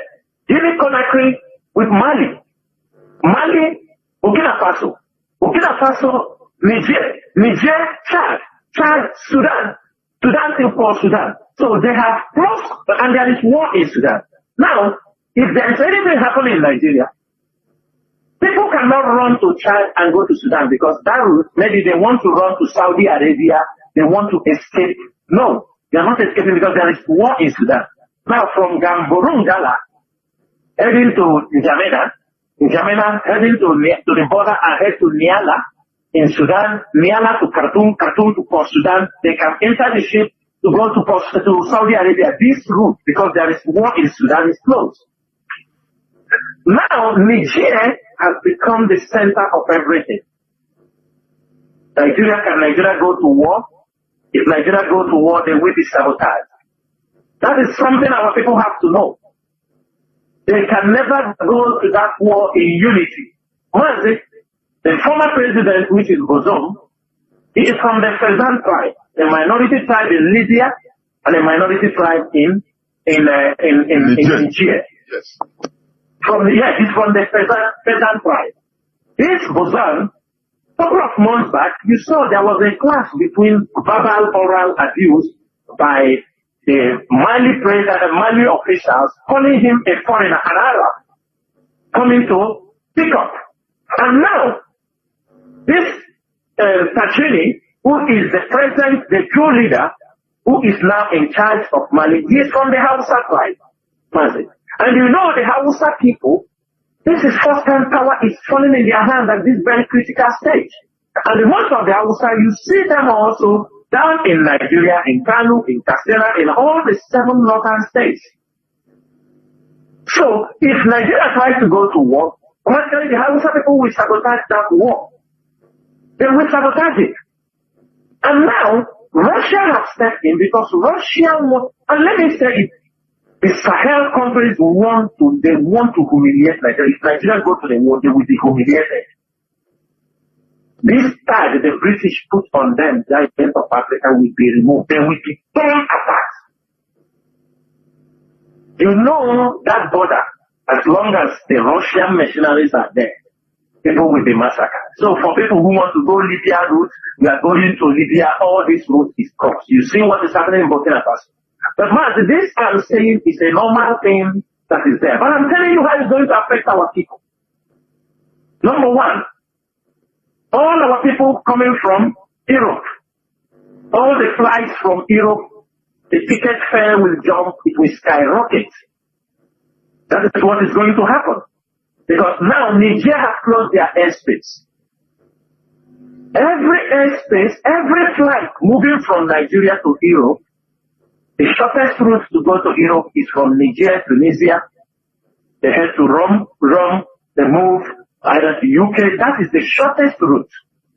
Now, when Niger has closed their airspace, tickets, airlines, these flights will no more be going from just fly and take off the Niger route straight to Europe. No. Now they will come down in West African side. Maybe the flight will come through Benin Republic, go from Cotonou, Benin Republic and enter Ghana, maybe now go, if Mali is still giving them airspace, they will now go from Mali down. So you see any flight going from Europe when they pick up. So you will see flights coming in from Middle East cannot come through Sudan and go Niger and land. No, they may go through Uganda, go this route. And they can't go through Libya. You know there is a war in Libya, so that what happened with Malaysia Airlines in Ukraine, in Russia, Chechen, will not happen.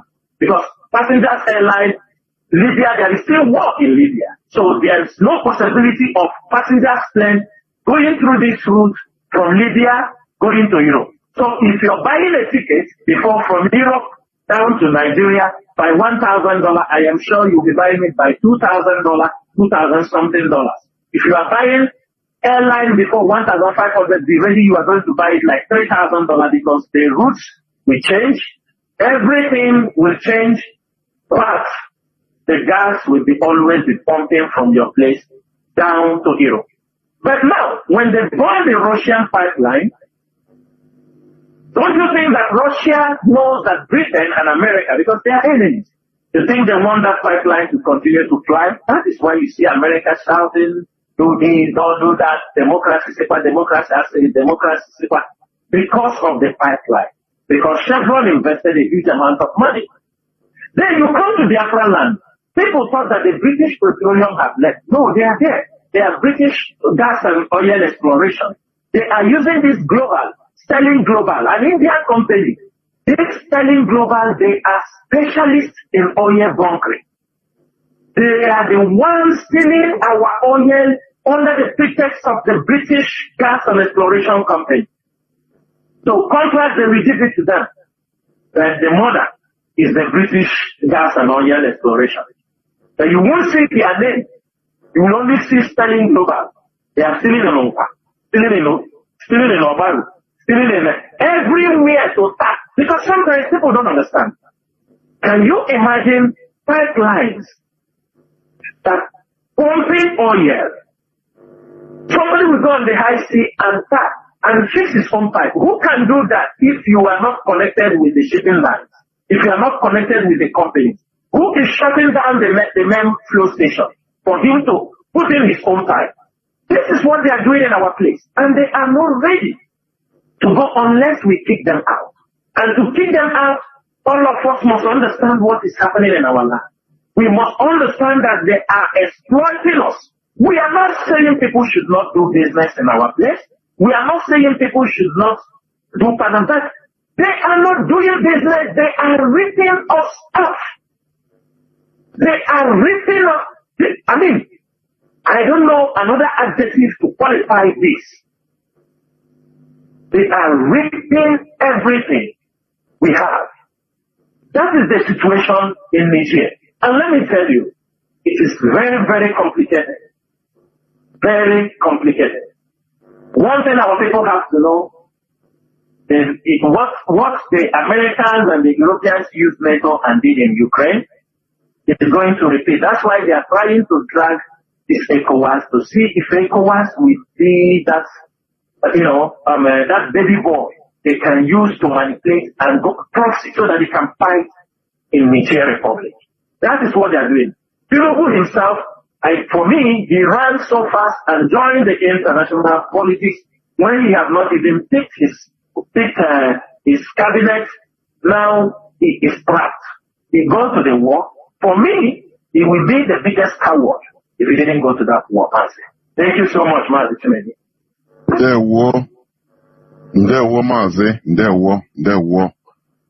We must continue.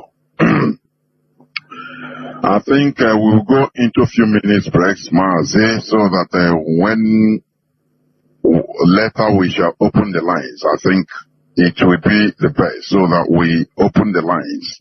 I think Mazi, is better. So that people will call in. I agree, Mazi. Yes. People we can call in now. Call in and ask questions. No problem. Or make useful contributions, please. Therefore, thank you. Do not go away as we go into just few minutes break. I know we have taken time, but it is worth it. Because sometimes, we must listen.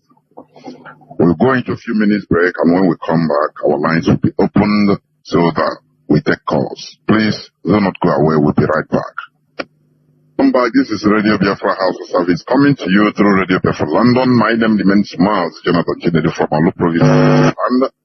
And I am here with Maz Chinasanworu, one of the members of the Directorate of States of the Indigenous People of Biafra. Today is 13th day of August 2023. Therefore, Our lines are now opened. Our lines are now opened. And please, let me say this, that we want people mostly to give preference to people that has questions to ask, because we have only 1 hour in order to for these calls, please. 1 hour only. So you come, please, I beg you, do not start your preamble. Do not enter into any preamble, thanking this and that. Go straight to the point. Be formal. Go straight to the point. Ask your questions, and now you listen to the answer. Because while doing that, we can take maximum calls, please. Our direct line is +1 213 328 6224. I repeat, +1 213 328 6224.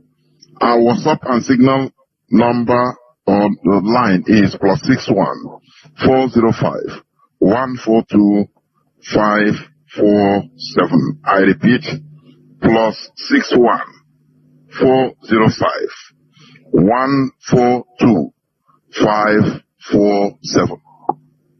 Do not forget that we are live also on IPOB Community Radio. We are live on FM 10 CHK 102.1 in parts of Biafra land. Also on social media, on Facebook, we are live on multiple platforms, including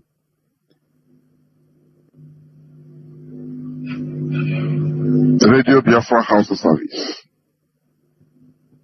Therefore, I have callers already lining up. Please, as I said, no much preamble, please. Let me check. Caller on direct line. Can you hear me? Let me see. Caller on direct line. Are you there? Can you hear me? Please go on straight to your question, if any. Go on. Caller on direct line, please. Sorry, I don't know. This thing is not coming out. Just hold on, if you may. Caller on direct line, hold on. Okay, go on now. Your voice could be heard. Go on. Caller on direct line, please go on. Go on. My question is, Yes. how can we treat the issue of Samoneta? Because as far as I'm concerned, the man is really trying to destroy IPOD, but by the grace of God, he cannot try it. So how can we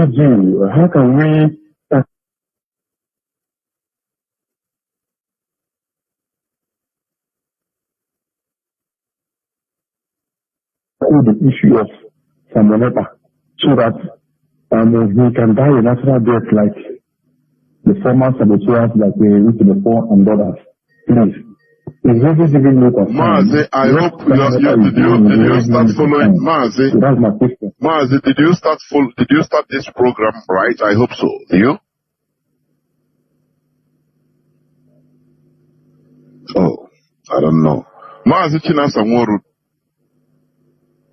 Mazi Nasa, can you hear me? Yes, I was cut off. Now I can hear you. Yes, I saw it. I don't know why.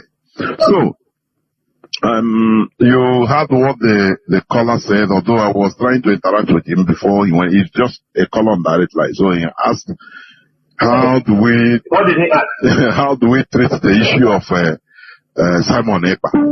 You know?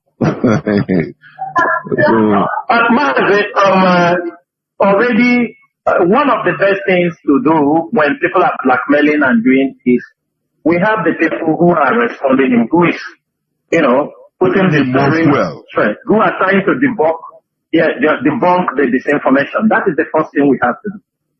why we are doing this, why we are trying to educate, to correct the disinformation they are peddling around. I have heard and I see a video where he's threatening internal war. You understanding me? The only thing I have to say, you understand me? He should know he's talking to men. He's not talking to kids. This is IPOB. In IPOB we have men. It's not boys. Before he even dreamed to pronounce, before he pronounced correctly IPOB. Because I know some years back he couldn't pronounce IPOB very well. So before he even learned to pronounce IPOB very well, men are here. And we know. The only thing is that now that our leaders have pushed and they make it open, then let us see. Because before we do things while we are trying to clarify those things, the siblings are going, lying, passing that we are fighting him for. Now the story is clear. The story is very clear. The story is very clear. If anybody who was saying, oh, we are attacking him that he was fighting for, is the story clear now or not? That's why for me, I don't want to meddle because I believe we have solved this problem years back. But we wait. They push him, oh, he said he declared internal war, there is going to be that. With who? With himself? A criminal? Ono papa this guy na I feel guy na kwa medicinal child. Ana amakwa nyama. Ndewo. Ndewo Mazi, I have a caller on signal. Mazi Akas, please, welcome to the program. Can you hear me, Mazi Akas? Yes, Mazi, I can hear you loud and clear. Good evening from here. Ndewo Mazi, welcome to the program. Yeah, thank you so much for, you said we shouldn't thank you, but Mazi, it has been part of our life. When somebody is doing good, we try to appreciate. Mazi Chinasanworu, greetings from here. This is Mazi Akas speaking here from Austria, and I serve the indigenous people of Biafra as IPOB, Austria National PRO. Mazi Nasa, I have a question for you. You were trying to clarify something, but I want you please to, make it more clear to our people because our brother Mazi Madubuko finally got to our leader and tried to bring message for the President and the Kano to the world for us to know the position of this great man. And when he said something, and that thing he said was not that too clear for many Biafrans, and I don't know, maybe if you can be able to elaborate it more, because I couldn't understand why our leader would say that he's angry with the TOS because they didn't stop sit at home. I don't know, maybe he was, because when he was trying to give this message, the anger of what this idiotic human being called a Berima is committing in our land. Nobody in a right sense of mind will be happy of what this guy is committing through the DSS and Nigerian government sponsoring him to commit crime in our land. So Mazi Nasa, please, I want you to, because in my own, I don't see the reason why Mazi should be angry with the DOS of not stopping sit at home. We did the right thing. But we don't know if that, just as you said, Mazi might be getting different message. Maybe that is the reason why he should be angry with you, because we couldn't understand it. Please, if you can elaborate more on this. Thank you, Mazi. There were Mazi. Thank you so much. Thank you. Many people, because of that message, many people are really demoralized. I have seen people who are expressing their anger. How can Onyendu say he's angry for the DOS that they couldn't stop the sit at home? And if you watch what I say there, I say I'm not going to blame Onyendu for using that language because Onyendu has been misinformed. about what is happening in this struggle. For me, since they are not telling him the truth of what is happening in this struggle, for me, it's just like they wanted him to lose hope inside that place. Because they have told him that everything, we don't speak for him, we don't talk anything about him, we are not, you understand me, we are not discussing about him. Mazin Nambekano, I think this is 2 years he sent that message. 2 years plus. Because it was in August. The same August. And I think if we check, Mazin, today is Sunday. Yesterday, that is 12th, is completely 1 year. Mazin Chike, those GM came and made that announcement. 2 years. He made that announcement. And the Biafrans listened, even though people, the message is that had they allow us to control what we started. We try to communicate to him, to say, look, we have pronounced this thing, not because these people have come and met you. The plans of the Nigerian government was even people for not to see you. Allow us to control this thing. But he was being misinformed, telling him that no, that's why he continued. And the Mazichike doesn't listen and went and called off the sit at home. And you know the backlash from Biafra. But those who understood, it was even used to blackmail us. Within that time, his siblings were shouting, he told you to call it off, he told you to call it off. But ask them now, what I want to ask you, can they swear that after they have championed to call this sit at home off, have they gone from the back supporting a Berima to continue doing what he's doing on the sit at home? That is what people just have to ask him. Ask him this question. Have they ever tell him continue doing what you are doing, you are doing right? So for me, I believe it's a misinformation. How they have, and I'm sure Onyendu is somebody who reasons, he understood. And I am sure when Mazin Namde comes out, he will listen to the men he left behind. Until he chooses not to listen, that's when we will talk something. But for now, I put everything as somebody in the DSS dungeon. I see if he have less decision to make because he don't have the clear picture. People feeding him with information and not giving him the correct information. Imagine people telling him Chike doesn't close the account in America. Where? The gentleman is there running around how we can manage this struggle. They said he closed in Germany. They said he closed in South Africa. And I hope all those people are hearing. So much, a lot of misinformation. And we wait.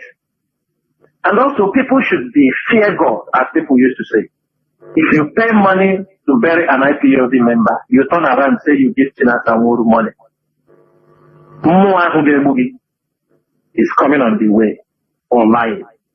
If you bury an IPOB member who fell on the service, who died, and you brought IPOB money and buried him, and you turn around, you want to project Chinas and Wuru as taking money for what? Those people, these are the lies they are projecting there. And these are all misinformation. When Onyendu was there, these are the things he does. We have never invented anything new.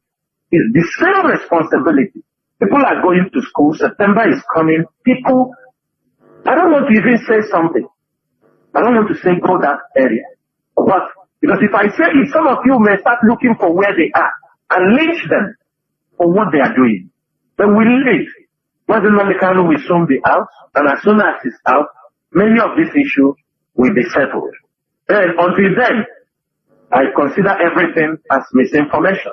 Maybe Mazin Madubu will be coming on air in the morning. If somebody wants also, I will ask him to clarify much on that particular side so that all the people on the Apollonia come. There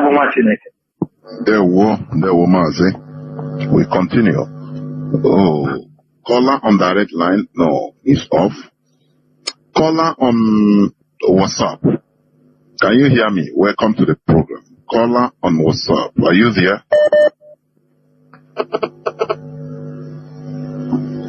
Caller on, let me see. See WhatsApp? Yes. Caller on WhatsApp. Are you there?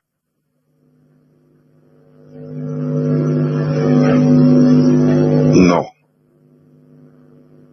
yes, caller on WhatsApp. I'm talking to you. Caller on WhatsApp. Can you hear me? Caller on WhatsApp.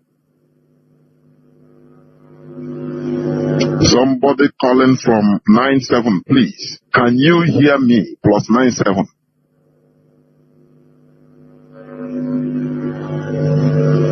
I don't know. Caller on WhatsApp. Can you hear me? If you are using earpiece, you remove it. You have been waiting since 13 minutes plus.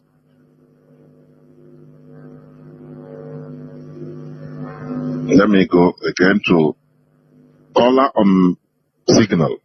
Caller on WhatsApp, as you cannot hear me, it is better you call back. Then caller on signal, welcome to the program. Can you hear me?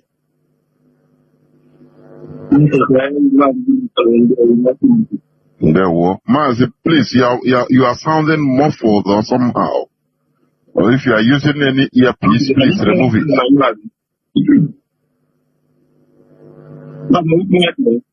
Yes, go on, please. No time.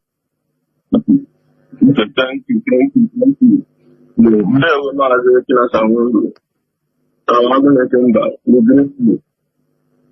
And now, before I ask my question, I will tell you. There is this thing I have found out in our people. You know, we like to ask and ask and ask. It's good to ask questions, but sometimes we ask questions out of point.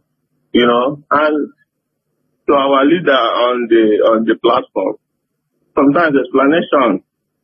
When you explain, because one thing about people, man, is if you explain something, he will always ask you a question on top of the one you explain, and you will explain, and that's how you keep on explaining. Sometimes we do the needful. I know it's good to explain, but some of the explanations are not really necessary because they will always like to find out what they will ask. Concerning the message our brother and our senior comrade, Mas Benjamin Madbu, released from our leader, where he said the leadership, that our leader is angry with the leadership. We understand that particular explanation. This is him trying to convey a message to tell you the importance of him canceling that situation. That he is even angry with the leadership that they didn't implement the order. Immediately he said it. It's not as if it's anything that is different from what we know. This is something that has to show you that message is given to you that moment is very important, that you stop whatever you're doing. So don't come and expatiate it for us, please. And when people come out here, they make their very argument, or they want to put their opinion. Let us stop using this word, Biafra, generalizing it. If it's your opinion, you're in a place that you're trying to add how you feel about something, say it. Own that responsibility. Don't come and generalize it. Say, we Biafra. No. This might be something you're inside your room thinking, and me here, I'm not even thinking towards that direction. So these are some of the points we need to be correcting so that we don't create issues where there is no issue. And my question is this, man, our leader that is on board, concerning the issue of Niger and the Tunutu, because with what we are looking on ground here, it's as if this war is inevitable because they are pushing so hard for this man. And this man is also looking for this opportunity to legitimize his stay as president of Nigeria, because we all know that when he enters into that war, every pending court cases against him will go under based on national security issue. So my question is, Mazi, is there any way this thing will affect our leader, who we know for today is still in the enemy's hand, so that we begin to preempt whatever be the action on time? This is my question. What does I come back to listen to? There were. Thank you. There were. Mazi Chinasa.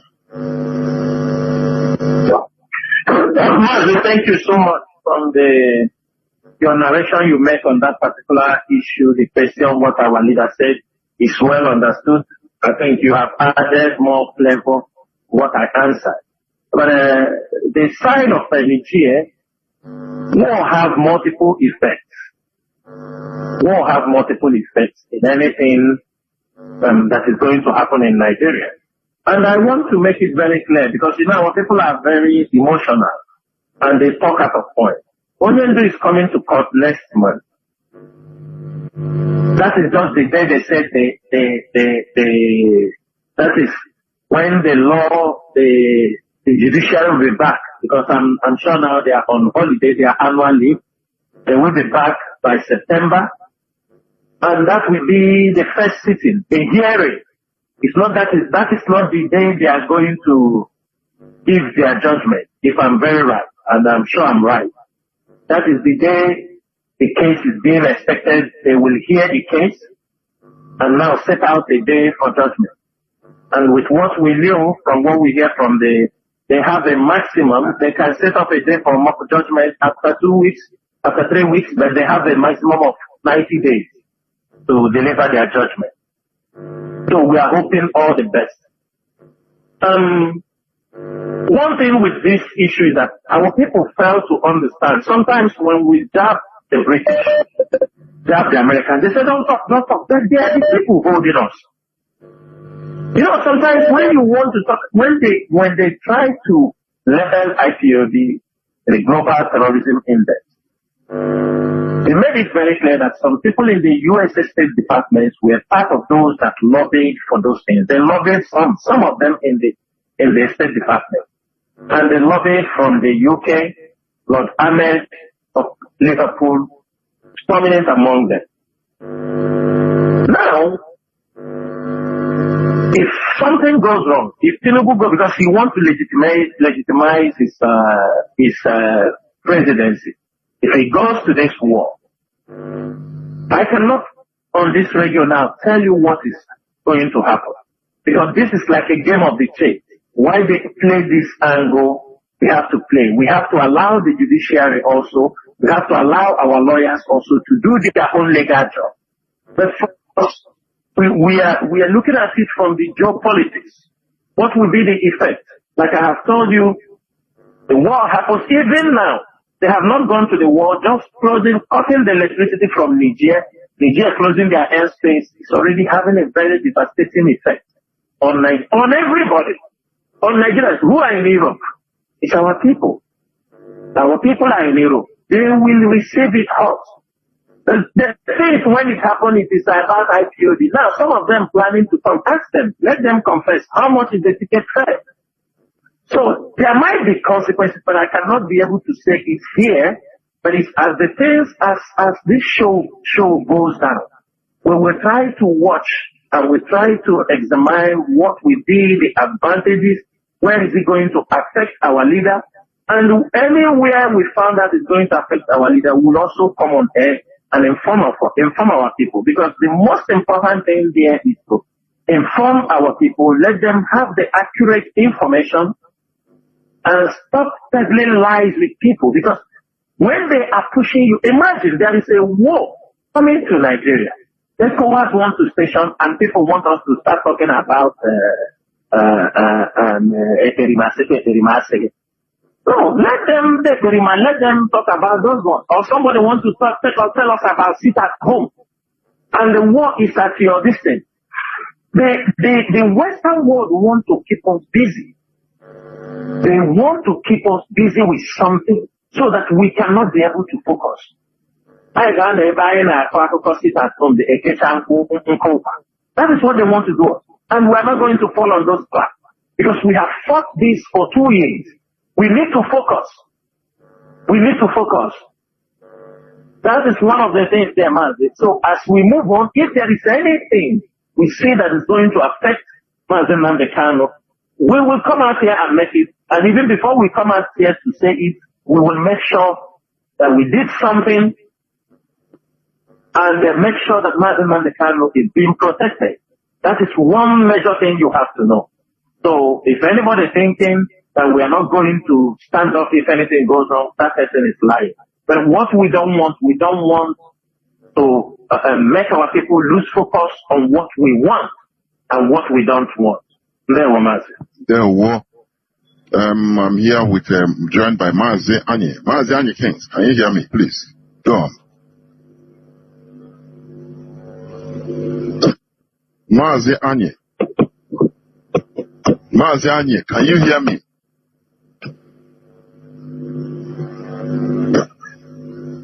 My goodness me. Mazianye Kings, you know him? Yes.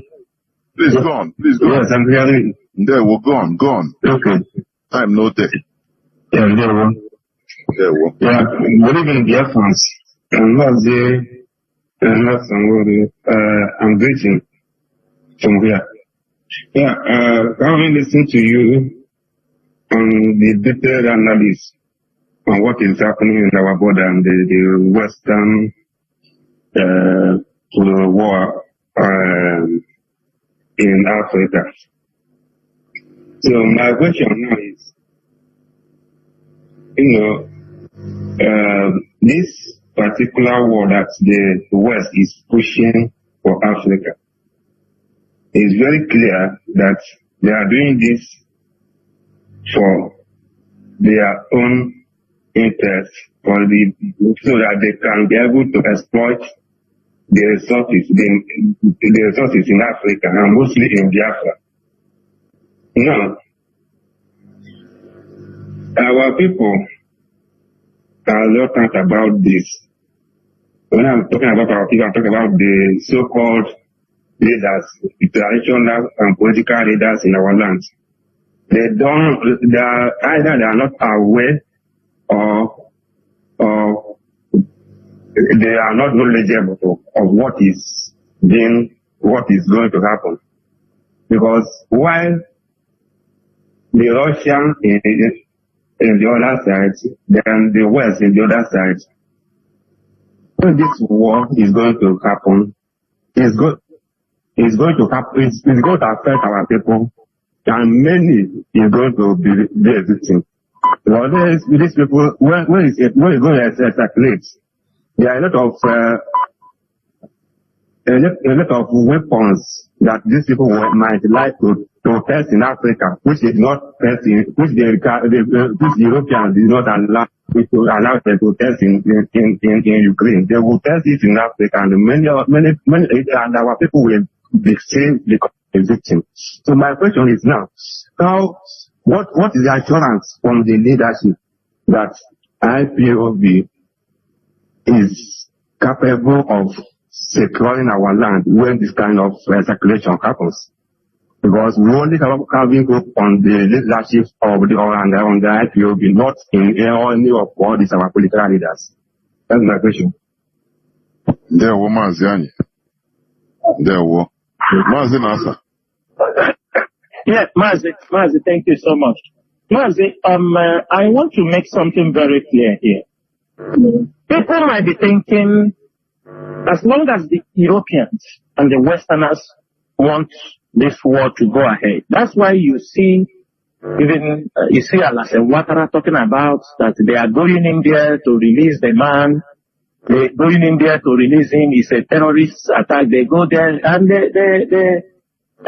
is it Cellini said if they try that, he will execute the son. Now, it's a very difficult case. And the question we're supposed to ask the Western world who want to go to war in Nigeria is this. When Mali overthrew their government, why you people didn't go to war? When Burkina Faso did, why you didn't go to war? When Guinea-Conakry did, why you didn't go to war? Why Nigeria? That's a question we're supposed to ask them. Why Nigeria? Now, people might be thinking they are going to put up bombs and all these things, and start attacking by air and all this. Wars are fought in different angles, in different phases. Terrorists. Sahel region is full of ISIS. The ISWAP West Africa, they are in those axes.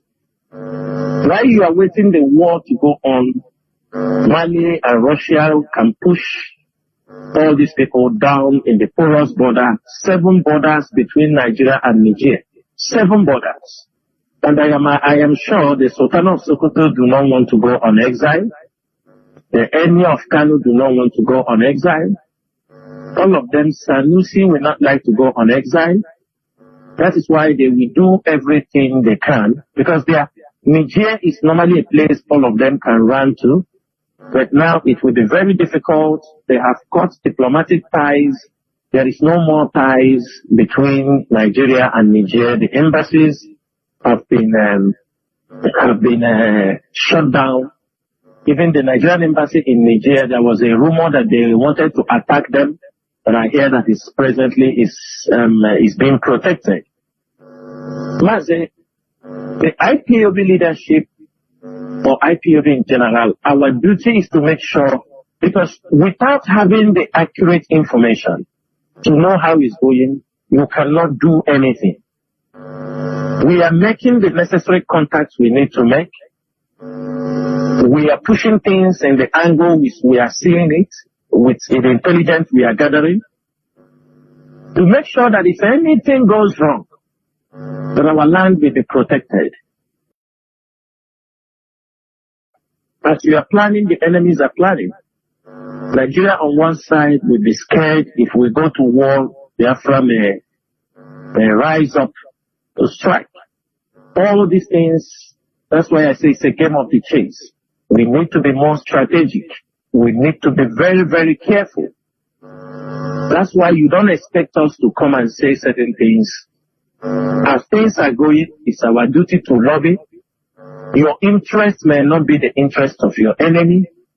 That's why somehow I was not, me personally, that's my personal opinion, I was not happy when our people rose up in Nigeria, started protesting. Not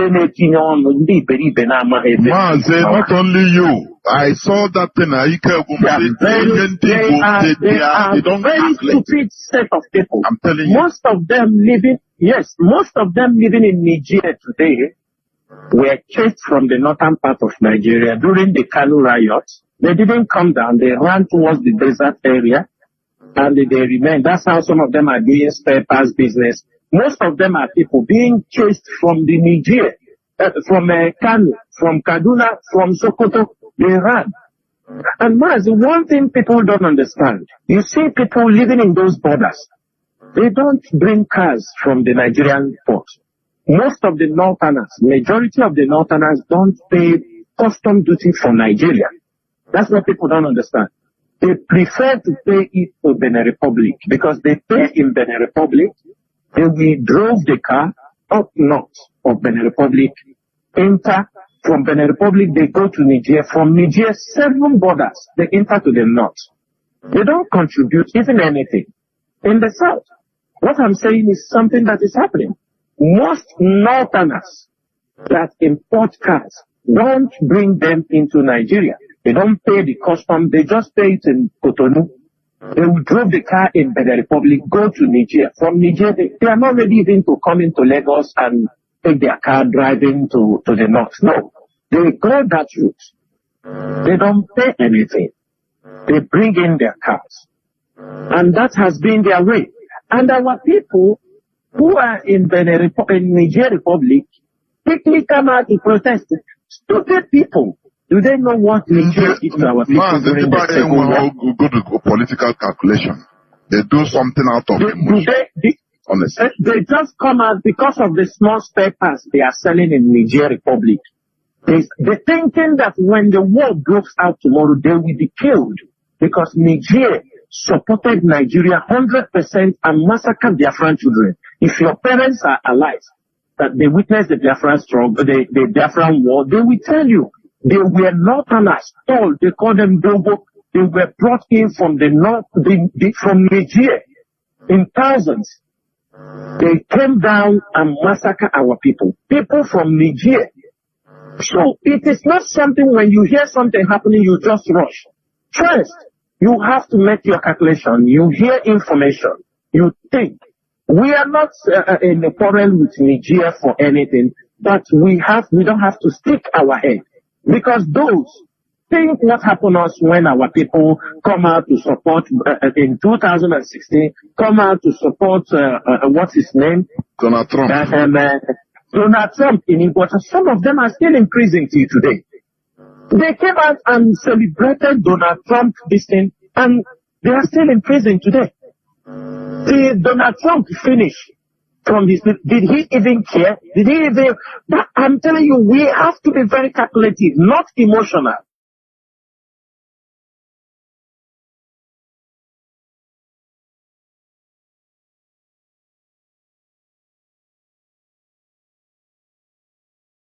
You say, Mazi, what do you want me to say? They are the one, they are trafficking people from Niger to Libya to all this, and that is what some of them, and they come out, they are the first foreigners in that place to come out to vote. People that they were massacred by the same people. They don't even ask questions. Nobody to educate them. They have to keep silent. This is an international case. This is an international situation. You have to be very calculative. Before you speak, you must make sure you have secured your interest. Without that, you don't speak up for what you don't know about. Mazi, the leadership is following the situation. We are already putting things in order in case of eventuality, because if the war goes down there, it can be two ways. Nigeria can still push them down, use that opportunity open, because as long as the oil companies are involved, Biafra land is their target. As they are fighting there, they make sure they suppress us. They will make sure they go down to suppress. They will push down their army to make sure they use that opportunity that they are going to war in Niger to secure their pipeline in Imo State, in Okwa, in Owaza, in Obaru, and all the places gases are being stolen and sent down to Europe for their own profit margins. Thank you, Mazi. There were. I have callers waiting. Let me see who is there first. Caller on signal. You have been there for 16 minutes, going to 17 minutes. Caller on signal. Can you hear me? Welcome to the program. Mazi Jonathan, good evening. There were. I can hear you well. Mazi Chinasa, Udodrege, my brother. I greet everybody. Mazi Chinasa, please let me just ask this question. I heard when you was doing an analysis about our accounts in Germany, our national accounts, which Madam Nenayanya closed. My question goes like this. Did our leader know that Nenayanya closed the national account of IPOB in Germany without permission or without authorization from the leadership? Did our leader is aware of this event? What am I going to use to? Yes. This is my question. Okay. This is my question. Please, if you can explain more about that. Thank you, Mazi. This is my question. Mazi Nasa. Yeah, Mazi, like I have said here, all the information we are getting, what our leader is saying is that Chike Doziem, he was informed that Chike Doziem closed the account in Germany. Chike Doziem closed the account in USA. Chike Doziem closed the account in Italy. Chike Doziem closed the account in South Africa. That is the information I know our leader is asking, that Chike Doziem shut down the whole account. That is it. So, you know one thing, even these accounts, they are all talking. Apart from when we used to send money, but we don't get even response if our money are received or not. We don't even know IPOB, which IPOB member has access to IPOB? None. So it's surprising now. I have to see Kenya and Ekishiopo. And we leave it till, I don't think our leader knows. If our leader can be informed that Chike Doziem closed account in America, closed in Germany, closed in South Africa. And so why I'm saying this, so that people will be aware. Because tomorrow this thing will come out, people thinking it's true. People in South Africa can come out and say how their account was shut down. People in America can come out, at least the one of America we were the one defending even the finance. That is not this woman that closed the account. We asked them. At the end of the day, we are shocked to hear that now it is Chike Doziem that shut the account. So, Mazi, if they can tell Onyendu like this, I am sure also they never told him or they did not tell him or inform him about the national account. I am very, very sure because I don't ask about those things. It's just when the messages come, I start to become interested. There were let me see. Caller on direct line. Can you hear me? Welcome to the program. Caller on direct line. Please go on. There were Mazi. Go on. Go on.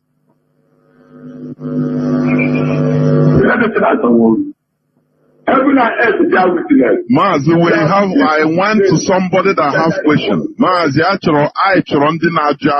mostly, please. You need to stick to instruction. If we have any question, listen to me, go without preamble. We must be disciplined, okay? Okay, go on, please. If you have any question, go on. Okay.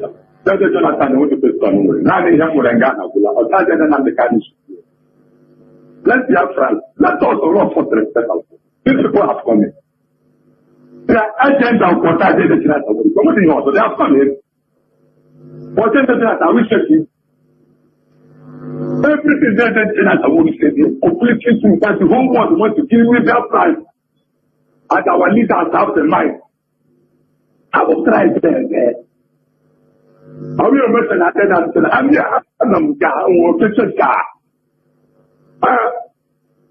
English, and I am English.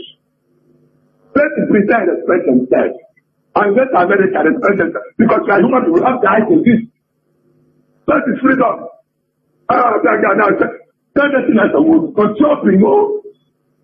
They are what occupying everywhere. I am not a case of nobody with the same. Understand my process, but no one enough to go. They are nowhere.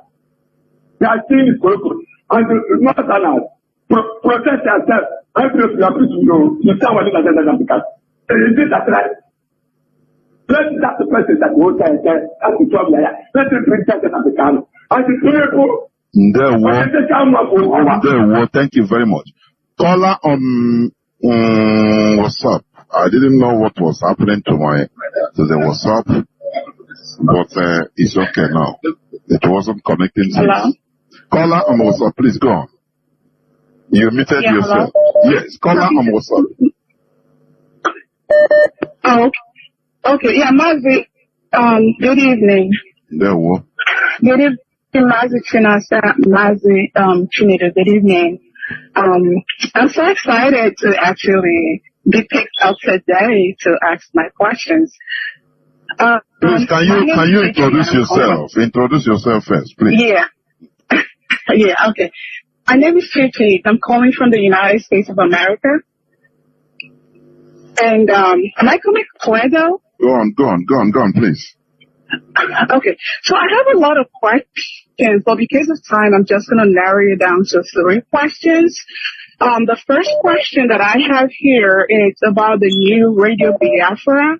And like Mazi Ikechukwu, Honora, and whoever it is that's operating this radio, that they said Mazi Nnamdi Kanu was the one that gave the authorization for that radio to be opened.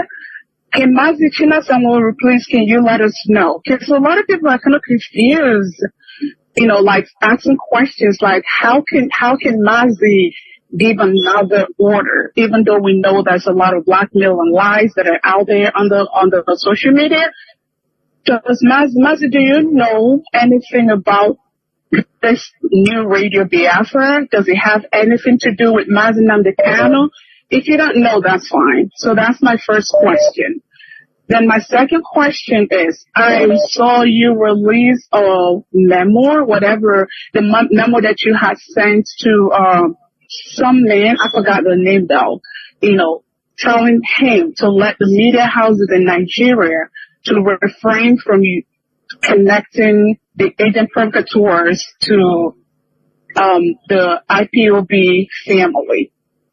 Can you also speak a little bit more about this memo? If they do not pay attention to the warning, is there other mechanisms that the leadership have in place to see that they do what they are supposed to do and separate the IPOB family and the enemies of the struggle. Then my last question is on the Economic Empowerment Day that Mazi Nnamdi Kanu had talked about on Mondays. I know there's somewhere that I read that he said he's going to say more about it when he comes out finally. But my question is there something that you, Mazi Moro, can tell us about that? Is there anything at all that the leadership was asked to do to that effect so that people do not misunderstand the communication between the Sida home that has been dead years ago and this new economic empowerment? Thank you so much, Mazi, and God bless you. Yeah, well, thank you. Mazi Nasa.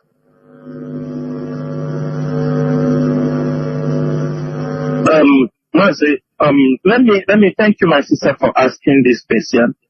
Mazi, my sister, in IPOB, we maintain a particular structure. If you know about anybody can form a radio, depending what you think. I could remember in 2016, before the Irania, they wanted to open a radio. They said Uchemefo did not want to give them a password or something for them to broadcast. Onyendu was still in Kuje prison. I don't forget that day. I was somewhere here. It was 6 in the morning or 7 in the morning in this region, and I was communicating with Onyendu that time. He was talking about this radio, and the people went and they set up their own Radio International. And everything get loose. Then, at the end of the day, that time was when we are trying to expand the radio. We want people to broadcast from this thing that is happening now with December. Some people wanted their own radio. They wanted their own radio. They say it's Radio Biafra International. So they went their way. They make their logo.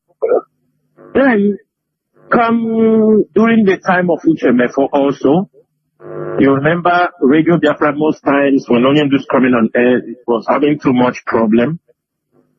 Attacks until IPOB Community Radio was also set up as a backup in case Radio Biafra have a problem. IPOB Community Radio, all this with the blessings of Mazi Nnamdi Kanu. Well, Mazi Nnamdi Kanu did not inform us officially that he has opened any radio. He did not tell us. We are not aware. Diplomatically, he didn't tell us, no, I'm opening another radio. But you ask yourself a question. Is it Tarineni that has been expelled from IPOB that is anchoring a radio, a new radio? It's Ike Chukwu. Those things, Biafrans will decide. Because I know that according to our oath, they say that we must be, we must be subject, to the Biafra struggle to man. And Mazi Nnamdi Kanu also have to be obedient to the Biafran people. When he comes out, it is not somebody, let me say, there are certain decisions that will be taken in IPOB. Like I'm saying it on air, some of us will say, I am done for now. It doesn't matter. Other people, let them try. You understand me? It's a very simple thing. In a government, there are people, when they bring them in government with you, you can say, I will not work with these people. You will resign honorably. It does happen. So, I will leave it on that. We don't know anything about the radio. And someone like me, not interested to know about the radio because I know it goes against the principle of what we are doing. That's to show you that the attempt to have their own radio did not, to hijack the IPOB, Radio Biafra, did not start today. It did not start. It started the moment they arrested the kidnapped Mazi Nnamdi Kanu. They wanted to take away the radio because imagine if our radio was in the hands of this Chief Eperima, in this Prime Minister hand. All these things he's doing, will be doing, of course. It cannot happen because Mazi Former will just take him off the air. They want a radio. They want to create their own thing and be talking. From day one, they want a radio. They want their own platform. They want to. The siblings of Mazi Nnamdi Kanu want to. The Kalunta want to be in the absence of Mazi Nnamdi Kanu. He saw himself as the next person in line. That is, when I have sent that message to Onyendu, is this a family business? He said no, and I take that word.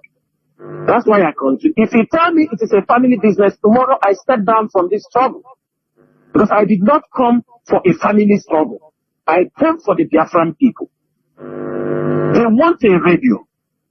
They saw the Biafran struggle. For them, it is a source of making money. For them, it is business. They have nothing to contribute in this struggle apart from ask them. Apart from money. What else have they contributed in this struggle? What are they doing in this struggle? Apart from money. What else are they doing? What else are they doing? Nothing. When people are caught and put in detention, how many people can they bring out? How many? Nothing. So, the radio is not our problem because we have a secure platform where we are spreading the gospel for the restoration of Biafra. Let them continue to talk. We are not worried for anybody to open a radio. Uchemefo came up. He started his own radio, Biafra, the Near Human Rights Radio. They are still talking there. They are still talking. Are you hearing? They will talk. They are free. But they will make stupidity of themselves because we are moving forward. Radio Biafra is where we worship.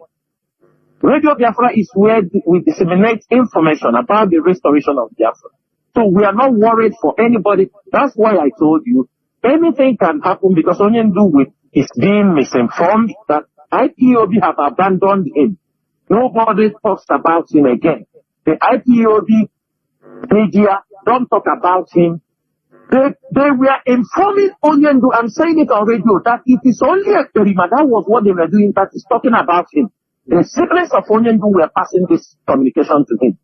That the IPOB leadership, IPOB media warriors, nobody talk about him. They passed this information.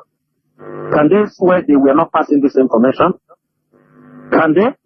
They cannot swear. Just because they want to destroy the leadership. So, for that, they can also say anything and go and open a radio. But we leave it when Mazi Nnamdi Kanu comes out. With time, he will understand. He is a man that will listen before he takes any decision. Then when he comes out and said, no, I want this radio, this is radio, then we ourselves will also know what we do. Nobody is holding us in the struggle. We came voluntarily. And if we feel what we are doing is not being needed, we will give a bow. Other people continue to do it. That is the struggle.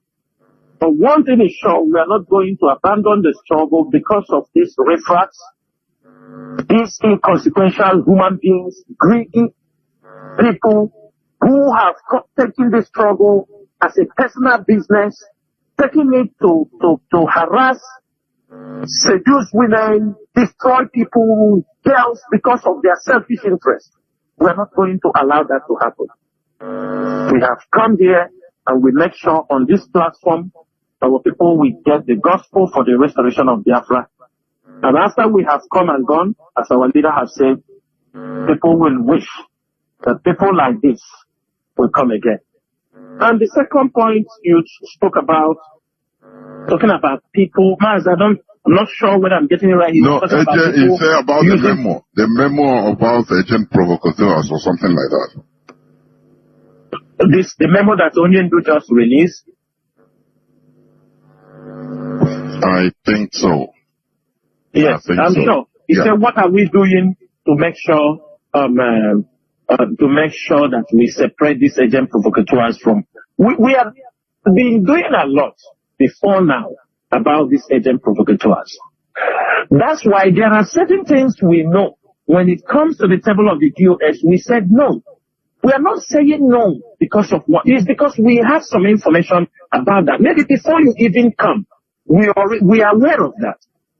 This is a leadership that if something comes to Mazi Doziem from another angle, and if it concerns me or where I am overseeing, he will contact. He will say, please, can you look at this? We'll tell him, oh, this person, we know about him. It goes through the media. Mazofama will be contacted. We will investigate. We don't take information just. So for the agent provocateurs, we have kept them where they belong. They have tried in, I don't know whether people knew that before, if the DOS is having meeting, some people in the DOS will open the line of a meeting, a very sensitive meeting DOS is having, and third parties will be listening to it. Third parties. Is it right? I want to ask everybody listening. A struggle of this magnitude, that the DOS will be called for a meeting, somebody, saboteurs, agent provocateurs, because they want to destroy the leadership. They will be doing what? Transmitting our meeting to a third party. We don't even know. Before you finish meeting, some of them will be using it to rant on the social media. Some of them will, even to the point, meeting will finish. Some of them will have the impetus to call Chief Edoziem. I heard what you people discuss in the DOS. Why should you do that kind of thing? This is absolute nonsense. Absolute nonsense. Maybe they can come as a Chief Edoziem.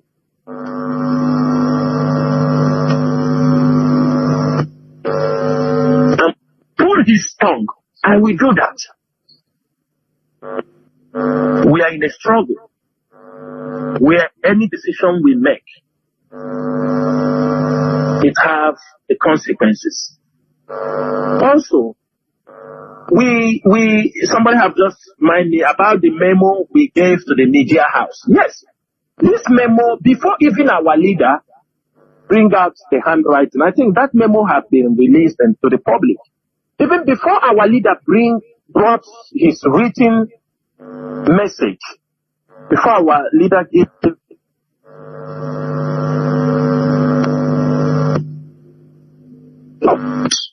indicator, Mazi Doziem wrote them, and that document was sent through DHL to them, telling them to stop linking the Perima group with IPO, because we have done it.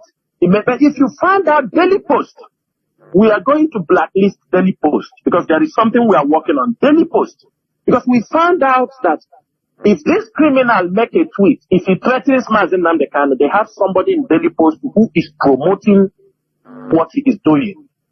Daily Post, we are going to come hard on them. Just let us finish what we are doing. Daily Post will be banned, and the people unsubscribe Daily Post from this evening. No Biafra will be allowed. We are going to bring out a memo. People will not buy any newspaper called Daily Post in Nigeria. Any Biafra. It will be blacklisted. Because we realize that Daily Post, they have their connection in Daily Post.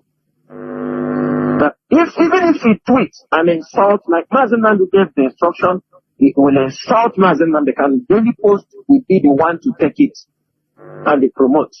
Daily Post is the first person to publish anything he is writing.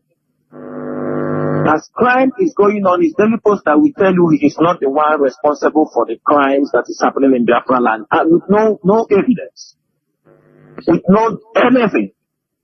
But when we are telling the world, we are giving them evidence. What is happening? We are seeing it on the video. You see them. These things are things we have done a lot, trying to stop all these people linking IPOU.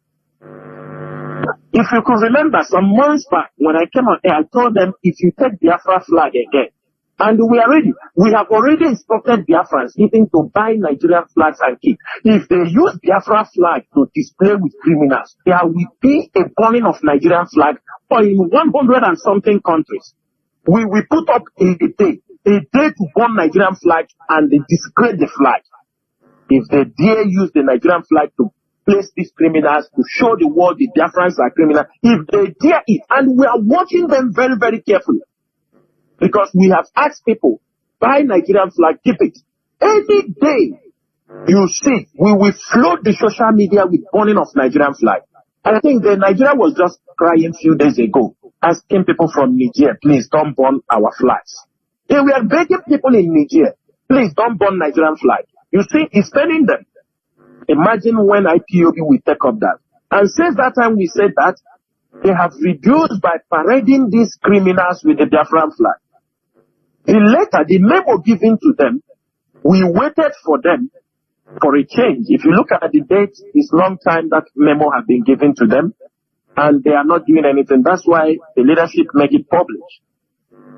That's to show you what we are doing, even behind the scenes, trying to stop them from linking. But we have realized it is not enough because they are being sponsored by the government. They are being sponsored. They know what they're doing.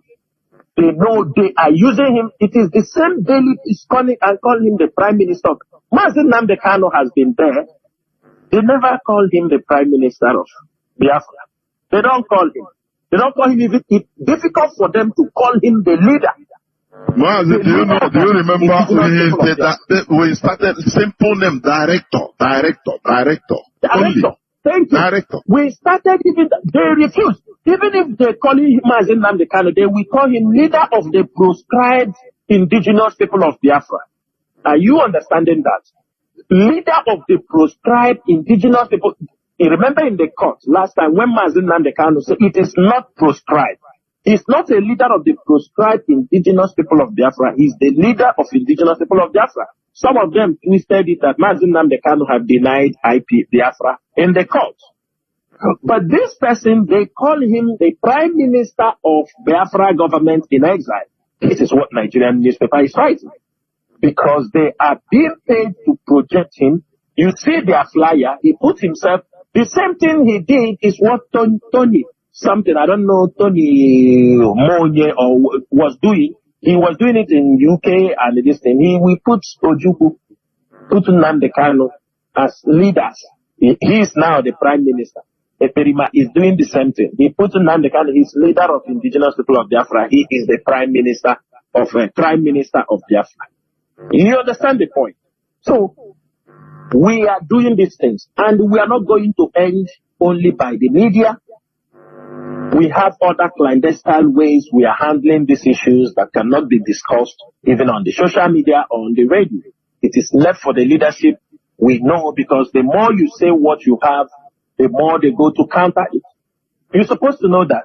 People, sometimes it is the government agent come and poke us. What are you people doing? They want to push us to say what we don't supposed to say because they are searching for information. Their agents are everywhere. If you say you did something, you can also say, give evidence of what you did. You can also say, I'm giving evidence. But these ones, they just talk and claim things they don't even know about. When they see something on social media, Mazi, are you sure my voice is coming out? People are saying my voice is not coming out. Please, can you confirm? Mazi, your voice is coming out, please. Okay. Your voice is coming out crystal clear. Please, go. Yeah. Okay. So at the end of the day, my sister, we have things we are doing. We cannot share it. Even if you put your hands into our stomach. From Olu province of Biafra land, and today is the 3rd day of September 2023. I welcome each and every one of you to welcome your friends and well-wishers onto this hallowed platform. This is a revolutionary radio instituted by Mazi Nnamdi Kanu, who is the leader, the supreme leader of the indigenous people of Biafra. But he is in the Nigeria secret police dungeon, illegally detained, because he was illegally renditioned from Kenya with the tacit support of Britain, whose passport Mazi Nnamdi Kanu was holding, or is still holding, even at the point of rendition in Kenya, and sent illegally back to Nigeria, breaking international laws. Britain, Kenya, and Nigeria, they broke international laws. They didn't have any regard for the rule of law, for human rights. Britain is always trying to, shamefully champion Britain.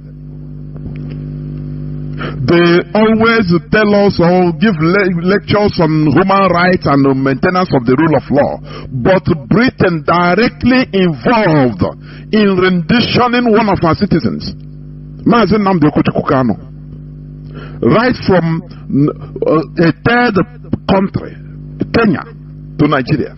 Something they prevented in the 1982 or 83, when the then head of Nigerian state, late Buhari, also tried to kidnap Umaru Dikko, although albeit Umaru Dikko was a criminal, and he is never, or he has never been a citizen of the United Kingdom. Umaru Dikko stole billions of dollars, naira, and all of them from Nigeria and ran down to Britain, where Britain secured him. When the then military head of state, Buhari, tried to kidnap him from Britain, they were caught. The agents sent to do the job, they were caught by the same Britain. And people went to jail. Some 8 years, 3 years, some people were deported, and Britain had a heavy diplomatic role for over a criminal, Umaru Dikko, who was not even a British national. He never held the British passport. But Britain had to, in order to protect a criminal, because he brought money stole money from Nigeria to Britain. Britain has to jail people involved, both Nigeria agents and the Mossad agents that were hired, and other collaborators, and deported some people, and also made sure that they had diplomatic roles with Nigeria for many years. But here, Britain hypocritically is a hypocritical country. See? They planned and renditioned a British citizen named Mazi Nnamdi Kanu from Kenya to Nigeria. The reason why, because he was logically, legally, legitimately advocating for self-determination of Biafran people through a referendum. But because it was not for the interest of Britain. Britain is the number one, thief in the whole world. Britain is number one. They steal from very impoverished countries, and they will come around and tell you that they are fantastically corrupt. They are this and that. They are not. They renditioned Mazi Nnamdi Kanu to Nigeria and kept him there. It is a direct command of Britain. This is how they show people their true color. Every day they stand without being ashamed. They stand and start telling people about the rule of law. You have to maintain the rule of law. You have to, maintain democracy. Their own democracy, maintenance of democracy is complete. For their interest, complete. It doesn't matter who died or who was slaughtered, who gets slaughtered. That is not their problem. This is the world we are in. But we have discovered their system. Mazi Nnamdi Kanu, even upon being rendition, he was sent to the court, and Mazi Nnamdi Kanu defeated the Nigeria government in their own court. And the Nigeria Appeal Court gave a verdict on the 13th day of October 2022 that Mazi Nnamdi Kanu should be discharged and acquitted. And not only that Mazi Nnamdi Kanu should never stand trial in any Nigerian court any longer. But since 13th of October 2022 till today, the Nigerian government refused to obey their own court. They refused to obey the rule of law, the court order, their own court order, because Mazi Nnamdi Kanu committed no crime known to Nigerian law. You understand? That is the world we are sitting. That is the evil world we are in. When Britain tells you about democracy, they are telling you about installing a puppet, their own puppet that will be helping them to steal gas and oil and all the minerals in Nigeria and in other African countries. That is what they mean by their democracy. Very shameless. That is who they are.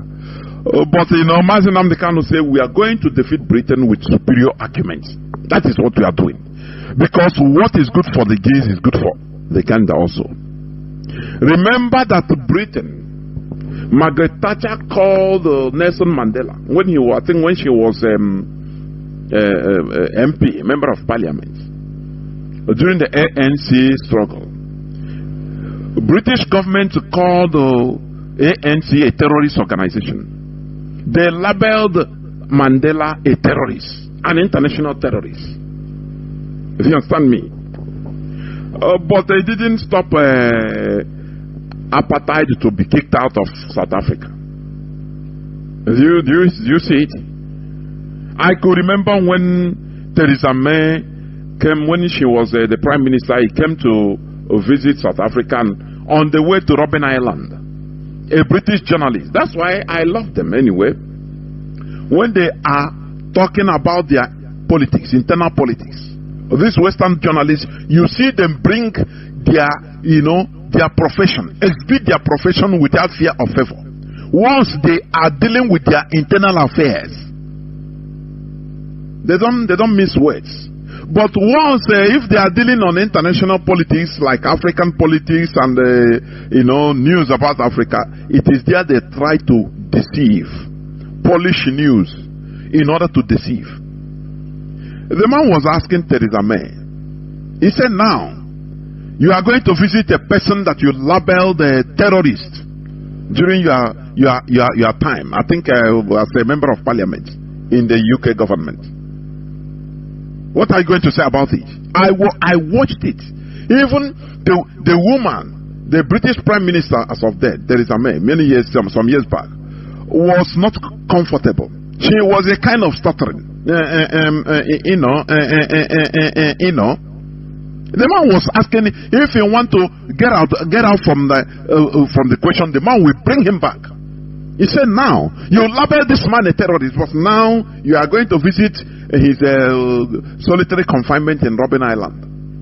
He brought him back. He brought her back, and the woman was stuttering, talking gibberish. That is the way they are going to talk, because the restoration of Biafra will even herald a new beginning, so that we will treat with each other, with Britain, with America, with all countries, with mutual respect, mutual benefit. Not what they are doing in Africa today. Not the exploitation that they are holding in Africa. They continue doing exhibiting in African countries today, in the name of using democracy. Because this democracy is just a term coined by the Europeans in order to continue their neo-colonialist agenda in Africa. What I'm telling you is reality. How many democratic countries in Africa are progressing? Is Cameroon not a democracy? Where their president, that one, I don't know, the great grandfather, since 50-something years, he's in power. Is it not democracy installed by the Europeans that made the Bongo family to continue ruling? What of Togo? Yasema Eyatema. A family. Remember that the father of this present president, the former president Eyatema, he was paid to kill the first president of Togo. That said no to France's neo-colonialist agenda. He refused to sign the pact, the secret pact for continuation of colonization, signed by every francophone president that enters power. That man refused, and they paid Yadema whether $600 or $800 as of that time in order to kill the man direct. And they killed them. That fine president was killed. Olympio, if I'm not mistaken, he was killed by Yadema. And after dying, his son took over till today. And today we are hearing that the European Union force, they are mobilizing in Togo. You know that is the continuation of the scramble for Africa. But this time around, it is no more business. It's not going to be business as usual. Remember, America tried all their best in order to subjugate Afghanistan, but they got resistance from the people. The people, it doesn't matter with your military power. Once the population is against you, there is nothing you can do. I am telling you, it's a matter of time. Who is in power today? Who runs the government of Afghanistan today? It is the Taliban. The people that we are called names, killed by Americans, done everything. But it doesn't matter the number of years. They resisted because it is their land. A foreigner will come and go, but the owner of the land will remain. So they are in power now. And the world is dealing with them. You have to deal, you have no choice. Because you have to respect international laws, the sovereignty laws, Westphalian sovereignty laws. That is the reality. So it doesn't matter what the Europeans or the West, they have the weapons, they have everything. But we, the indigenous people in Africa, we are in our continent. We are patient. The Europeans, they are because for them, ECOWAS is wasting time in order to go to war against Niger. Now they come direct, stationing in Togo, their military forces. But you can win the war, but you can, to win the peace will be the problem. America won the war in Afghanistan. I could remember when George W. Bush was black, happy on television that they bombed Tora Bora with the Tomahawk missile. After all those things, the end justifies the means. Who is there today? America tried everything in order to find a saving face to run away from Afghanistan. Because you can bomb, you can occupy people with military force, but you come and rule now. That is the problem. One day you will run away. Once the people are against you, there is nothing you can do. It doesn't matter, it takes 1 year, it can take 10 years, it can take 20, 50 years, you must surely run away.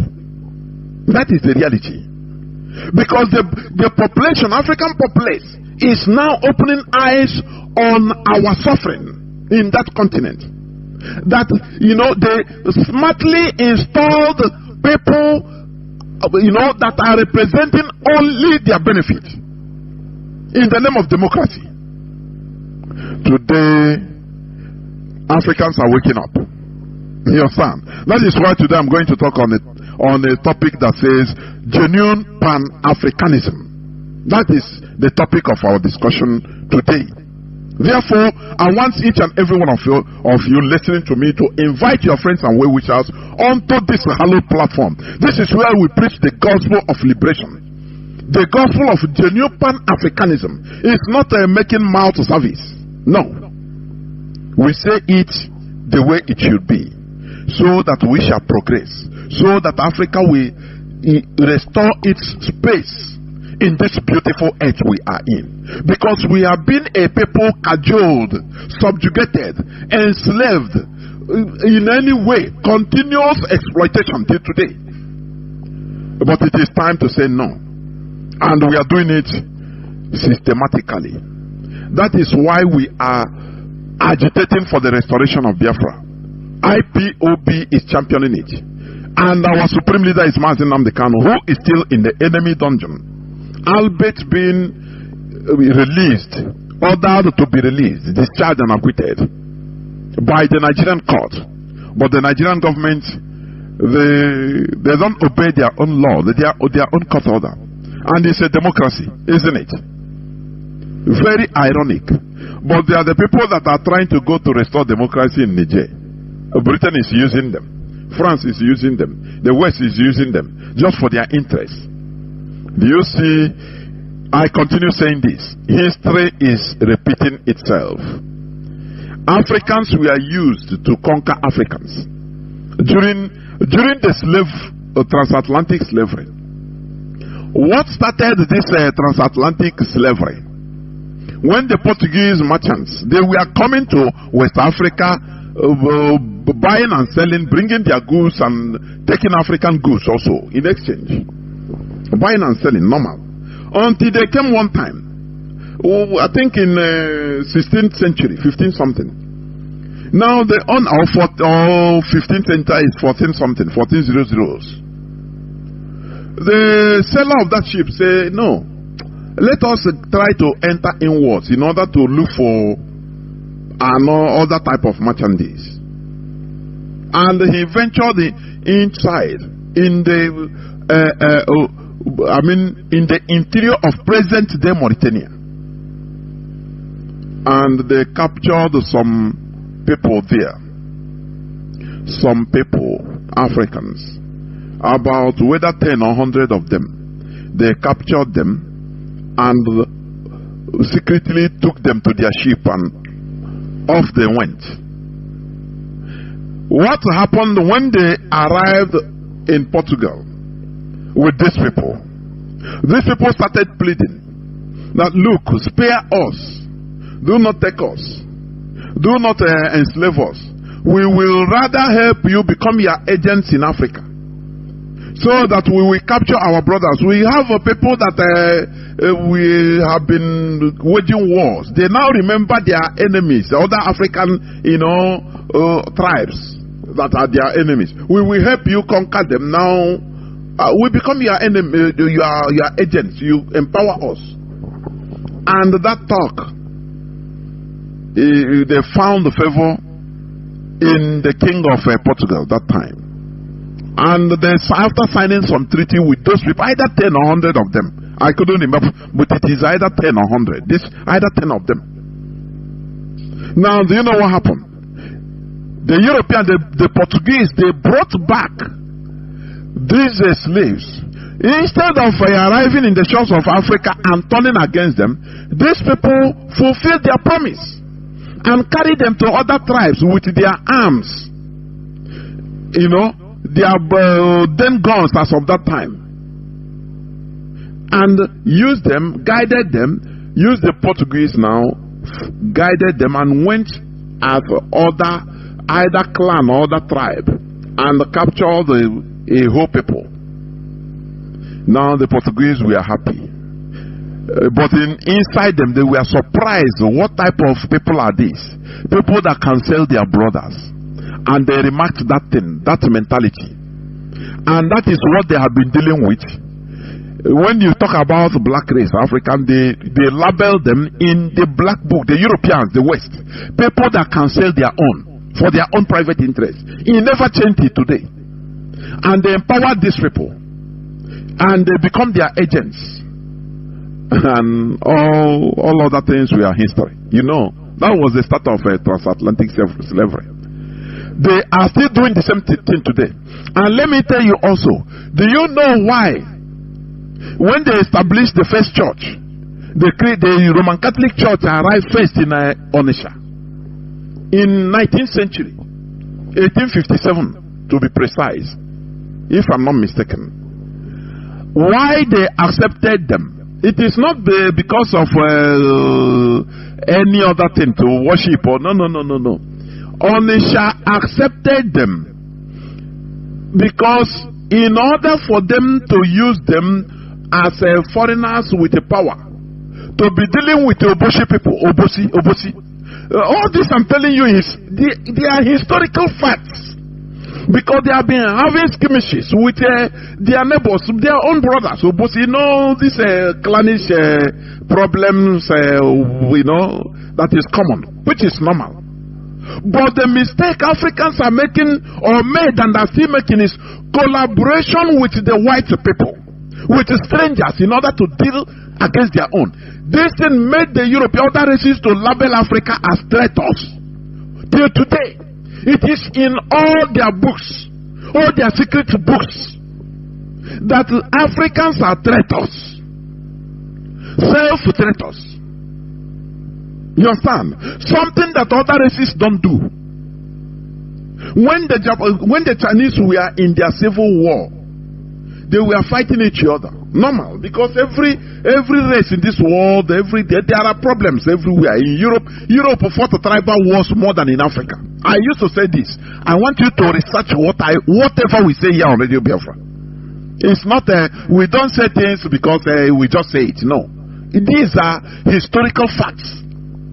The Visigoths, the Gothics, they wanted to kill themselves into extinction. You understand? How do you call these pirates? Today you are using as a secret society mantra. The pirates, they are these Scandinavians. They go for them. The Western Europeans fear them like anything, because they say they go like lightning. They don't know how they come. They don't know how they go. The pirates. They kill themselves until they want to, kill themselves into extinction. In Europe, Europeans, they were cannibals. But after they started thinking, they said, no, let us stop these wars. As I was saying, when Chinese were having wars between themselves, Japan tried to benefit from brothers fighting in order to invade them, to colonize them. And when these warring factions, Chinese warring factions, saw that another stranger, foreigner, is coming to invade them, one didn't make an agreement with Japan to side in order to kill the other. No. The two of them, they quickly, as wise people, two of them quickly made peace with themselves and said, look, if we are fighting, we are brothers, so no, we have internal issues. We are killing ourselves, no problem. It's better we kill ourselves than foreigners come to kill us. You understand? So they quickly made peace and started resisting Japan as a common people. So that after everything, if they finish fighting, wedding off strangers, now if they want, let them continue their own war. It's their own thing, brotherly fight. It doesn't matter. That is how wise people reason. But Africans don't reason like that. That is why I say Africans, they have not reached a that advanced mental state of enlightenment. I used to say it here, and think about what I'm saying. How can you, two brothers, for example, in a family, if two brothers, they can be fighting, but if a foreigner come, if they are wise, they will make peace, even temporary truce, and now face the foreigner. That is how wise people do. That is how wise people behave, because they are wise. It is wisdom. But if a foreigner came now and meet them fighting and join one, now one will say, yes, I have a partner now, help me kill my brother. After killing your brother, the foreigner will turn against you and will enslave you. You understand? That is the mistake of Africans. They allow the West in order to continue using them, so that impoverishing Africans, they don't care. They don't care. Any person that rises up, Thomas Sankara rose up in 1983 as a young, vibrant fellow that wants this neo-colonialism out of Burkina Faso. They still use his brother to kill him. And all the things he worked, all of them, they turned them round. That man is still in Blaise Compaoré. He's still in Côte d'Ivoire. He is in exile. What these people fail to understand is that it doesn't matter you are a billionaire, you are a president, or you are whatever, you will die one day. When Silva Berlusconi died, I was marveled. Because this man was a man that I read one time. His doctor was boasting that, Silva Berlusconi, he will continue making Silva Berlusconi 50 years younger than his age. He get #1 kidney every time. Any organ that is not has any slightest problem, they will change it. So he boasted that Silva Berlusconi will live very long life, but it is not like that. You understand? It is not like that. Everybody must end. Everybody must be extinguished.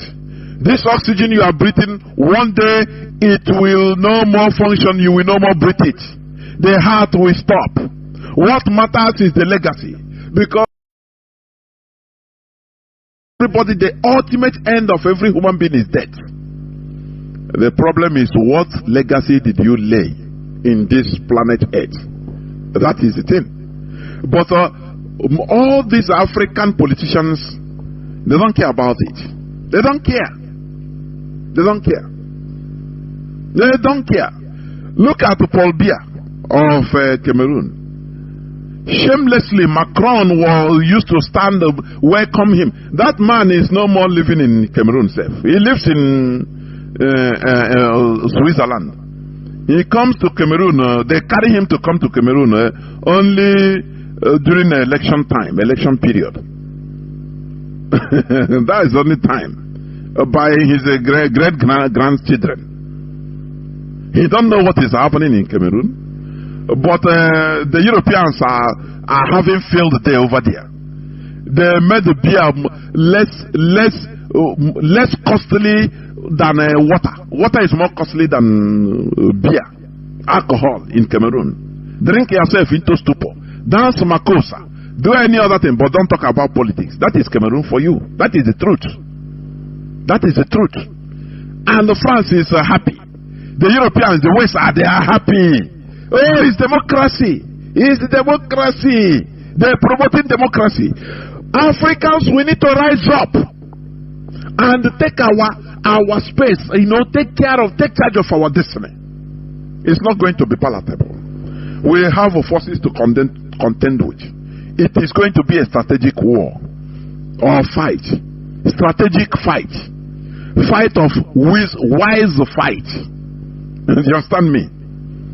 That is why every time I say it, it's for those that are saying why some countries are going from one colonization to another. Talking of China, Russia, others. I disagree completely. You cannot wrestle yourself out of a powerful hand oppressor by yourself. You have to do it siding an opposing force, equal and opposing force to that your oppressor. America is today a separate country that detached themselves from Britain. Who helped them? It was France. Without France, America wouldn't be a country today. They would have been part of British colony till today. They wouldn't have had the government they have today. There would have been another type of government, maybe like Australia, bowing down to the Queen. You understand me? They wouldn't have been a powerful country they are today. If not of France. France was a powerful country as of that time, in the 18th century, was 19th century, early 19th century. France was powerful also. So, in order to remove themselves to fight a powerful country like Britain, the colonies, the 13 American colonies, they have to beg France to help them. And France came. to their rescue, because France, no matter their European neighbors with Britain, they are having competitions. They are friendly enemies, or they were friendly enemies. You understand? So, America that time, the Unionists, they use that benefit. They made use of that benefit between two fighting giants, and they brought one giant to side them. Did France after colonize America? Is it not America today that is even being in front of France? Is the France pursuing America like licking us? Is it not the same? Is it not it? You in this world, you have to profit. Anywhere you should, you have your interest, you grab it, even if it is temporal. Grab it. No attachment of this sentiment. No, there is no sentiment in international politics. Anywhere you see, you are anything you can grab for your benefit. As of that time, you take it. If you go, now you use your God-given wisdom, because a country is filled up with people that has wisdom. Now you use your wisdom think tanks in order to wriggle out of the hold of that new strong person. That is how it is done. So when people say that Africa is trying to get out from one colonial master to another, I beg to disagree. It is lie. Why didn't France colonize America? When they ran away from British colony, with the tacit support of France, direct support, they didn't hide it. They brought arms to fight against Britain. After, why didn't France recolonize America? But all these things you don't ask. You don't ask all these questions because you don't know. You are ignorant. Anything they talk. When you see people analyzing all these episodes, African episodes on mainstream media, people you think you see that they are intellectuals. You see that their understanding is highly limited. The way they see things is completely limited to reality. You understand me? You will see somebody when he's talking because he's a PhD from Cambridge. He has to talk for the interest of where he schooled in Britain. That is the truth. They don't tell you the reality, the bottom reality of things. No, they don't tell you. You see the analysis just like it doesn't reach the ground. So many of them, they don't make sense. So any person, any powerful country that you can align to, in order to get what you want, grab what you want as of that time. You grab it. You get something. In international politics, it is getting interest. As of that time, if you grab that thing you want, you use your diplomacy might, every might, in order to wriggle, continue holding your interest. That is how it is. When Mandela came out from jail, he started visiting. He invited even people from both Palestine, friendly to them. And when he visited America, they were asking him, Mandela, you say you are championing democracy. Why are you making friends with the people that are terrorists? Palestinians, terrorists. That is how they ask him. One thing Mandela Madiba answered them. He said the most mistake the West is making is thinking that their enemies should always be our enemies. That is not done. It's not done. When they were, after all, America sided with Britain in order to support apartheid, give them arms, encourage them to slaughter black people. Now, when you come to people that helped you, Cuba helped apartheid regime. Anti-apartheid. Cuba, Fidel Castro helped the ANC. China helped. Even Russia helped them in order to gain independence from apartheid. Now, when you come out, they want you to just hate them because you are. They will order you just hate those that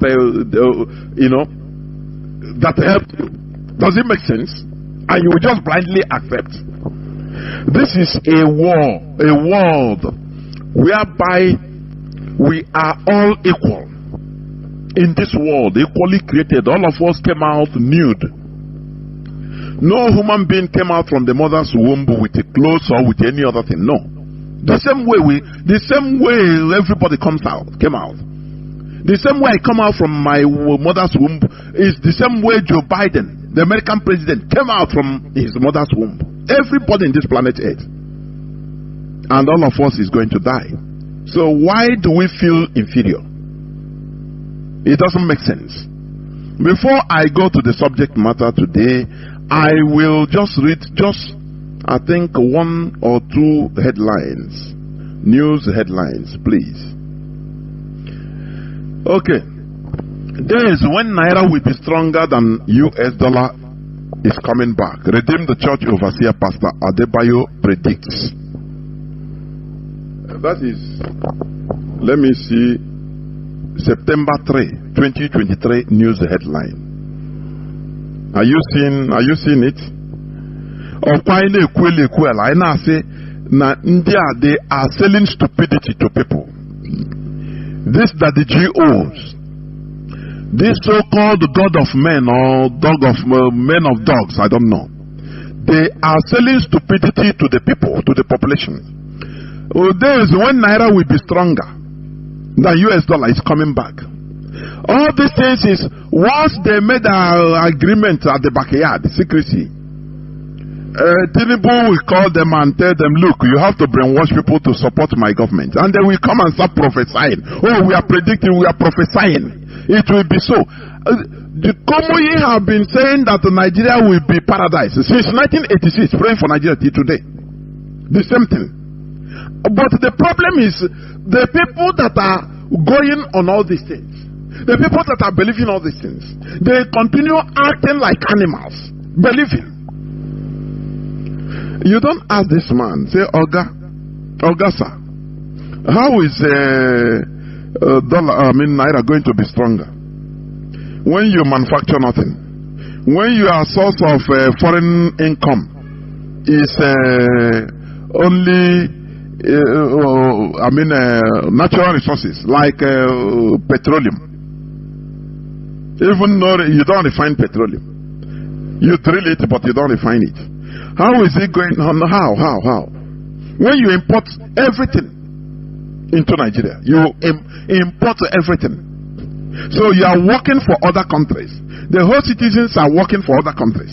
But because when you are using foreign products, you are slave to all these people. You are making them to expand their factories, their industries by importation. Every time you are in China, imported. There are people in China.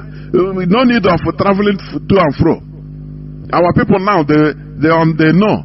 In order to cut costs, one person will go to China and stay.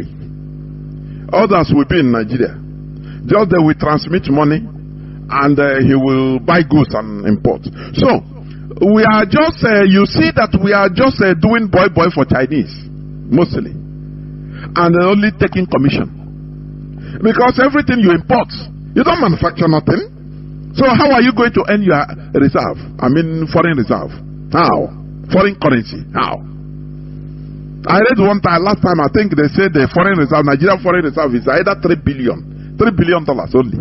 A country of 230 something million people. Reserve is, foreign reserve, whether $3 billion. Whereas Gaddafi, during his time, he had a external reserve of more than $150 billion. Highest in Africa, with no external debt. That is why they killed that man, a Pan-Africanist. But here they are predicting to you. And in that church, once you say, people will say, amen, say, okay, rise, let us pray. You see Neanderthals praying, you ask them, is this the way that Dubai became who they are today? By just predicting and everybody clapping and shouting hallelujah. Now, before you know it, magic wand, things change and the country, Naira started having value over dollar. Can you, even all these type of headlines, other nationals are reading it. It is highly shameful for this to make a headline in Nigeria. It is highly shameful. That is why Nigeria shame every one of us. A pastor predicting, naira will be more than dollar, and everybody is reading it. You know, you are shouting amen. Ordinary electricity you don't have. If you want to set up a factory in Nigeria today, you will budget for an electric generator that will be either even more costly than the whole factory you are trying to set up. It will be engulfing a different money every day, fueling it to run your factory, because there is no electricity. These people will not tell you that, look, at least we need electricity 24/7. Don't Nigeria have the capacity of building a nuclear reactor? Let me ask. Don't Nigeria have the capacity of building a nuclear reactor so that Nigerians will have light, electricity? You see that this is a grand conspiracy in Nigeria by Britain. I say Britain, so that to deny Nigeria, you know, the type of suffering they put in Nigeria is too unearthly suffering. All this so that the people will not rise up, because they know that when there is electricity, people will start doing something. You understand? There will be manufacturing, mostly by Biafrans. Igbo people will start making use of it. Instead of, in order to deal with Igbo people, they are suffering everybody. And no electricity. Everybody, you have the highest importers of electric generator is Nigeria in the world. And what all these politicians do, Britain encourages them, go outside, go Malaysia, go China, build a generator factory, so that you'll be sending it to Nigeria. That is what they do. They are suffering people unnecessarily. And the worst of it is this, that the people in Nigeria don't know that they are suffering artificially. It's artificial suffering. Some people are putting this suffering artificially. It is not natural. Now they use clergymen in order to sedate Nigerians, give them tranquilizers, so that they continue sleeping. Oh, Naira will rise up in Jesus' name. Everybody will say amen. And you start invoking the spirit of Naira to come and prayers. That is how America become a great country, isn't it? That is how Australia became what it is. Is that the way China became what it is today?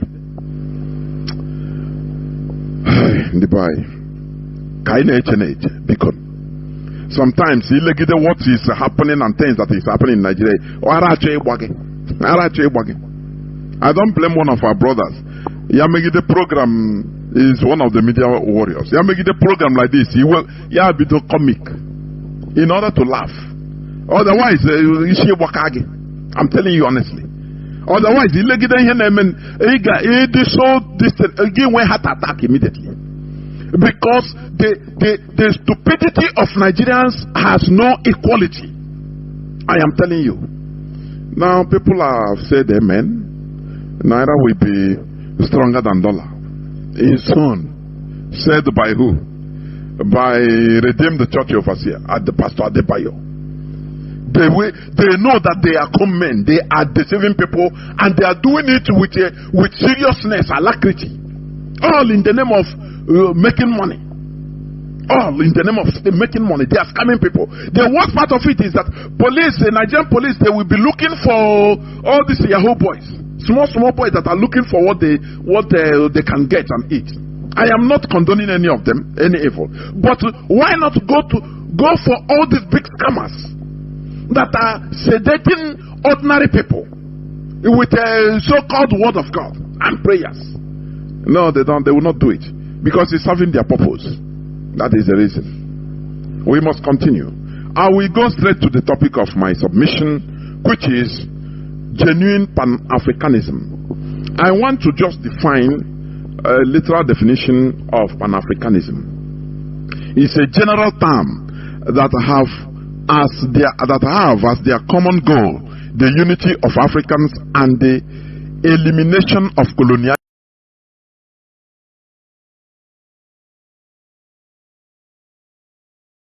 and white supremacy from the continent. You know, they call it the goal. The common goal is the unity of Africans. They didn't define unity at what expense. The same way Nigeria unity. They don't define the unity. How? How can you have unity without equity? How can you have unity at some people's expense? How? They don't, you know, that only that unity. At what cost? At whose cost? Without equity, without justice, there will be no unity. That is what Africans should understand. And that is the reality. Because what brings problems is lack of equity, injustice. That is it. And that is why we are agitating for Biafra. Because we have no justice in Nigeria. We are being marginalized in Nigeria. Look at the whole race. They are not good enough to be in, you know, to be even a president. They are not good enough. In every corner, they are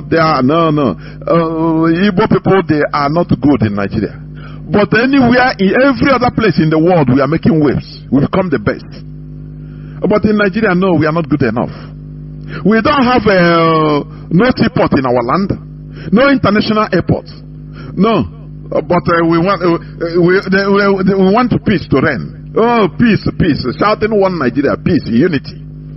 Is it not a scam? It is. So the Pan-Africanism, as they say, is a general term that have as their common goal the unity of Africans and the elimination of colonialism, white supremacy from the continent, colonialism and white supremacy from the continent. And you ask how? The first people that brought this idea, let me tell you, do you know that Azikiwe's name was never there? Oh, Chineke. Azikiwe that answered Zik of Africa, he was never there. Do you understand? You have people like Toussaint Louverture. That is one of the Haitian general and the most prominent leader of the Haitian revolution. You understand? As one of the pioneers of this Pan-Africanism ideology. Jean-Jacques Dessalines, also a Haitian revolutionist. Haile Selassie, Ethiopian, you know, Emperor Haile Selassie, that gave rise to Rastafari when he traveled to Jamaica and made the famous, disco.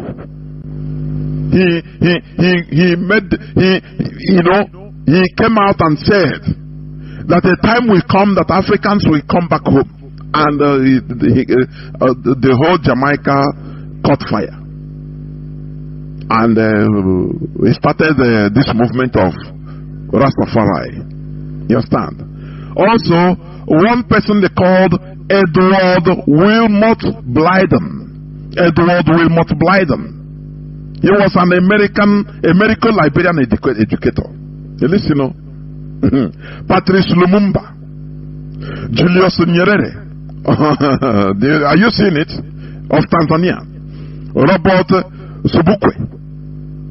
You understand? He's a South African anti-apartheid revolutionary. Ahmed Sekou Touré of Guinea. These are the pioneers of this ideology of Pan-Africanism. Kwame Nkrumah, King Shuza II of Swaziland. You understand? Robert Mugabe, that was demonized by BBC and their masters. Thomas Sankara, Kwame Ture. This Kwame Ture was a prominent organizer in civil rights movement in the United States and the global Pan-African movement, born in Trinidad. You understand? Dr. John Pombe Magufuli. Are you hearing? President of the 50th president of Tanzania. Muammar Gaddafi. We all know the great man that was killed in the most brutal way by the West. Sarkozy, Obama, all of them. Yoweri Museveni, who is still in power. These are the pioneers of ideology of Pan-Africanism. Are you understand? Do you see anywhere they say Azikiwe? No mention of Azikiwe in the international African level. Azikiwe's name is never mentioned. That is why I'm saying now. Sometimes I'm not as primitive people, and that is it. Onye puta ya honwe onye Igbo ya riju afọ gote nwa nke ahụ nweta nwa small crumb of political power. Geho ya na-eko like this, or diko ụwa niile ọ na-ahụ that place, that is his area. Ụta ga-echi na-eto iche ma ọwụ ya nwụ ụwa niile. Ị mara that from that sphere, from that look at a whole list of Pan-African ideologies. Nnamdi Azikiwe's name is never there. But in Igbo land, in Nigeria, he promoted himself to Zik of Africa. Don't worry, even the other time, Mazeze Kulie, who will be joining me as usual in no distant time, he said it. That who knows Azikiwe in the international level as a Pan-Africanist? He's right. He's right. But for us, that is why I'm saying, I will primitive people. I can deal only one until he may put like this. Oh, wow. Now you start seeing that here in the mail with nonsense. Oh, you put like this. Only what put Butrike. Oh, with $100,000 on the eco. Oh, Wanile, a Marana here. This thing, that thing, one rich Kuwaiti, Jenyanketani. I just say, go Jenyanketani under a few days. This is a very primitive character. I continue attacking it here so that we lower down ourselves, so that we will be able to inherit the world. Blessed is the humble, for they shall inherit the world. Remark that word and that statement. I tell you that the Bible contains Freemasonry puzzles. You join, if you are able to join one thing or the other, you see that there is a secret meaning on it. It is true. Some places, from time to time, one thing. And it's true. When you are too proud, you lose the earth. That is what is happening. That is why we are losing even our land. We are losing it because of Ngala, for nothing. Okomoko, for nothing. Nonsense. Where is Azikiwe in the list? Nothing. We don't know that. We didn't know that it's an empty drum. An empty drum that knew that he didn't have nothing. And when he here watching just a scammer. Britain and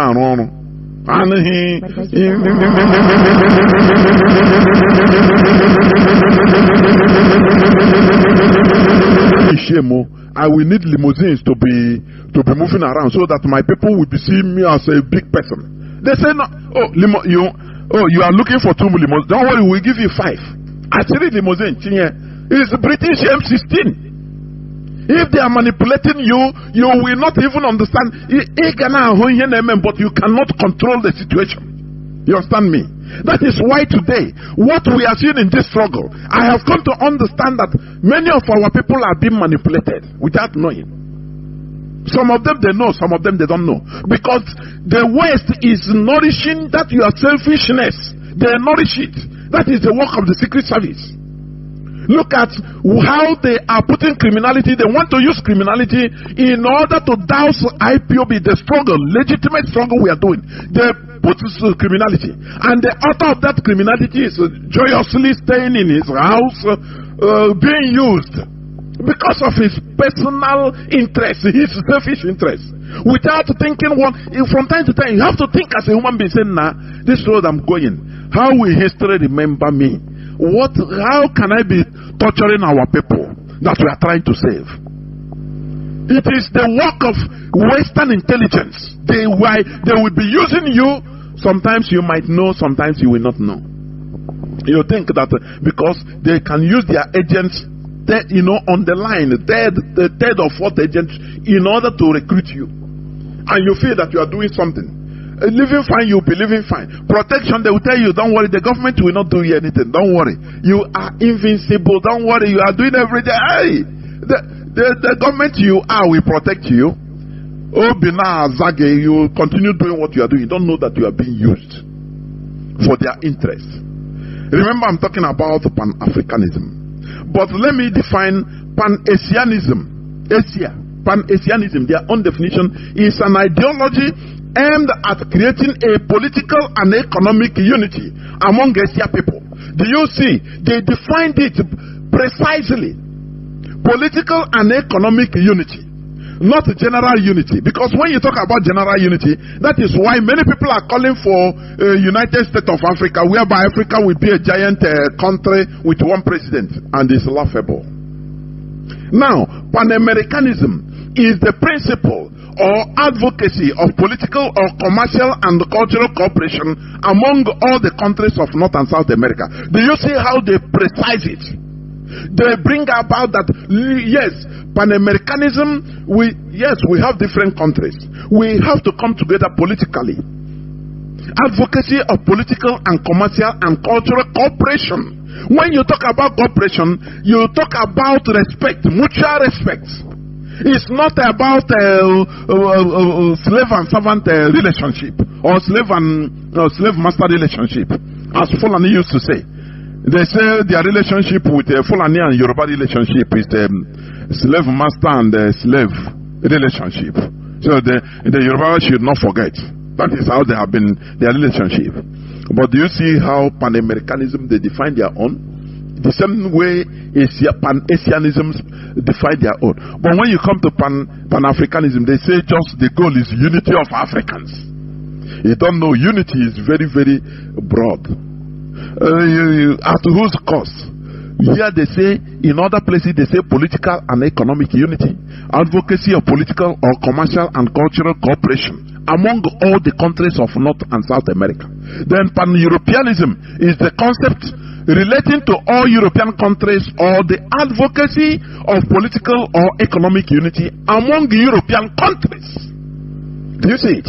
They mentioned that they should have countries, they have their differences, but all these things should be respected so that they will focus towards a general European goal.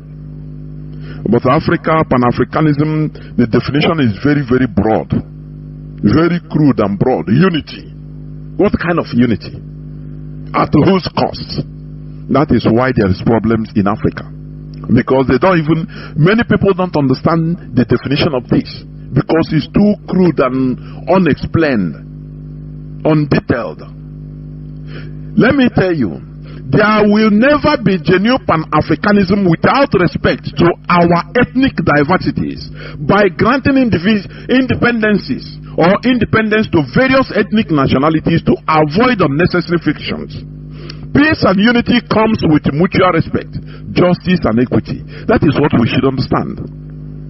Peace and unity should come with mutual respect. Are you hearing what I'm saying? It is not a force of peace. You cannot force peace. Peace is a byproduct of equity, justice.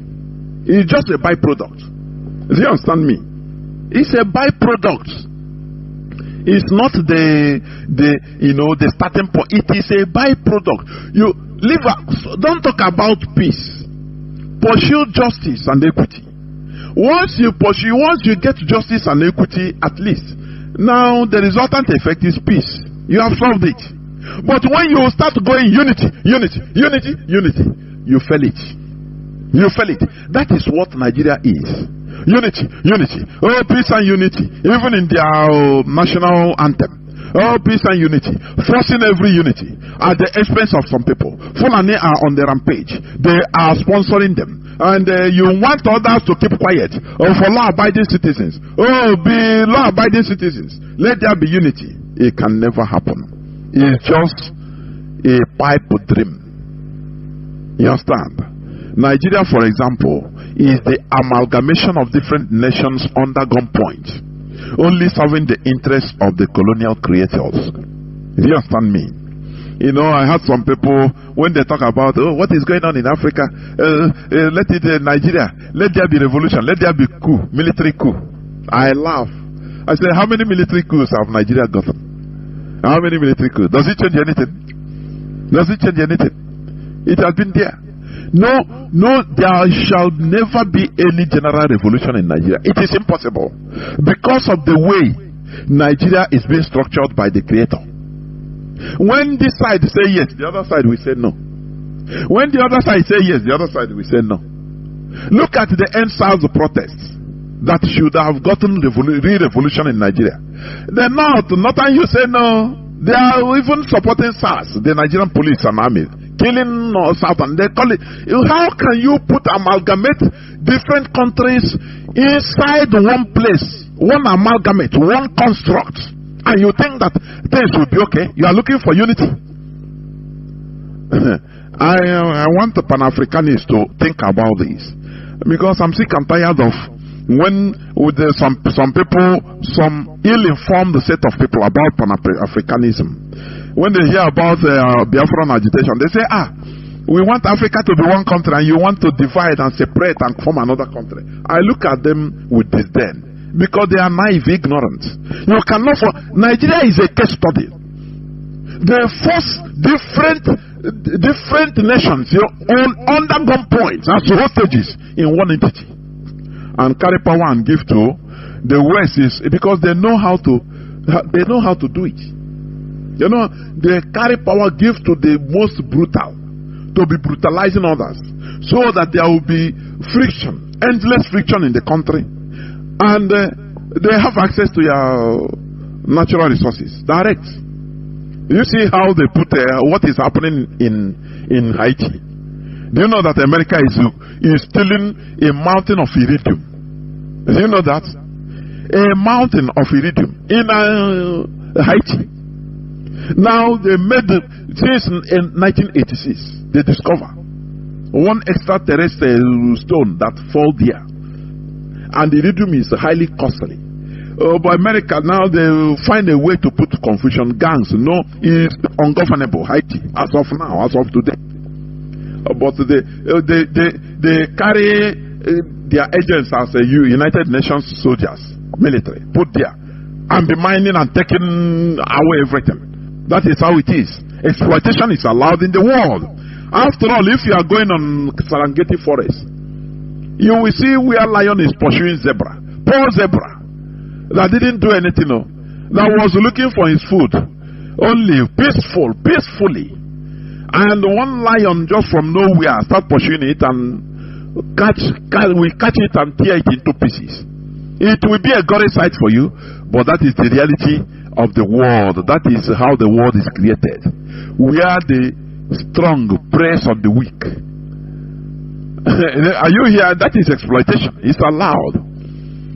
If you can resist exploitation, now you join the exploiters.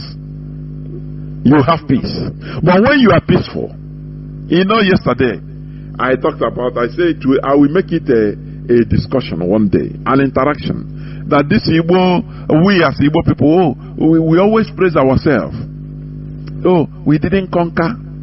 We know the importance of life. Yes, all these are good. But owing to the wickedness of the world we are in, you shouldn't be all peaceful.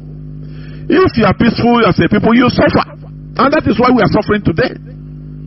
We waited until they killed us in 1966 before they, massacred us before we can be able to react, only to defend ourselves. No, we love life. America, see, we know one problem. The United Nations see us. We know one problem. Now them come bring problem to us. They are killing us. Why not to come and protect us? We love life. That is it. I'm telling you. You know one problem in this world, and you come out in the world. A world of problem. A world that is double spinning on itself, about 121,000 kilometers per hour, and now spinning around the sun, whether 20 something or 70 something thousand kilometers per hour. Do you know what it means? You're in a world of problem. Before coming out in this world, others died. You suppressed, you exploited and suppressed other cells. Other lives were lost. Do you understand? And you now come to be peaceful. Oh, we don't conquer people. And today, are we not suffering it? Aren't we suffering it? Others that fought and conquered and put everybody under umbrella until it became their tradition. They speak one language. Before we know, this one speaker said, no, problems everywhere. Why they were peaceful? Are we not?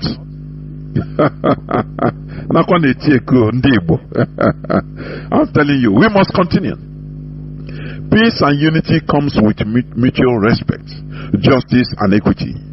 Nigeria, for example, is the amalgamation of different nations under gunpoint, only serving the interests of the colonial creators. I'm talking about Pan-Africanism. There are those whose idea of Pan-Africanism is having the African continent as a single country with one president, or having very fewer countries.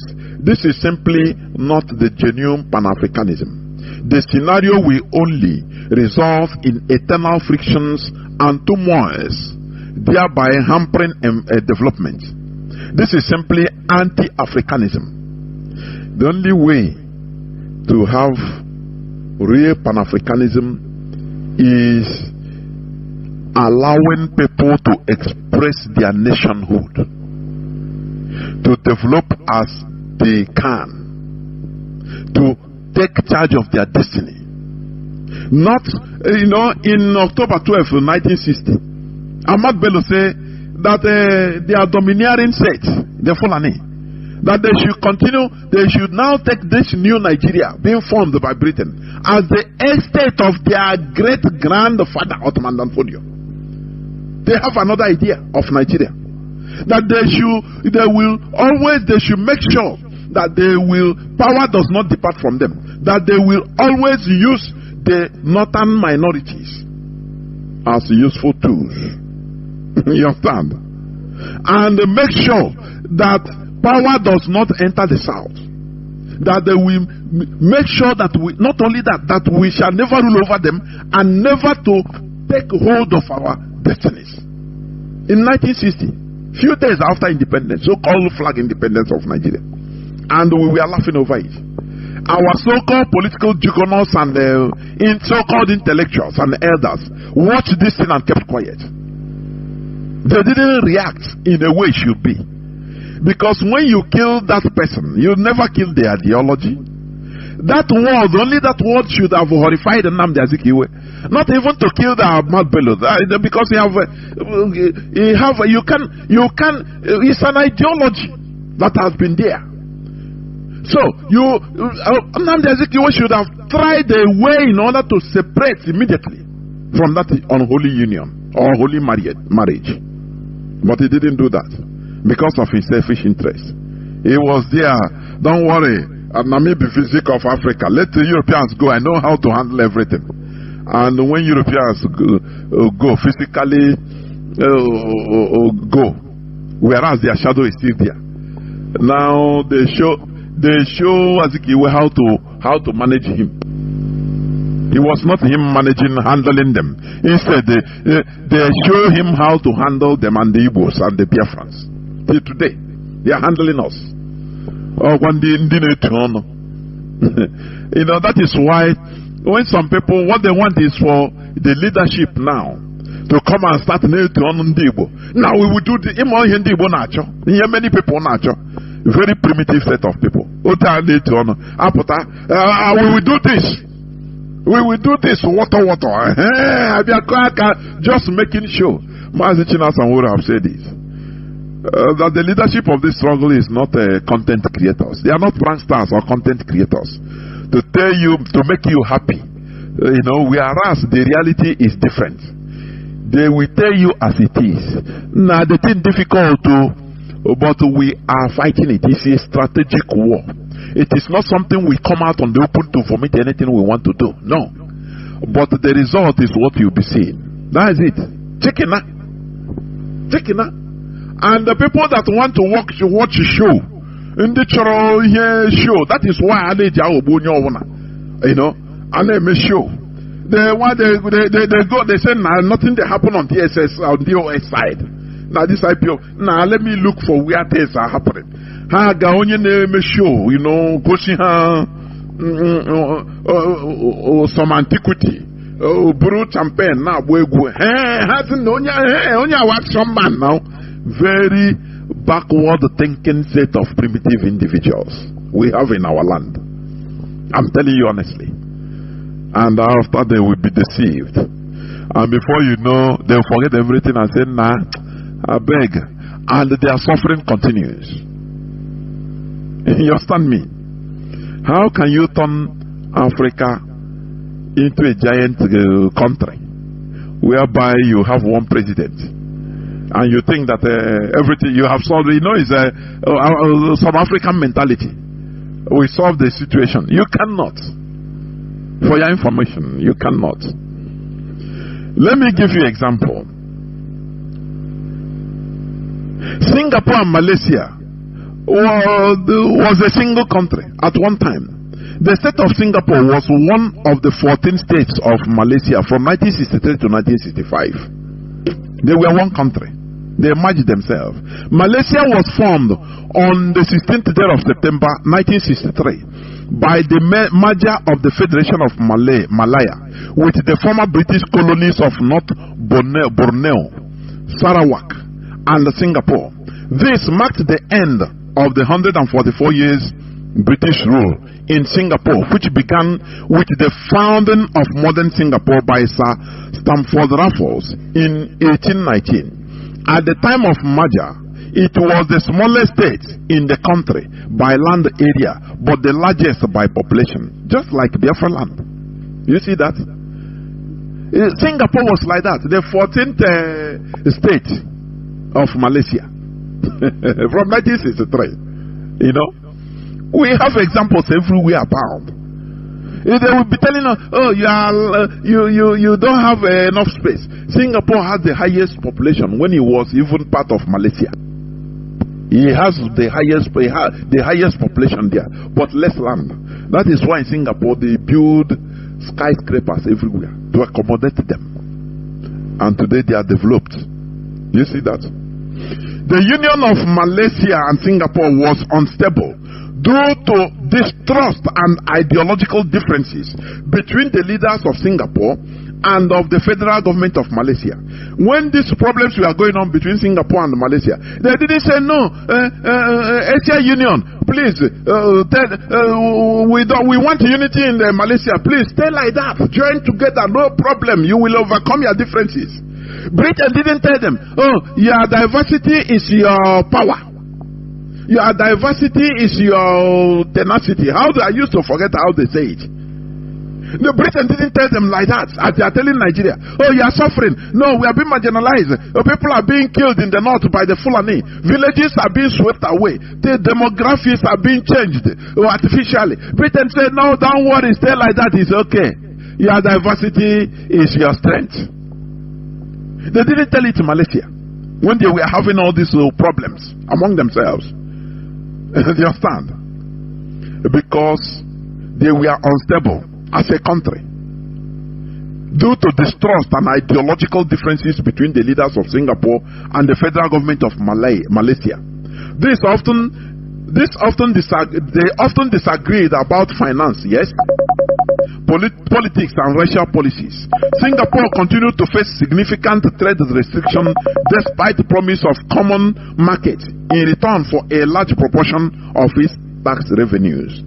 There were major race riots in Singapore in 1964. That was when they now say, no, instead of us to start killing ourselves, we have to do something. But in the black Africa, because we are Africans now, people that were bought with money by the Europeans, by other races, why wouldn't you show them what is good for them?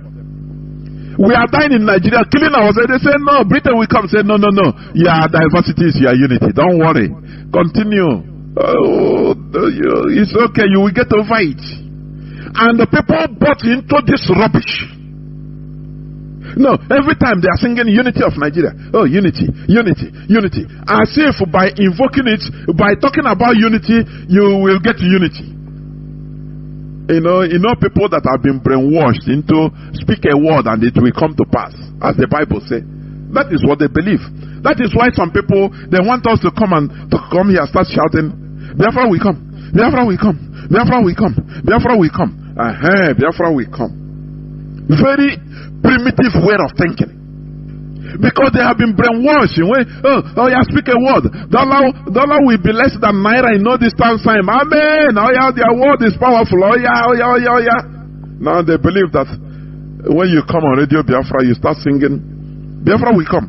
Release Mazen Nnamdi Kanu. Release Mazen Nnamdi Kanu. Mazen Nnamdi Kanu must be released. And he will be released. You don't know that what is being taught in Radio Biafra, all these grassroots affairs, is an eye-opener, a brain opener that will lead us into a vibrant society called Biafra. You don't know. These are the things that we need to do. But because you are brainwashed into believing another thing. You want us to come here every time. As I stand here now, I start singing like an onion egg chaplet. Maria Diasa, Biafra will come. Maria Diasa, Biafra will come. Maria Diasa. Now. When Malaysians and Singaporeans were having problems as in one country, they were killing themselves. Now they say no, we cannot continue like this, because as we are killing ourselves, we will not have any space for even thinking about development. Everybody will be thinking about his own. Oh, my tribe. Oh, no. Why do you give us like one Ariwa group? They say Tinubu didn't give them juicy position. They alluded the finance to them. They didn't give them finance. And there is one other one. Very juicy position. That the people are asking, give me cake, juicy position, so that you will milk. No person talks about development, because we are in a very big contraption, forced together under one point. And you're talking about Pan-Africanism, being a country ruled by one president, that there will be progress or peace. You are in a cloud cooker land. I am telling you honestly. This political problem, I'm talking about Singapore and Malaysia. These political problems culminated in the decision by Malaysia's Prime Minister Tunku Abdul Rahman to expel Singapore from the Federation, and on 9th August 1965, Singapore became independent. Do you understand? They did something like human beings. It is this. The Prime Minister of Malaysia, when you look at it, he said, no, if we continue like this, we will not even think about progress. We will be killing ourselves all the time, looking for juicy positions, making the country, and the foreigners will be taking advantage of us, because we are fighting always. So it's better we separate so that we develop. Go and take care of yourself. I take care of myself. He unilaterally expelled Singapore from the Federation, Malaysian Federation. You understand? And today they are thanking their goodness that they did it. You understand? Today both of the countries are doing very well, and they are exhibiting genuine friendship and Pan-Asianism. You see many Nigerians, many Igbo people are in Singapore, in Malaysia. Had it been they are killing themselves, you will not try to go there. But they did something that should be emulated. People in Malaysia are hearing my voice today. Biafrans in Singapore are hearing my voice. What we are clamoring for is what Singapore and Malaysia did in the 1965. That is why you are able to stay there. And when you call, you say, you see here, there is electricity 247. You see, Nigeria is a city hall. Here I am now. I'm living in the 50th floor. Everything is okay. Water is running. The pressure of water is coming up normal, But you didn't. If they tell you, join hands, let us restore Biafra, you say, no, you don't know that why you are able to go to Singapore and live in Malaysia is because they did what we are clamoring to do today. You don't know that because you are ignorant. Let me tell you this. It's a news of 2010. Gaddafi, when he visited Nigeria, he went back, he said no. He saw something. Because he is a realist, a Pan-Africanist. You understand me? Gaddafi suggested that Nigeria split along ethnic lines. In 2010, Gaddafi, oh, this man is a great man, honestly. Without mincing words, Gaddafi said that no, Nigeria be broken up into several states along ethnic lines, like the former Yugoslavia. Are you understanding? Because he really loves Africa to progress. Not people that are calling for one giant continent to turn into a country by one president. You will see that we kill ourselves forever. You understand? You can never have genuine Pan-Africanism without respect to our diversities. Do you understand me? Gaddafi called for a dismantling of Nigeria. He is a big Pan-Africanist. That time was the time they had a just riot where Muslims massacred Christians, where Igbo people were massacred. And this man said, no, Nigeria shouldn't continue like this. But, Britain came and said, no, your diversity is your strength. Continue. This in 2010. But it continues today. The same thing. Katrina Leon came to 2023 election. After 2023, don't worry, your diversity is your strength. Although there are mistakes, more casualties of election, but you are learning. It's democracy. It's like that. Your strength is your diversity. And the Neanderthals clap. They don't ask questions. Why is Singapore developing? If Singapore and Malaysia has continue being in one country, there will be no development.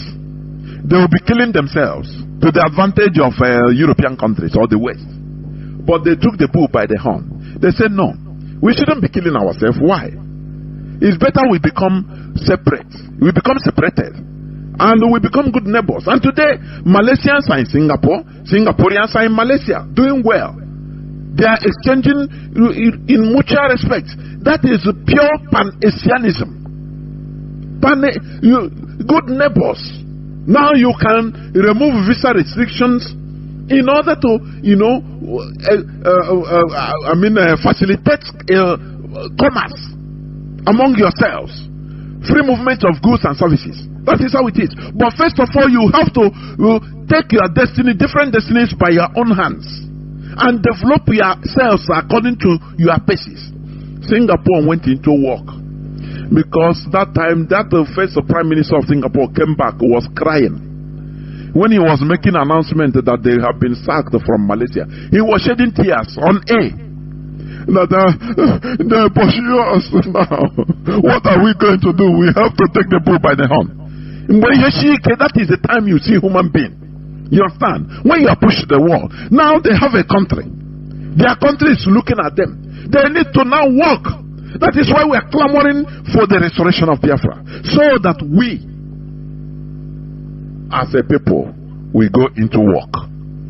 In order, those people that they say they are not good to be to rule Nigeria, they are not qualified to be engineers in Ajokuta steel industry, because Igbos will dominate there. No, they are not good. They pursue all of them. They replace them with mediocres. No, they are not good in this. They are not good in that. Now, when we have our country, it will become a challenge, and we will go to work. That time we will bring our brains. You will see patriotism. You will see that we love our nation. That time you will see that, look, we have been yelling for this. We start building our nation, with all our might. You understand? Because that time it will be a challenge. Gaddafi, the leader of Jumhuriyya, he said it. He suggested that Nigeria be balkanized in the 2010. But Nigeria, they recalled the ambassador from Libya, saying, now this man, is it not what is Gaddafi is a big pan-Africanist. He saw the reality. He didn't miss words. He said Muslims should be one side, Christians should be another side, and form different countries so that you become good neighbors. But they go with sentiment. No. Why is this man talking like this? Hey, our ambassador, come back. Britain put a voice, put pressure on them. Do not allow this man to come and spoil your dear Nigeria. Your diversity is your strength. So please, do not allow him. Make problem with him. Gaddafi, a great Pan-Africanist, in 2010 called for the dismantling of Nigeria in a former Yugoslavia style. Genuine Pan-Africanism starts when Africans recognize and respect their ethnic and social cultural differences, making rooms for different nations which are illegally gummed together by the Europeans to govern themselves in their own ways. The same way the Europeans allow their different ethnicities, notwithstanding how little they are. Any part that wants to say, I don't want to be part of Switzerland today, they will gather and do feast for them, just like what Mazi Nnamdi Kanu said. That Biafra will be, a highly federated nation or nation state. If tomorrow Islam say no, we don't want to be part of Biafra, the only thing we do, we say okay, it's not one man. We say no, the referendum will be organized for them. Once they say no, we don't want to be part of Biafra again, we hire brass band, cook rice and beans and oba, cook feast, do them send off with all our hearts, and we pray together, go for together, that you progress and we continue being brothers. We do them send off. You understand? That is how it should be. That is how Europeans organize themselves. Let me tell you, many European countries are not up to 1 million in population. You know that? For people that are talking about Pan-Africanism as if we have to become one country. No. You must respect people so that peace will reign. Mutual respect. A case study of this thing is Nigeria, where people are lumped together. What is happening in Nigeria? No security, no development, nothing is going on. No electricity. People don't. If you want to put electricity, they will sabotage it because some people are gaining. If you want to rise up to protest, so they will say they will abolish Igbo. The Igbos you want to protest with Igbos? No. Leave them. Now them they suffer them, and we turn ethnic problem like end SARS. No, you people in Yoruba in Lagos. Now your properties Igbo they destroy you. They are tricking you into destroying Lagos, your properties. Look at you. Ona no sabi. Ona be mumu. Now comrades that we are fighting together started distancing themselves. Oh boy, let's move. This one say, oh boy, nah, beg, Omo Igbo. Ona don't deceive us, I beg.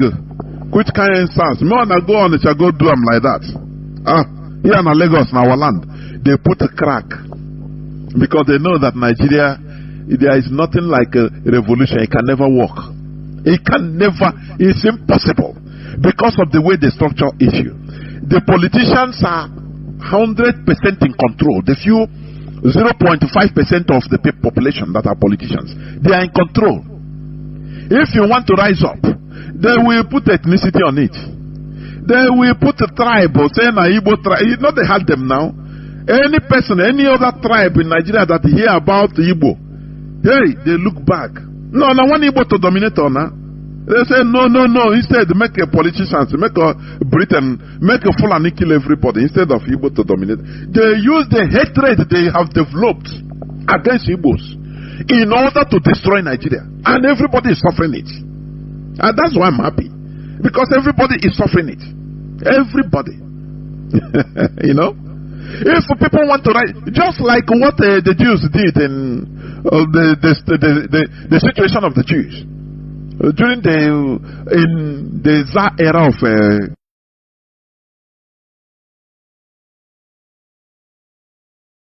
they always use the Jews. They blackmail. They say they are the people that are bringing up problems. Everything, in order to settle everybody, any national issue, in order to put a scapegoat, they call the Jews. It is the Jews that did it. Everybody say, okay, we know. Everybody now will turn against the Jews. And they will forget about the misrule of the politicians or the king. They will forget about his gruesome brutality. As long as he call, it is the Jews. The problem is the Jews. So, hey, everybody say, okay, we know now, not them. They will turn against the Jews, start killing them. That is what the strategy they are using in Nigeria.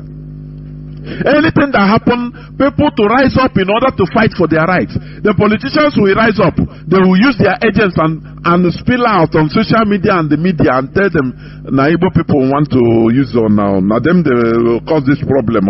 Everybody say, okay, now we know. Igbo people, I beg, we not go follow Igbo people. Instead, make you politicians, make Britain, they squander everything. No problem. Make we they suffer. Instead of giving Igbo leeway, I beg. That is how they structured Nigeria. Do you understand me? Do you know many European countries? They have countries as little as 700 and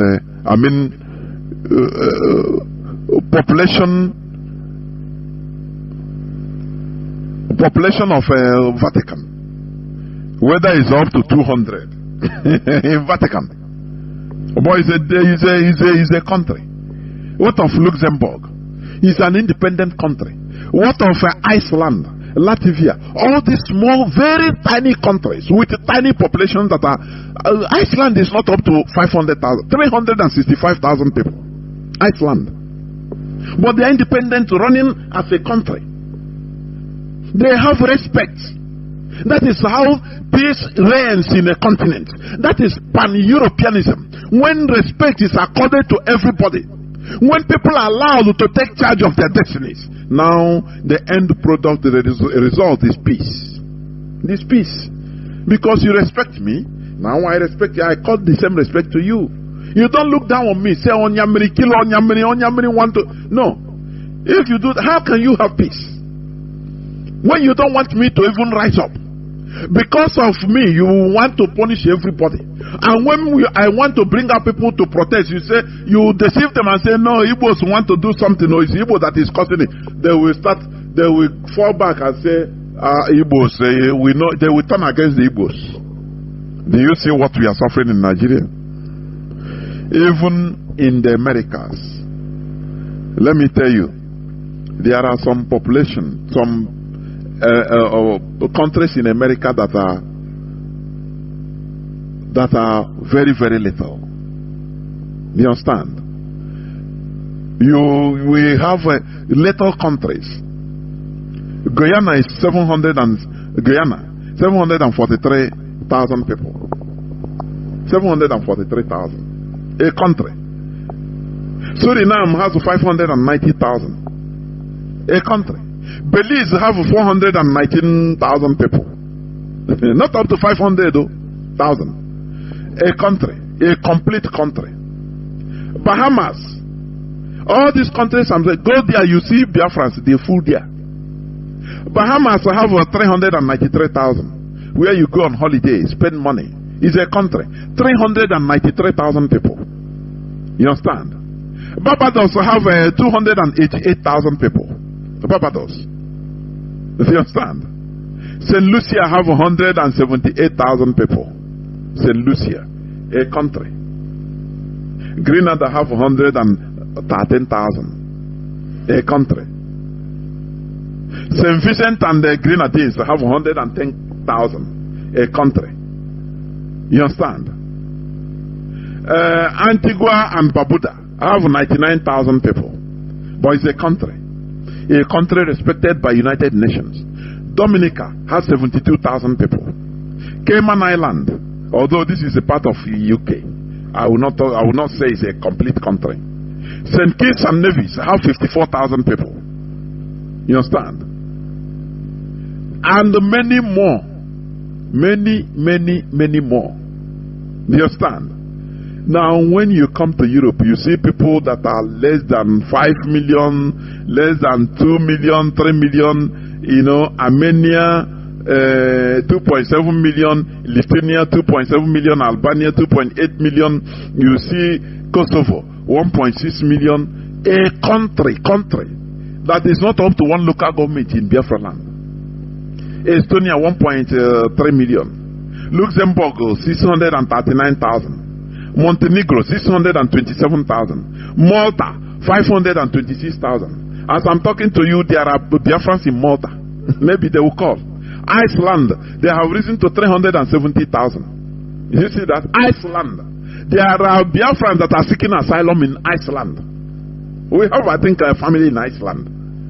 A country of 370,000 people. You understand? Andorra, 79,000. Andorra. Are you hearing it?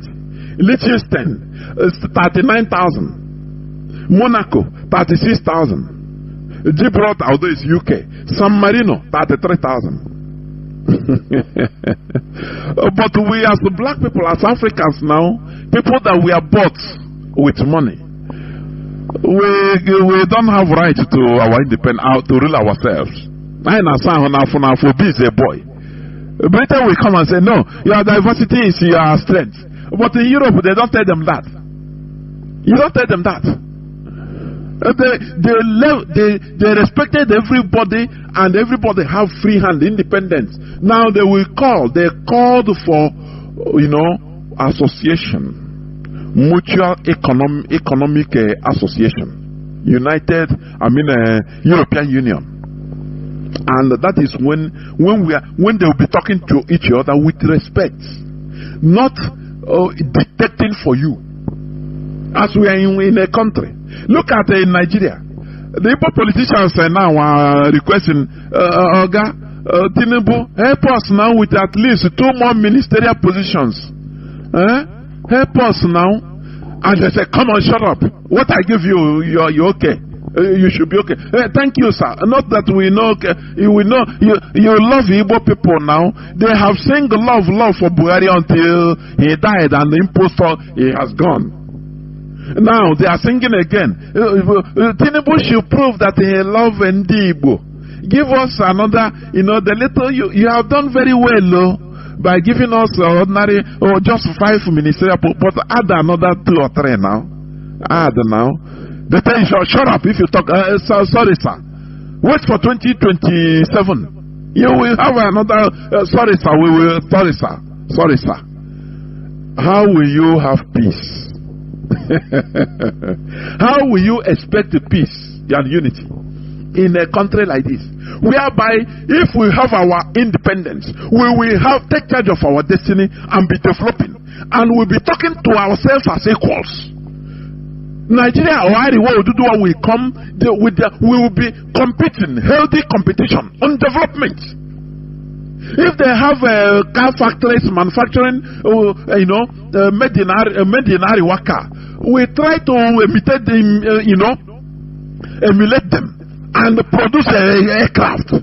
It will become healthy competition. When they saw that, Biafrans are producing aircraft now, they try to make research for, jet bombers. That is healthy competition. Things will be moving on. But in a country where all of us are together, we are good for nothing now. We are together. We are begging for our politicians are begging now for another ministerial, at least add 1 or 2 on top of it, so that to prove that you love Ndibo. That is their mantra. so that you prove that you love Ndi Igbo. Where is Igbo presidency in 2023? Anywhere you see a Nigerian politician of Igbo extraction, ask him this question. Where is Igbo presidency of 2023? Something they used to massacre our people. Because of Igbo presidency, we're thinking that it is him that they will be choosing. Because they promise each and every one of them.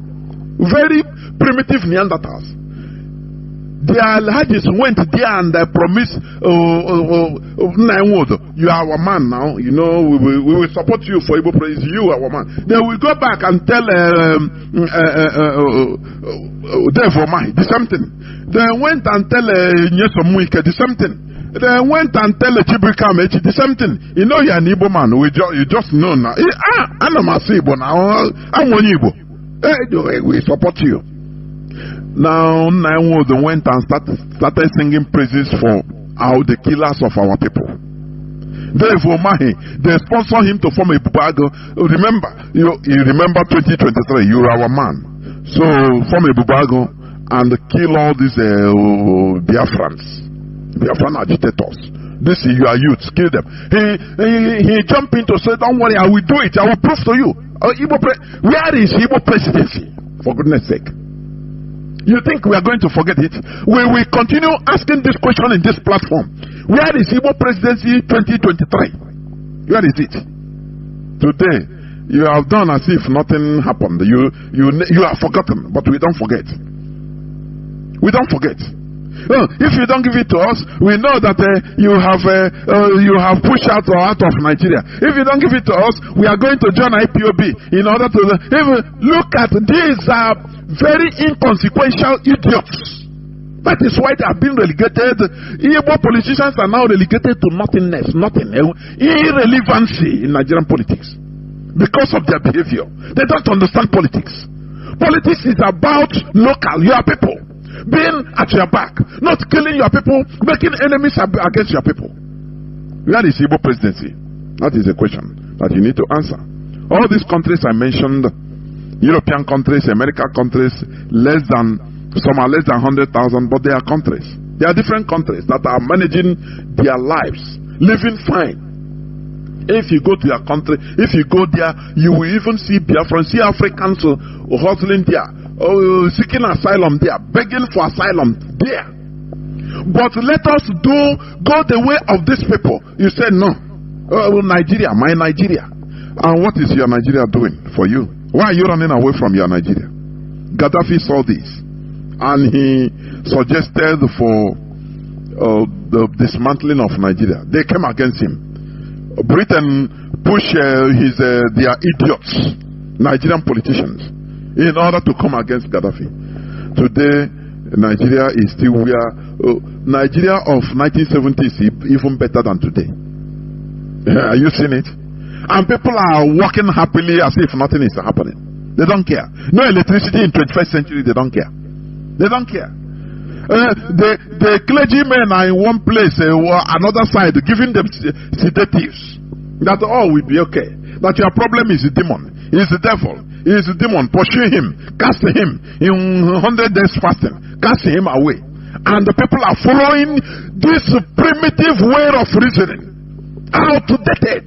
Something the Europeans run away from. You are following it. We will never tolerate this type of idiocy in Biafra land. That is why we are sanitizing our brains. Whether you like it or not.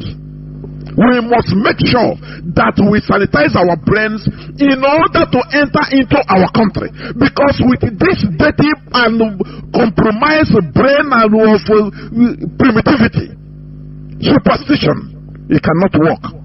Who is going to build it? They will tell you, no, my pastor said no, demons are there. So let us first of all go fasting for 30 days before I come back.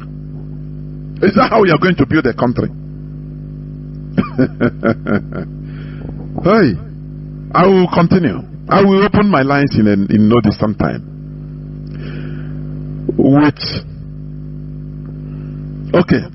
Genuine Pan-Africanism starts when Africans recognize and respect their ethnic and socio-cultural differences, making rooms for different nations which are illegally gummed together by the Europeans to govern themselves in their own ways. The same way the Europeans allowed their different ethnicities, notwithstanding how little they are, to remain independent or voluntarily come together in loose federated unions. With genuine Pan-Africanism in the continent, it will automatically attract diaspora Africans. Do you understand? This Pan-Africanism, if genuine Pan-Africanism will attract diaspora Africans, African Americans, African Caribbeans, African Australians, African Europeans automatically. This is because the white American-led government made sure to prevent African Americans from having contact with their motherland, Africa. It's one thing they fought. You know, they fought black race through everywhere. And you know, if they tell you, if you really think deep on why we are black people are disrespected, suffering everywhere, together with the way we think, black race think, but we are rising up. They made sure. The American CIA made the secret services. They made sure to thwart African Americans from coming back to their motherland, having communion with it. You understand? They made them to stay there. I gotta say, you know, I gotta move. You know, Africa is nonsense. You know, they sold us into slavery. Yes, our ancestors. Yes, they collaborated. Some of them, many of them, they were overpowered, but some of them collaborated. That is a known fact. But it shouldn't be an excuse. Remember, most of the whites you see today in South Africa and the Americas are descendants of the highly persecuted Huguenots, expelled mostly from France. They grew above this sad history of theirs, and we are able to reconcile and became attracted to their European roots. African Americans and other diaspora Africans should follow the footsteps of the descendants of the Huguenots that were killed and wronged by their own people, but we are able to go back to their European roots. You know the Huguenots? That is a Protestants, mostly in France, as of that time. The 15th, 16th century. When Catholic France started persecuting them, killing them, and they started running away, they were killed brutally, jailed, exiled. They were uprooted from their lands, ancestral homes, and expelled from Europe. They were given option to run away. Many of people, the Boers, even you see, they are South African, white South Africans are the Huguenots, descendants of these Huguenots. Many in America, the same thing. When I talk about America, I mean the Americas. From Canada, the north, down to Argentina, the south. Many white Europeans, you see, many of them are the Huguenots because they organized, they say, okay, they started running away for their lives because they are being massacred in France. You understand? So they have to be expelled. They ran away to far places. They were wronged, but after they grew above that situation, and they have to ally with their roots in Europe. Every other race allies with their roots. Only black race that are prevented. Talk about black Africa. You see, many African Americans even have disdain against Africans. It is some you understand? We need to grow above this. We need to, because white people, Europeans that you are seeing today in Argentina, in many places in America, in South Africa, they were also wronged by their European motherland because they were exiled. You understand me? You cannot stay here, you better run, otherwise we kill you. Some are prisoners that we are, instead they said go and die in colony. And they went there, they born children. They were wronged also, but they grew above this and they traced back their roots. That's why American, they have, don't you see that America fought war, revolutionary war of liberation from their motherland, from Britain. But still, today, they are the greatest allies. Do you see that? There should be no sentiment in international politics. African, the way we see things is a highly primitive, true primitive way. Your ancestors killed us. So why now you are suffering? I'm suffering. Everybody is suffering. You are nothing. I'm nothing. We are regarded. We are disrespected everywhere. Why can't we join together and not forget, and grow above that past? We reconcile and say yes. But the work should start from Africans in the motherland, like what we are asking for the restoration of Biafra. Because in Nigeria we are nothing. We are marginalized, disrespected. We are mounted to nothing. We are not allowed to take charge of our destiny in a place, in our country, in our part of in Biafra land, where we have water bodies everywhere. There is no seaport. But in the north, where there is desert, is in desert that they have a dry dock in Kano. Any containers belonging to Kano people, northerners, it will land in Lagos seaport. Now they use train to convey it in Kano. Now people will take taxi or use their cars for 5 minutes ride, drive, go to their dry dock, clear it there in Kano, and take it to their shops. But in our land, in Biafra land, we have oceans, ocean body, we have river body, we have lakes, we have water bodies, where the ships docked, during slave trading. But today they close all those places for ships. No wharf, no seaport. Now they suffer us. You have to import your container through Lagos, 400 and something kilometers. As you go to collect your container, every inch of the way you meet military checkpoints, police checkpoints, custom checkpoints, civil defense, boy scout, boys brigade, every type of force. Every 100 meters, and you continue paying. The way they suffer us, no other people on this planet Earth can accept this suffering. But the Biafrans now, why wouldn't we accept it? We are God is in control. Brakata Shatata, I saw that you will succeed in Jesus' name. I saw that your container is coming. Don't worry, the suffering will be over. Just pray and everything will be over. And we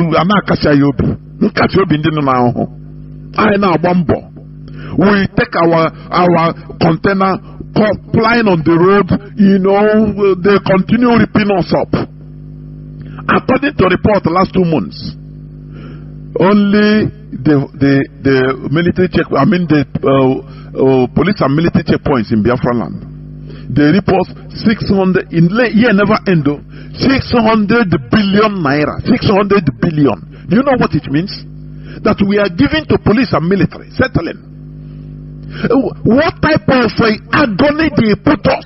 I want people to you have to raise your chagrin, righteous indignation. They put us in a suffering, dying slowly. And we continue eating the flesh of our own brothers, thinking that the problem is a witch, the problem is your father, your destiny. This one is life on the pit of hell. They are attacking us from land, sea, and road, bush, everywhere. From the churches, they are attacking us. If the government of the day, they're causing havoc against us, now in the church, they tell us it's your brother that is your problem. Do you see what we are suffering? And you never see road. You never understand. Because you are ignorant, naive, and blind. You are sentimental. You are a religious bigot. We don't need this in this struggle. If you are a religious bigot, you better move away from here. We don't need it. When we get Biafra, you can come. Because one thing must give road to another. That is the reality. So, we must continue what we are doing. Our brain must be sanitized in order to restore a sanitized country. The suffering, the agony, the pain we are going through, it is too much. No other race on this planet Earth can be able to endure it. No other race. Open. Koro, they don't hide it. You come out they stop you on the road. Everybody come down from the car and march 100, 200 meters, your hands up in a place in our own land, and you think that is normal. You think that is normal. After all, after you go to church, they console you with fake promises, fake everything fake. Oh, naira will be more than dollars, and you say amen. Nah, ngwana. Very miserable situation. That means there is a time we come in somebody's life, you say no, you take this drastic decision. That's why I love white people. They have red lines. There is a red line you cannot cross. Instead they kill you and kill themselves. They don't care. Life is not, it's like that. Everybody will die. But you that is miserable, you like to live, and so you're under suffering, you love it. Instead, and even the life you are not living, you are just surviving. We cannot take it. We shouldn't continue taking it. You understand? So people that are talking about Pan-Africanism as a one big giant country in Africa, take note of Nigeria. You understand? Take note of Nigeria. It's a bad example. Don't go that way. Allow people, to express themselves. Allow different nations abound together in one giant country in order to liberate themselves. Now we can go be like Singapore and Malaysia. Moving very well. Have you seen since 1965? Have Singapore and Malaysia fought? Have they fought war? The answer is no. Did they have a fracas? The answer is no, because now they treat themselves as equals. If we restore Biafra, we don't have to fight with anybody. Now we become friends, heavy brothers and friends, exchanging, knowledge and wisdom, helping each other. Because that time we will treat ourselves with equality. Not now, not like now. You are in Nigeria, you are begging, Igbos are begging for at least add one ministerial post now. I beg. Nigerian president should prove that he loves Ndibo.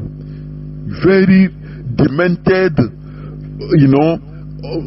type of statements and reasoning. You love Ndibo. You are waiting to be loved. No, don't take your thing. Go continue waiting to be loved. Therefore, Africans with their diverse ethnicities and traditions and cultures should be respectfully allowed to govern their individual selves in their own diverse ways.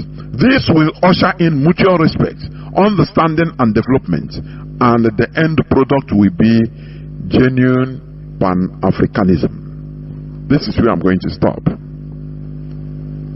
Do not forget that we talk about genuine Pan-Africanism.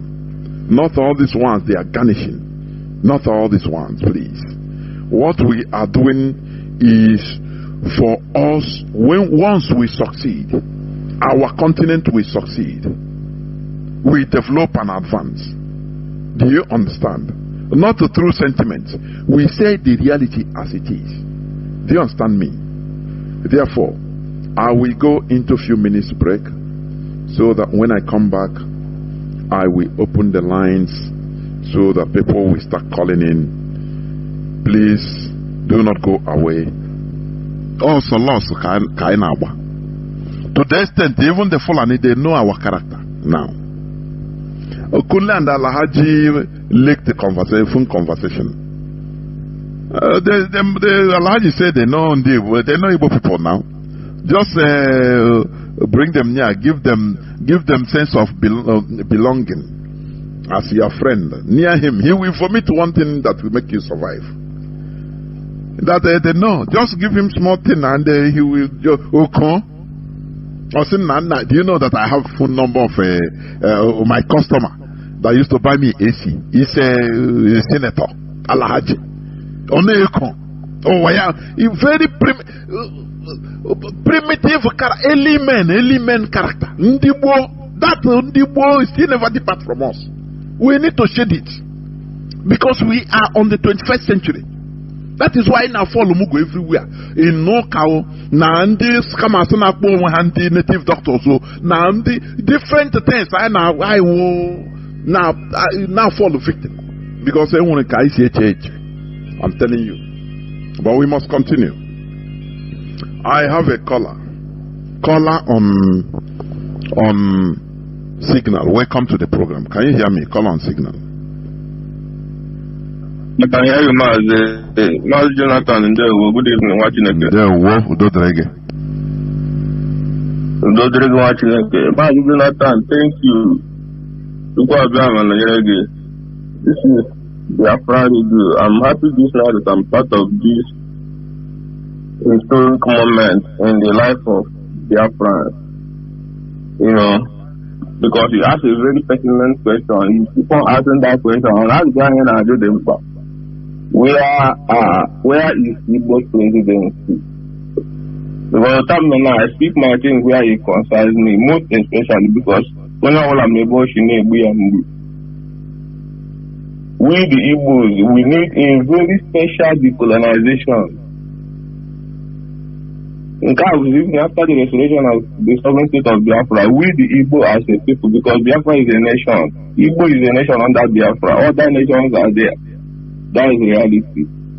We need to decolonize ourselves because we have so much ascribed importance to materialistic than the real things that matter, which is freedom and liberation. Somebody made a statement that Igbo man once he's well to do, every other person around him,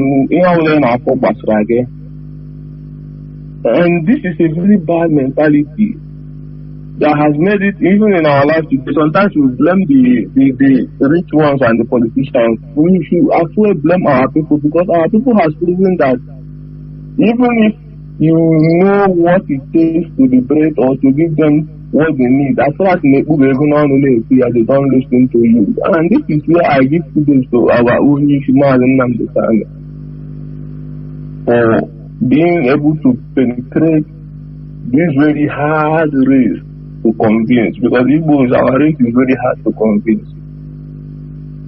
Look at, even with all the awareness, somebody can wear the mindset, believe in superstitions, and these superstitions, you're not only believing it, you're bringing it to this holy platform where we worship, where our leader has taught us, because we've learned from our leader and we know where he's heading to and we're following him. He can't come and change the ideology for us. He can't do it.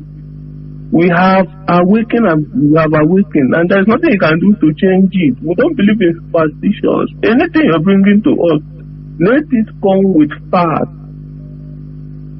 Somebody cannot just stay somewhere and make a voice note and send to you, you begin to come and play it, use it as to fight, to do a kind of retaliation. We are not even here to retaliate anything. We are saying the truth. We have suffered religious backwardness because of, look at a pastor that is telling you that dollar will be, naira will rise again. This prophecy has been a record. It's just like they are not seeing us that we don't have even the brain. So even for you to reason, you are against them. So they can say anything to you and you must accept it because God has spoken. A man has spoken. That has spoken. Kumuyi has spoken. And these people that are speaking this thing, all their children are in abroad enjoying good life, good education. None of them train their children here in Nigeria. But they are in Nigeria giving you forfeiting on how to continue suffering. And you are the type that is still bringing this kind of superstitions to our platform. There's no other way to describe what you're doing that is against what we are doing, because we have known people that have come in the past. I followed our leader from day one, even though I didn't join that struggle then, but I have been following till I had to join.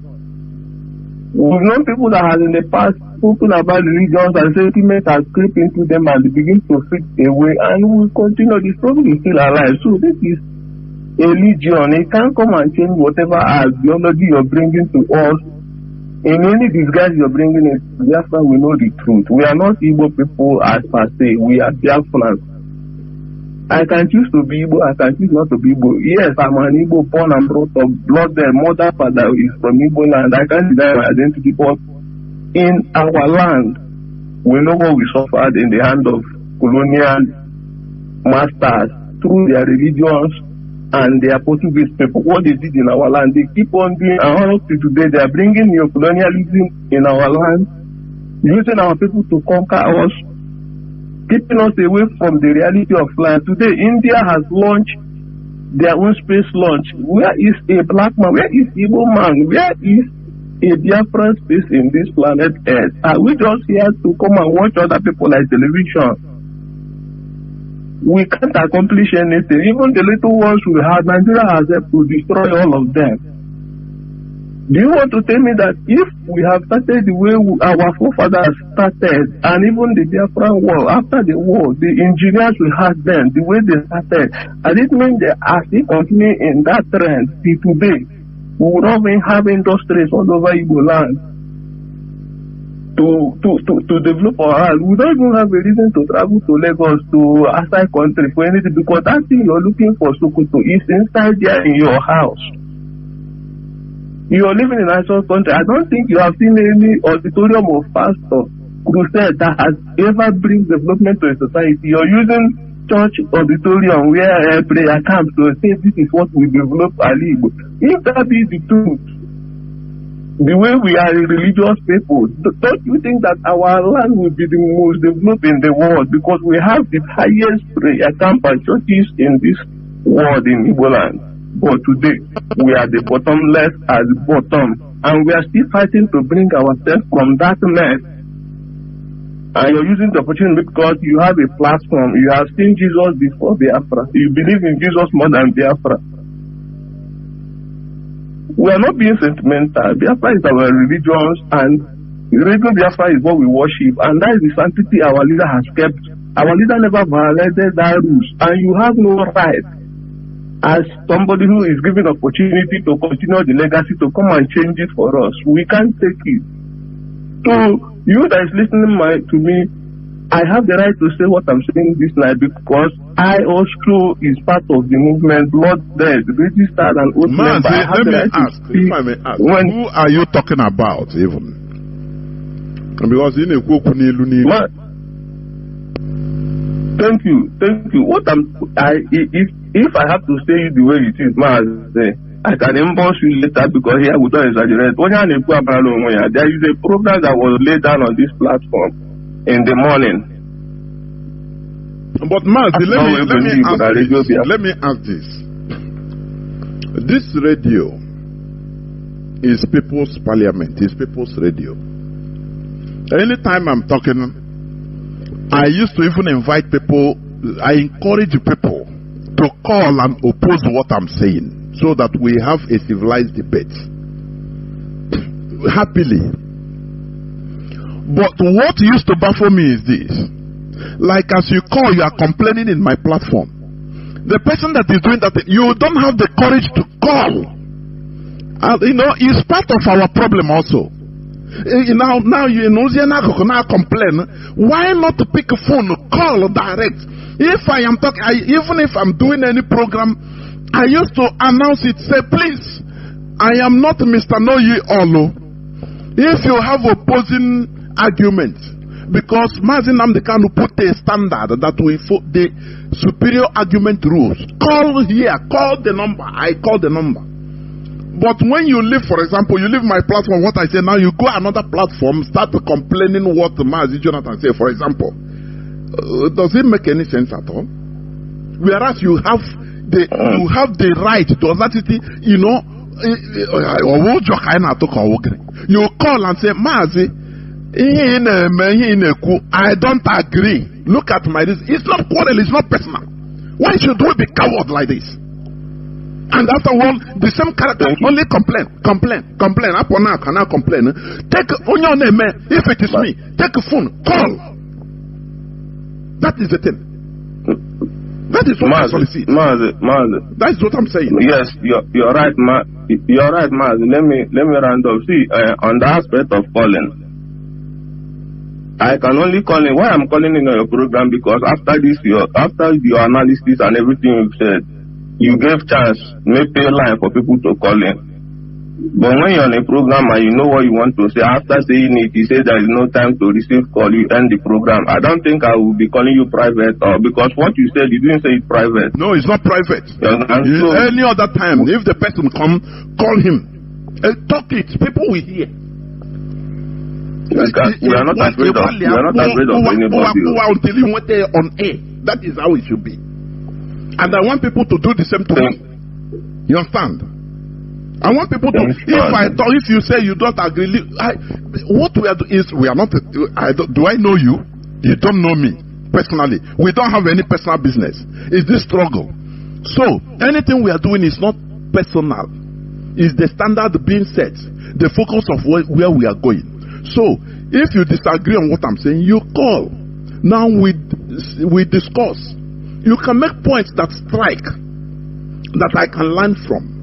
Now, we debate it, we argue, and people will be listening. We will also be learning. That is symbiosis. It's mutual benefit. That is what I'm saying. Thank you, Mazi. Thank you, Mazi. In order not to debate, let me just round up. Our leader, Mazi Nnamdi Kanu, has been freed by the court of competent jurisdiction, appeal court, and United Nations has also given their opinion.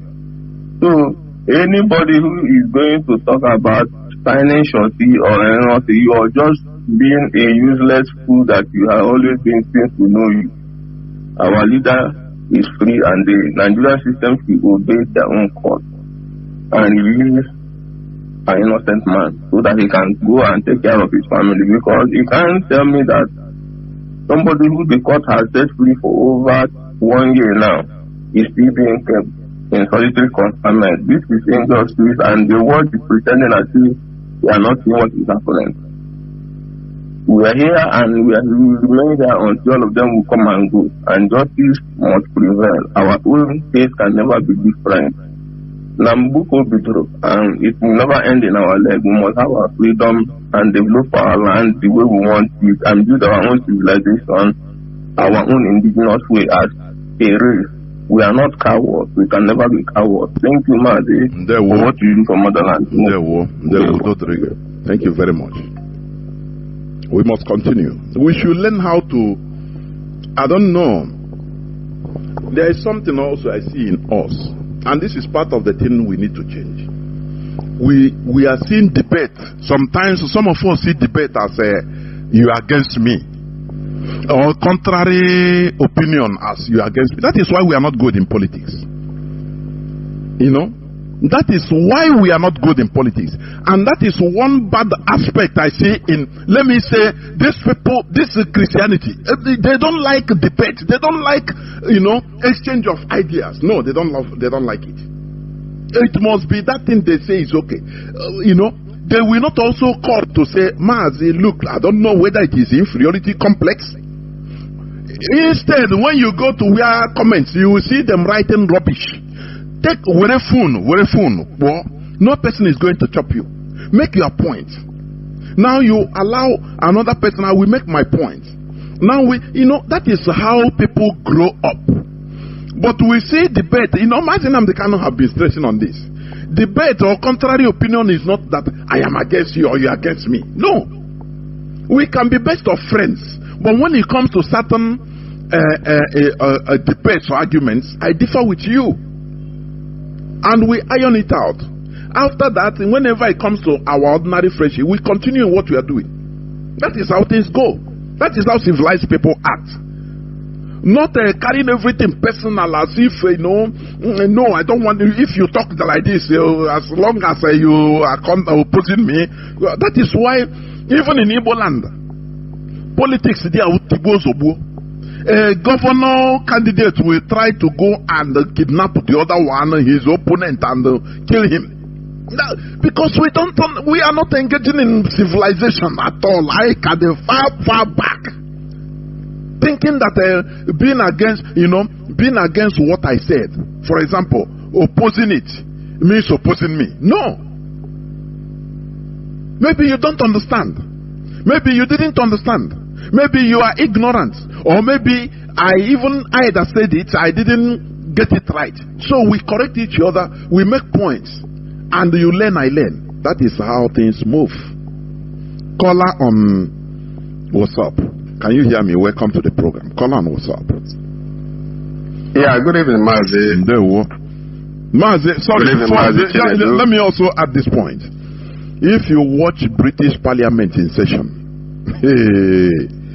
you say they can shout on themselves, talk, but immediately after the session, they go and start laughing with each other, shaking each other. Once it comes to work, that work debate, because that is their work, is their job. They can be highly, with all their forces. It doesn't mean they are fighting. This one will rise and say, no, this one they will even woo you. It doesn't mean that they are. After the session, once they hit the hammer, say the session is over, or for recess, you will see them talking to each other, laughing. That is how civilized the people act. But in our own, I bring any lenobi, only I say that my faith, only I say my. What are you the instigator? The first person that have believe on something in this world? Why do we take all these things so personal?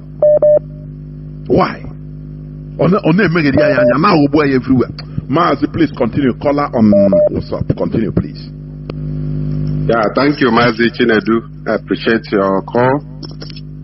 Mazi, I remain Mazi Emmanuel. I'm calling from Paris. By the special grace of Chukwokika Biama, I remain the Paris Zonal Coordinator. Mazi, I want to just appreciate our leader, Mazi Nnamdi Kanu, the person and the servant who answered the call of Chukwokika Biama, who built up this very platform, the Radio Biafra, where we worship. We salute his courage. I want to salute the courage of the leadership of this very movement, the person of Mazi Chike Doziem and his leaderships. We appreciate them. And Mazi, just what I want to comment on is concerning the Pan-Africanism you just mentioned, because we cannot shy away from it. It is the topic of this very evening, and the Mazi have deliberated a lot on this very Pan-Africanism, and we have learned a lot also, because hearing something and also developing more on that very issue, we highlight many people and reschedule their way of thinking or their way of perception, the way they perceive this very concept called Pan-Africanist. I have been following I have been, watching some of them online. Some who normally, even some of them, you saw them, they will be talking of one federal Africa with one president. And then when you ask them one question concerning even, they rarely even talk of their country of origin. You see?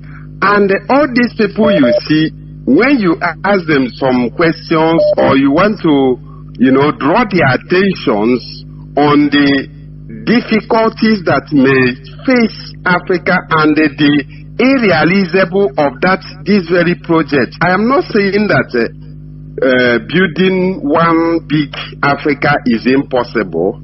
It is possible. But we have to learn from the people who have passed that through channel. And you will know that before you come into the level of building one federal Africa, you have to first of all watch the type of federalism that United States are using, and you know that the European Union, they emulated from United States. Now they are building their own union, before they came into agreement to build a kind of union, they have been in their own sovereign nations. They have been, governing themselves well. They have solid government. They have solid institutions that function well internally in their own respective countries. But when they are now facing the federal issue, they are talking of federating themselves. Now they are now coming with their terms, their conditions, and they are debating on it. Then you ask Africans who are talking of this Pan-Africanists. Yes, when you tell them that you are talking of Pan-Africanism, but you don't know that even the country you call your own, check well, you find out that your border has been tampered. A lot of things has been, mismanaged in that area that they call their own country, especially Cameroon. Because when you look at on social media, people that you find mostly that normally talk of this Pan-Africanism are mostly from Cameroonians or from but there are many there. And when you ask them, tell them about Biafra, they will, come again, start giving you argument of just what you just said now. We want a very mighty, giant, very big Africa that everybody, we will have one president, but now you are talking of separating yourself from having your own country. But you ask them, do you really even know exactly the history of Nigeria? Do you know the ethnics of Africa? Do you know how the composition of Africa, the way you are talking about it? Do you know our diversities? Do you even think, are we going to coexist together? Can we live together as one federation? So you find out that these people, either they are being sponsored by some, any movement. All these secret services, they normally infiltrate any movement, any gigantesque movement, any mighty movement. They try to portray some people that will be singing the same thing with you, but you may not know that those people don't have the same agenda. They are there as infiltrators or as saboteurs or as people who are, be saying the same thing with you, but they don't mean their action will be contrary of what we are talking about. So, Maze, I like the way you just highlighted this very Pan-Africanist concept, because our leader is also very admired, and he knows exactly about the Pan-Africanism concept. But before we go into that, we have to first of all go and tidy up our lands, our individual countries first, before you can now come up and say, okay, yes, who and who can we deal with it? Who and who can we join with it? Which country and which country can we join with it and form a union? You can't just, our land, we don't have anything. You don't even have, nothing is functioning in our land, even in Nigeria. And now, just watch Nigeria. How many countries in Nigeria? Just 3 or 4 countries. Are they living fine? Are they living as an example? The answer is no. So imagine where you count about 50-something countries that made up Africa, then you carry one black man and made him a president of those countries. Yeah. A lot of things will happen. So, Mazi, I appreciate you, and I want to end it here, and I say, keep it on, Mazi. It shall be well with you. There, Mazi. There, well. Simple Nigeria. Let them Nigeria that has a different nations in it. Let them think about Nigeria. I'll take example from Nigeria. Pan-Africanism, genuine one, will come when people are given their due respects. Different nations are accorded their rights to self-governance. That is when mutual respect will come, and that time peace will reign. Now people will start talking about coming together, like European Union. You first of all prepare your house now before you go outside. That is how it is. Caller on signal, Maazi Emikris, can you hear me? I can hear you much like a good evening. There were Maazi. Welcome to the program. Thank you very much. I thank you for your program. It's always a program which very, very sweet. I love to listen to it. To me, for what you're saying about